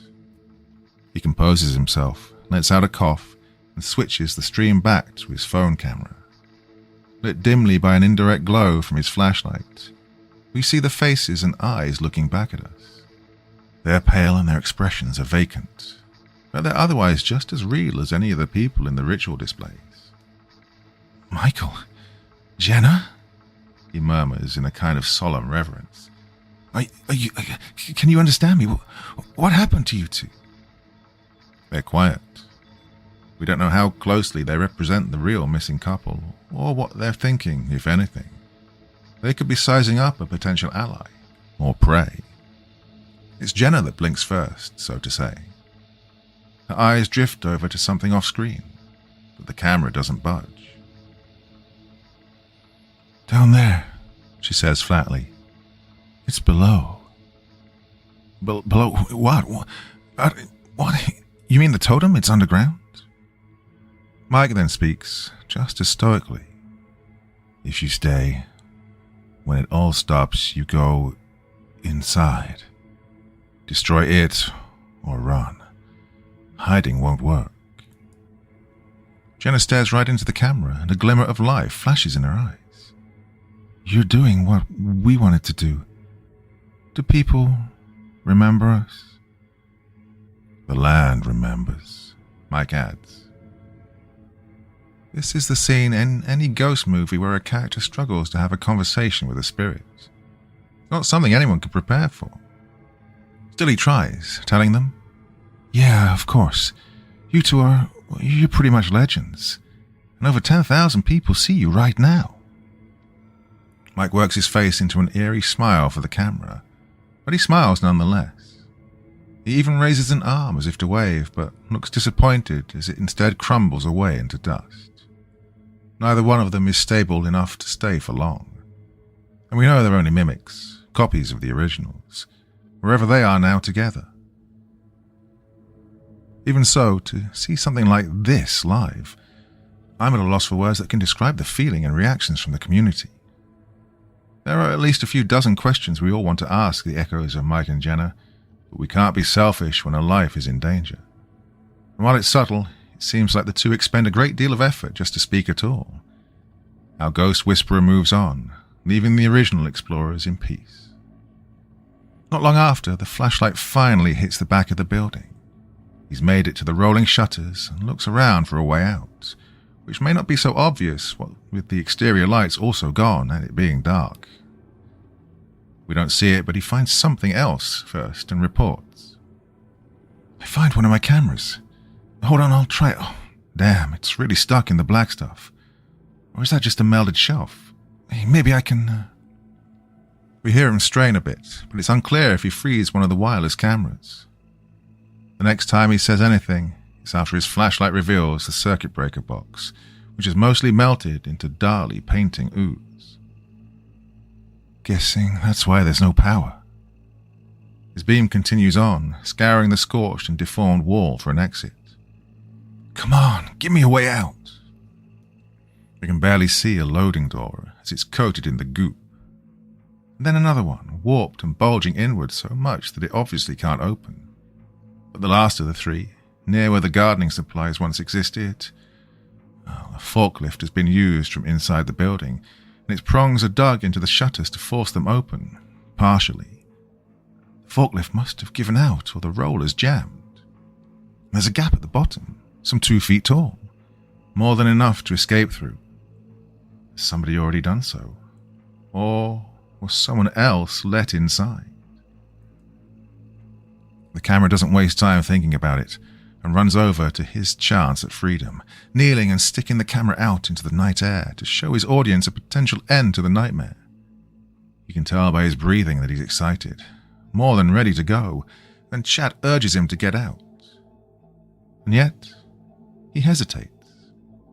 He's doing the worst, stupidest thing he can do, picturing himself as a hero, maybe even the one person who can put an end to the centuries' worth of rituals, obsession, and mindless cruelty.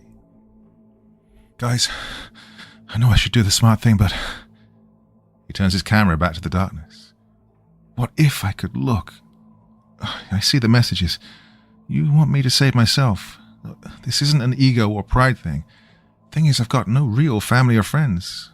I should be the one, right? Bet a few of you want me to just run so nothing changes here, so the curse can continue, and you get more stories. Well, that might happen. No, screw it, I'm going for it. Against his better judgment, he leaves the exit behind and starts looking around again for where the totem could be. Not many agree with the choice, but he still needs our support. Hard to imagine being completely alone at this point. With the choice made, the chat gives suggestions about how to find a way underground in a building without a basement. Is there a hidden staircase somewhere? Maybe even an elevator? It's actually me who reminds him about the camera sabotage from before, and that he must have been onto something. Being a moderator, my message is more noticeable, and he responds a few seconds after my comment. Oh yeah, the blind spot. Yeah, the back of the gardening shelf. It's worth a second look, now that they're all empty. Assuming I can pick it out in this mess, with everything blending together, it should be... right. The search yields results when a thin sliver of light, at ground level and facing the back of the building, shows up on the feed. He gets closer and we see the warped metal shelving blocking it, cleared of all stock like the others. Not only that, the large storage fixture has somehow been moved, as if it could swing outward on a hinge. Well, because it can. The hell, he mutters, then grabs the support bar and moves the whole big thing along its axis as it audibly scrapes against the floor. It's like a hidden bookcase door, and the pillar behind it. Oh, I see the line of light down there, but... Oh, come on, there's no way. His beam shines across one of the building's vital columns, and he finds an unexpected metal latch embedded into its coat of black matter. His hand reaches out and, with effort, pries it open. A large curving door that must have been well hidden for years is gradually pulled out from the load-bearing support. Behind it is a small room that takes up a fraction of the total size of the column. When it's a tight squeeze, the camera pans up and down, revealing nothing but an inactive light bulb and a ladder descending into a dimly lit hole. Even in his bewildered state, he has a good conscience to not point his light down there and announce himself, and actually turns it off entirely for a moment. "Oh, wow," he whispers, even more quietly than before, but directly into the microphone so we can hear it. "This is insane. This couldn't have been added later. This, whatever it is, was built with the warehouse. Doesn't look like any of the black stuff got inside. But if there's a light on down there..." Shit. Barely taking any time to think it over, he holds his breath, gets on the ladder and starts a tricky descent, given that he's still holding a gimbal and phone that must be wearing on his hands by now. Doesn't go down too far, but the signal's probably about to get worse. Man, what am I doing with my life? He lands on solid ground and turns toward a very strange room. It's more of a concrete corridor, maybe 60 feet long, but only 10 feet or so high and not much bigger wide. The low ceiling makes what's inside feel even more out of place, because the narrow room is designed like a classic old movie theater, the kind with crappy seats that existed before stadium seating. The chairs even look ripped out of the 1970s or 80s, and while only 2 fit on either side of the aisle, the rows fill up the space all the way to the front of the room, where a dirty and damaged silver screen hangs. All the setting lacks is a projector and speakers. "Each new thing more and more bizarre," our friend remarks and looks at the ceiling. "There's string lights on the walls. Maybe the disused circuit can power them. Only source of light I can see right now are a few lamps on the floor between the theater seats. Are those oil lamps?" He goes to the third row from the back for a closer look, which includes a touch test. The chairs, no cup holders in sight, are in various stages of disrepair, some leaking foam. But there's no black matter to be found in the room, and none of the stuff breaks off from the plain brown and tan upholstery. "I think they're real. Maybe these are from the malls." He reacts to the sound of approaching voices from ahead by ducking behind a seat and poking the camera lens out into the aisle. Well, the voices are combative, but muffled, and it isn't clear where they're coming from. We get answers when 2 figures emerge from the movie screen itself. It's hard to see in the low light, but carefully watching the footage reveals a large rip down the middle of the screen that acts like a hidden entrance. I'll mention that the stream is of an even lower quality than before and is lagging and frame dropping badly, but the audio still comes in clearly. "That's Greg," our friend whispers into the microphone. "But that tall guy he's arguing with, I can't see his face. Is he wearing a mask?" The stranger raises his voice, and we can begin to hear the conversation. "And why is this hideous fake theater still up? I told you to tear it down. I want this room to be empty. It's too important for your little trip down memory lane. Seats alone make it smell like a garbage dump down here." "You still don't understand," Greg fires back in his scratchy voice. "You never have. The gift requires love and devotion. You can't make a shrine of emotionless cold concrete. You have to want to be here, yearn to come back.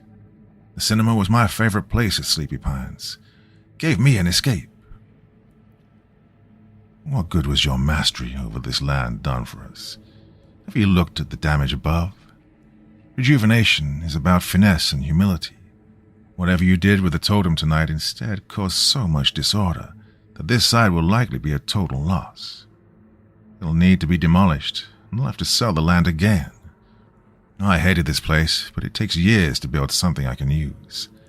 I have to know what you did so it doesn't happen again." "That's the owner," our interloper whispers sharply. The taller of the old men prattles on. "You know I can't do this without you, but your artistic talent is waned like your judgment. You made a powerful sacrifice for the totem, but blood and sweat are only part of the equation. Where's the craftsmanship you had long ago? It's just you and me now. The others, even Pierce, are all gone." I'm glad it's you still here, but what were you thinking bringing this so close to the composer? The masked man is seen kneeling into one of the rows closer to the front and picking up a large object that's unmistakably another clay totem, which looks different than the rest. God's sake, I can feel it trembling even at this distance. You got it within 10 feet of the slab. You've seen what that does. You can get an arc flash. You stuck a fork in the outlet and your second-rate conduit malfunctioned spectacularly. Composer, slab. What the hell are they talking about? I wasn't getting results, Greg argues. Didn't know what else to do, so I tried to jumpstart the composer. I don't think it's dormant like you theorized. No, it's just not motivated. I kept telling you, but you wanted to sell the land and get your fuel in any form, so you settled for a corporate warehouse. Where's the love, the desire for success, the connection to the land? It's disposable. No one would care if it disappeared. Where's the sincerity in this ugly building? Maybe you're right, old friend. But everything's factory assembled now. Soulless walls, heartless construction. We should have tried harder to hold on to the mall, I admit, but, well, I'm not ready to give up. Hey, hold this, would you? The masked man hands the totem to Greg, and without warning, swiftly pulls out a pistol and points it right at the camera. We at home are as stunned as the videographer. I know you're there, security guard. Come on, get up and come over. If I cared about you hearing any of that, I would have stopped talking a while ago. He grows impatient and adds in an agitated tone, Come here, or I'll kill your entire family. Not entirely surprisingly, our friend doesn't budge despite the threat. After a few moments, we can see Greg tell something to his partner. I see. You don't have anyone. Fine. I can always just shoot you instead. What are you waiting for? Gonna make a run for the ladder? I just want to talk. Can't let you run off into the night. Drop the crowbar and come over here. The camera is picked up off the floor and its owner slowly steps toward the two. Out of shyness or fear, he keeps it aimed mostly downward, so we're denied a good look at anyone's face. Come on, good, closer. What is that? The taller man asks. Some sort of stabilizer? So you're filming. Of course you are. Well, hand it over. There's no point, our friend meekly replies. How so? I might not be the savviest, but I know how to delete a video. None of this is your fault, but you've stumbled into a whole world of things that others aren't meant to understand. Better you leave no records behind. I've been streaming all night. My battery's almost dead. Thousands have been watching all this time. Look, do you not know that people have dug up everything about this place? The secret's been out for a while. You were doing the rituals for the mall back in the 80s, right? Look, I don't know what you're trying to do, but Jesus, Greg, what happened to your hand? Our friend finds some spine and aims the camera at his co-worker. His left arm ends in a stub, and the object in his remaining one reveals why. He showed his piety by cutting it off, entombing it in clay and sticking the appendage on top of his new, blood-soaked and double helix-shaped art piece. It's Greg, is how the old man replies, as the phone camera begins to accumulate bright dead pixels from the enigmatic totem. The masked man sighs and grumbles. You've been broadcasting? Showed the world the secret of this land? Why am I not surprised? You, young people, and your need to put your lives on display. Fine. You know what? It doesn't matter. Only a few people know how to truly use the land's gift. I don't want to remake some gaudy shopping center from the golden age of excess. I only wish to show the world something truly beautiful before I leave it, that can be created with human hands. A monument to childlike wonder. A complex masterpiece of architecture. Anything to fight against the bureaucratic and the mundane. But now I may not even have the chance for that. You said thousands are watching? Then let's go ahead and show them something to goddamn believe in. Now, move. During the monologue, the man had shuffled behind our friend and must now have the gun to his back. He's forced through the movie screen down the other half of the hall and enters into a large hexagonal-shaped room lit in warm hues by more oil lamps. The chamber has a single other element, dead center. Holy shit, it's the mural. It was never taken down, never left the grounds. The last remnant of Sleepy Pines, once seen by hundreds of shoppers a day, is right there, painted on tile and buried under a warehouse. Its detailed dark pines with their intricate brushstrokes and the lower effort settlers and natives in the foreground are streamed right to our homes. Stay at the entrance, Greg, the masked man orders. Don't bring that thing any closer a second time. I'll figure out what to do with it in a moment. And you, keep going. Don't be scared. You and your fans want to see the real deal, don't you? The totems are nothing in comparison. They're just conduits, a tool and means to translate our ideas into a language that it can understand. The mural? That's this composer thing? No, that just keeps what's behind it hidden. By the way, do you like it? He's the painter. Good eye for expressionism, but not so much the human form or historical accuracy. Not that it matters now. I need to take a look under the hood anyway. It's been too long since I've seen what's underneath. I know I've piqued your curiosity. You don't want to disappoint your viewers, so I'll just put this away a moment. He walks into frame and we see him from behind as he holsters his weapon and picks up a sledgehammer that had been resting against the mural. He then calls out, "To be brutally honest, my old friend, I've wanted to do this since the day we revealed this artwork to the public." "I put my heart into that piece," Greg replies submissively. The man in the mask is unmoved, takes the hammer to the mural. It smashes into the painted tile, breaking off big chunks with each swing. Our friend really does have a chance to run, but like the rest of us, he needs to see the big reveal of something we didn't know existed. He documents the destruction of Sleepy Pines' interned centerpiece unflinchingly. A large section of tile crumbles off after several hits, taking about a quarter of the mural with it.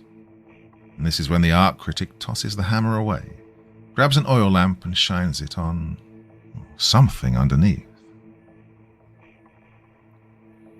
"Go on, let your friends have a good look," he says mockingly. "They'll never see anything else like it. But don't get too close." Nervously, our host brings the camera in. Despite the crappy bitrate, we can make out what appears to be thousands of tiny motors. No, more like miniature rock grinders, turning in unison and pulling in air towards whatever lies deep inside the intricate mechanism. Each saw-like component is as dark as the black matter, yet reflective enough to show up from the light hitting it. It's like a retro-futuristic clockwork monster, but despite being an infinitely complex engine or demolisher, or both at once, the strangest thing is, it doesn't make a sound. What is that? We don't know for certain. We aren't sure how it runs non-stop. What's past the hungry spinning blades, or who put it here and why. When Pierce and the rest of us dug this thing up in 1970, and an accompanying old totem that my friend here carelessly misplaced, all we discovered before we started having visions of the totems was that it's massive and immobile, going down at least 500 feet, and the teeth covering it eat everything they touch. The man demonstrates by bringing the edge of the oil lamp into the gears that move like wriggling dark flesh, and they immediately grab onto it, pulling it in. Metal is effortlessly crumpled, the glass shatters into dust, and even the fire itself looks like it's consumed. The lamp is gone within seconds. You can see why it's impossible to move, and we built a box around it. Only the very top of the structure must be like this, or it would have dug to the center of the earth. Every now and then, it expels very fine particles of varying compositions. Maybe it's thoroughly digested material, or it breaks down matter to learn about it. The only clue about its age is from what it ejects. We had some radiocarbon dating done and found the dust to be 30,000 years old. And it What? Grants wishes? If they're possible in a purely physical form, in a sense, if you render it down to the simplest terms, and the totems are the keys to the engine. You use something this alien to make and maintain a shopping mall? Just as the natives used it to prosper off the land's bounty, like the farmers after them. We ran the place with minimal staff and upkeep, and made families happy while we made our fortunes. It was fun, for a while. Then things started spiraling, just like they did with the steelworkers before us. The two of us ran and disappeared into the night, but the others, they couldn't resist coming back to try and revive their faded husk. I assume they lost their minds and succumbed to the corrupting power here. But we were smarter. We waited for memories to grow distant, for the land to be free of attachment and primed for creation and reshaping once more. Why are you telling me all of us, everything? Neither of us has much time left. This may be our last chance to leave a lasting mark on a world that is changing too fast. We once thought people would hold on to a well-designed mall for the rest of our lives, but even the composer itself couldn't save it. Now we're in an era of mass-produced buildings that go up, come down, and no one gives a damn about. I only want to put one final unexplainable thing into this world, and I will try. But like I said, if I can't succeed, then at least the world will have seen this. You're going too far again, Greg cries out. Just let him go. We can figure it out without any violence. The reason for the sudden desperate shouting isn't clear, until our friend turns around and sees that the masked man is back to pointing the gun at him. Now our favorite night security guard has his back just inches away from an anomalous monstrosity that could break him down into tiny particles. I don't want to shoot you. If I did, I wouldn't have kept you around so long, or anyone else that did your job. I'm sorry that you got involved, but I need you to do something for me. It's just like you after all these years. Greg can be heard stammering from the back. Always a cold, calculating businessman, only pretending to feel anything. Do it the easy way, get others, the true believers in miracles, to put the heart in, and when it isn't enough, show your devotion by hurting people. Oh, shut up, would you?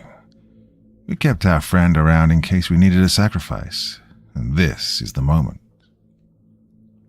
You're a true cynic, you know that. You never want something enough to put your whole self into it.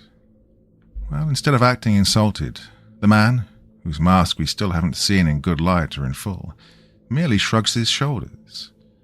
I won't deny it. Now, friend, I need you to want to step into the composer. I have a feeling most sacrifices in the past were done willingly and are far more impactful. Well, I'll force you if I must, but I'd rather you offer yourself. You can help bring some elegance back into this world. Come on now. Is your life really so great? Prove your worth. The person we believe in fiercely declines with, "No fucking way." Shame. If only you had nostalgia for a Sleepy Pines in his prime. The camera pans downward, showing only the concrete floor now. We lose our visual on what's happening at the worst possible moment, and our audio isn't much better as things suddenly devolve into shouts and panic screams, mixed in with a few final justifications for performing just one more ritual. Many of us have been trying to get through to emergency services for hours, but the flooding, their repeated visits to the warehouse, and the power outages have hindered the effort, and now we feel helpless amid the chaos. Several gunshots ring out. There are sounds of pain and more screaming, and the camera and its gimbal drop to the ground with a thud. All we see is one of the oil lamps. There's nothing helpful in the frame. For the next few seconds, we hear only the ongoing struggle and shuffling feet. A bright flash then fills the room and momentarily blinds the camera. When the light fades, the sensor has degraded to the point where the image is badly scrambled and pixelated, but we can still see a mask drop into frame. It's shaped like a rat's head, and it blocks the view further. The video appears to freeze, though there's further audio that sounds like a conversation. A little over a minute after the rat man's mask fell on the floor, the stream goes offline. Some people claim to have waited and refreshed for 6 hours or more. it doesn't come back. As dawn broke, the viewers closest to the area descend on the narrow valley where Sleepy Pines once stood. Others join them as the morning wears on. It's a clear blue day with a pleasant temperature. They're eager and ready to spend all of daylight searching the area for answers, and our friend. There's just one problem. There's no way into the valley. The section of interstate that passes through it is closed, and the two smaller roads that go into the area were partially washed away by floodwaters. As traffic in the region backs up and is diverted, someone in our community gets a drone into the air so they can survey Ground Zero. The aerial footage is also live streamed. What we see as it flies over a forested hill is astonishing. Where a large building once stood, there's now a massive sinkhole that has taken everything except for a small corner of the parking lot.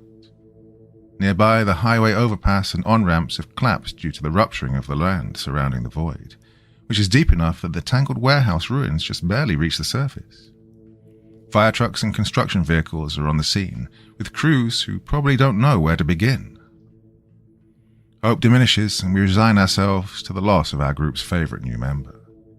The stream is rewatched and every moment analysed, but the motivation to post and chat like we used to is dampened. There's nothing left but more questions, and what seems to be another tragic ending in Sleepy Pine's legacy. And then a new video is suddenly uploaded 2 days later.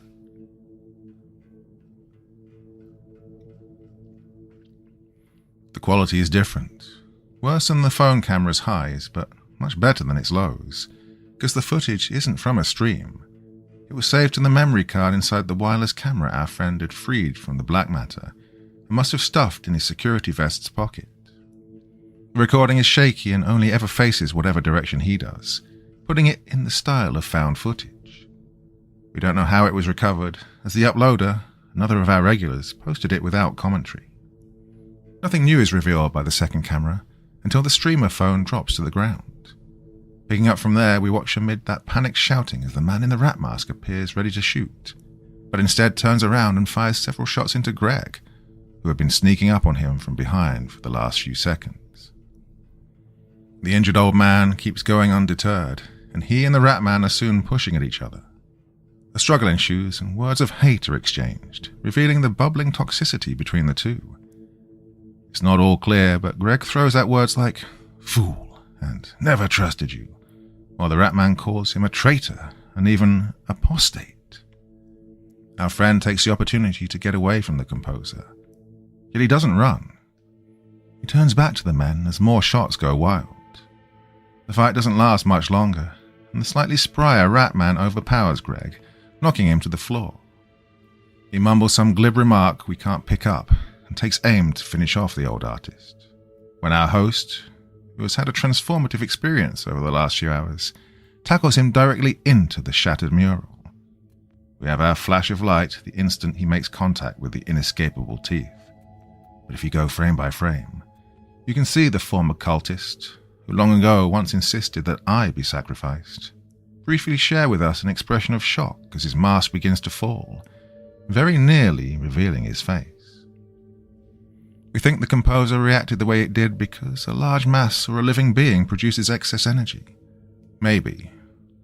Once things have settled, our friend kneels to check on his co-worker, who is gravely wounded, but perhaps seems to be at peace with his little rebellion. What he tells us confirms that this was no recent crisis of conscience. I wanted to put an end to it all, he says weakly, and rolls over so he can point to his totem. Please, I think if you feed that to it... I tried. What do you mean? What will... You think it'll destroy that thing? I couldn't get close enough. Wouldn't let me. I think once you serve it, powerless to fight. Maybe if an outsider... I get it. You don't have to say any more. I'll do it. He picks up, and the camera points to the unassuming totem left by the sanctum's entrance. He isn't afraid. He isn't trembling, and his breathing is steady. Nor is there much build-up or time spent thinking on what to do, or what might happen. He barely hesitates at all in going over, grabbing the bizarre idol and taking it to what remains of Sleepy Pines. There is no resistance in his return walk, seemingly no contemplation on whether or not he can use this still barely understood power for his own benefit. He stops at Greg for just a second. His troubled expression changes into a feeble smile, and we can hear him murmur, "Best one I ever made." The top of the buried monolith is dead ahead, and after a final deep breath, our hero tosses the totem into its all-consuming gears. The result is an explosion of vibrant, continuous flashes of many colors. He's thrown backwards and struggles to get up. He knows he has to, and after some groans and coughs, does so and gives us our last glimpse of the composer structure. It's on fire, and for some reason the flames are blue and violet. Greg, closer to the blast, has found redemption, but is almost certainly no longer with us. Even if he were, I think we all know he'd only tell his co-worker to run.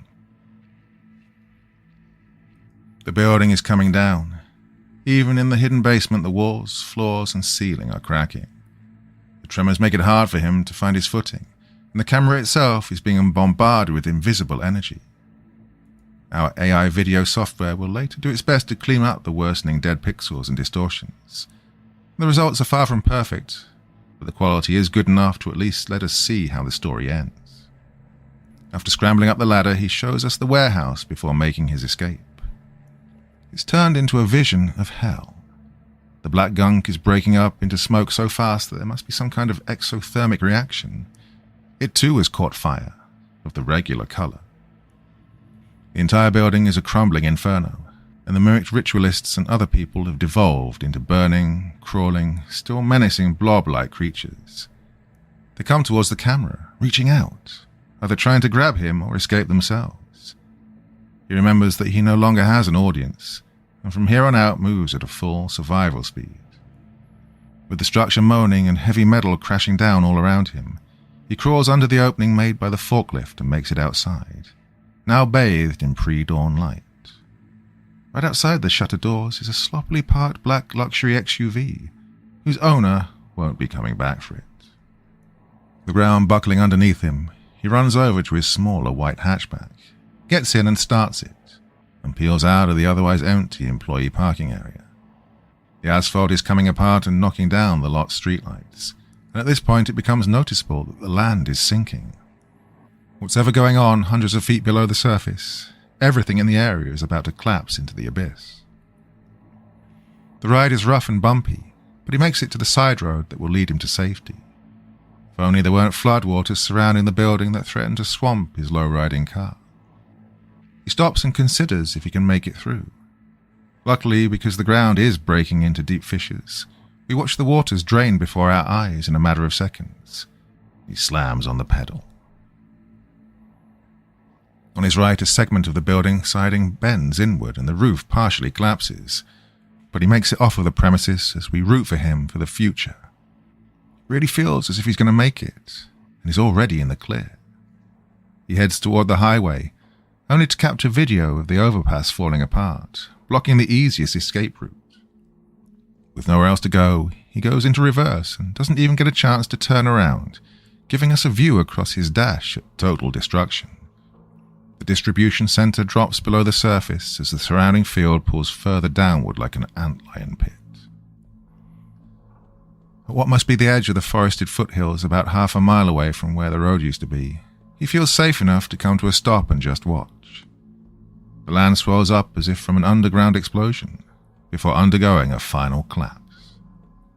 This is followed by many rising plumes of thick black smoke that dissipate into the dawn sky, which circle the new hole in the ground and look a little like a Venus flytrap's ensnaring tendrils. Just when we think it's over, the fireworks end with a bolt of lightning despite the clear weather. When reviewing the footage frame by frame, the powerful discharge can be seen rising from the center of the sinkhole. The camera then shuts off amid its owner's heavy breathing, either from its battery dying right on cue, or by getting fried by the energetic outburst. Our last view of the area is an expanding cloud of dust, debris, and smoke. But what happened to the star of that night? Was his camera found by one of us? And did the footage show his final moments? I happened to be among a few dozen ANSI members who watched the video as soon as it was uploaded, unaware that text was being tapped out all the while. All we had to do was refresh the thread. "Hey guys, it's me. I made it out, even though I was trapped in that valley with nothing to eat for about 10 hours before a Cruise all-terrain truck was able to bring me back to town. My poor car is still stuck in the valley, and I probably can't get it out until the bridge is repaired. To the local commuters, I'm sorry about the highway. Might be out of commission for a while. I can't believe the whole place came down like that. Also fell into a sinkhole. Huge. I would have gotten back to you all sooner, but my phone is buried under tons of ruins. Even lost my apartment key because I leave my main key at my desk. Yeah, I know, stupid. I haven't been able to get back in just yet or use my laptop, so I've been staying at a motel. Lucky for me, one of our members tracked me down and let me use his phone and account to upload the video and post this. Meeting one of you guys in person wasn't as bad as I thought it'd be. Well, my life's a mess, and corporate is going to ask me a lot of questions about what happened. But I'm resilient. It's only been a short while, but I can't say I feel any strange effects from that night, other than a little PTSD, no doubt.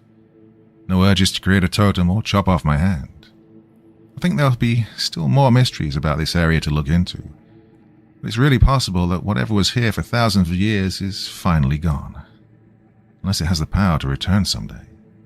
Or there's, somehow more of them out there. I may never look at a fancy, very clean building the same way again. I guess things will move on like always, even after the destruction of a cosmic horror or forgotten alien machine. But I admit I'm curious about what might, in time, show up in that valley next. So I'll check in with my awesome viewers occasionally to see how the story continues. Oh, and Greg, I was wrong about you. Thanks for what you did at the end. If you see Mike and Jenna wherever you are, tell them, I don't know, that we made a good team. Okay, I really need some sleep. Later all. The idea that all of this had, or still is happening elsewhere in the world, hadn't really been brought up before. The Sleepy Pine saga seems like it would have been something truly unique. But who can say for sure? There's so much to still wrap our heads around. Like the fact that we were all there, live, and saw the conclusion of a miracle that lasted tens of millennia.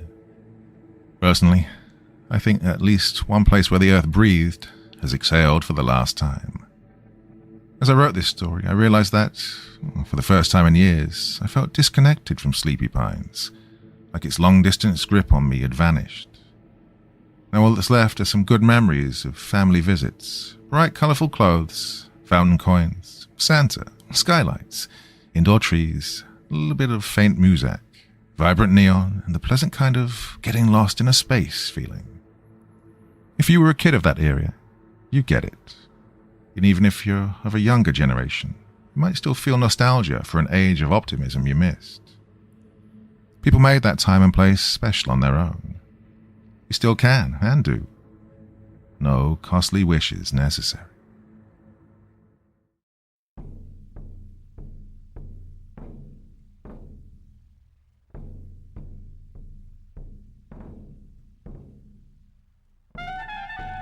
And so once again, we reach the end of tonight's podcast.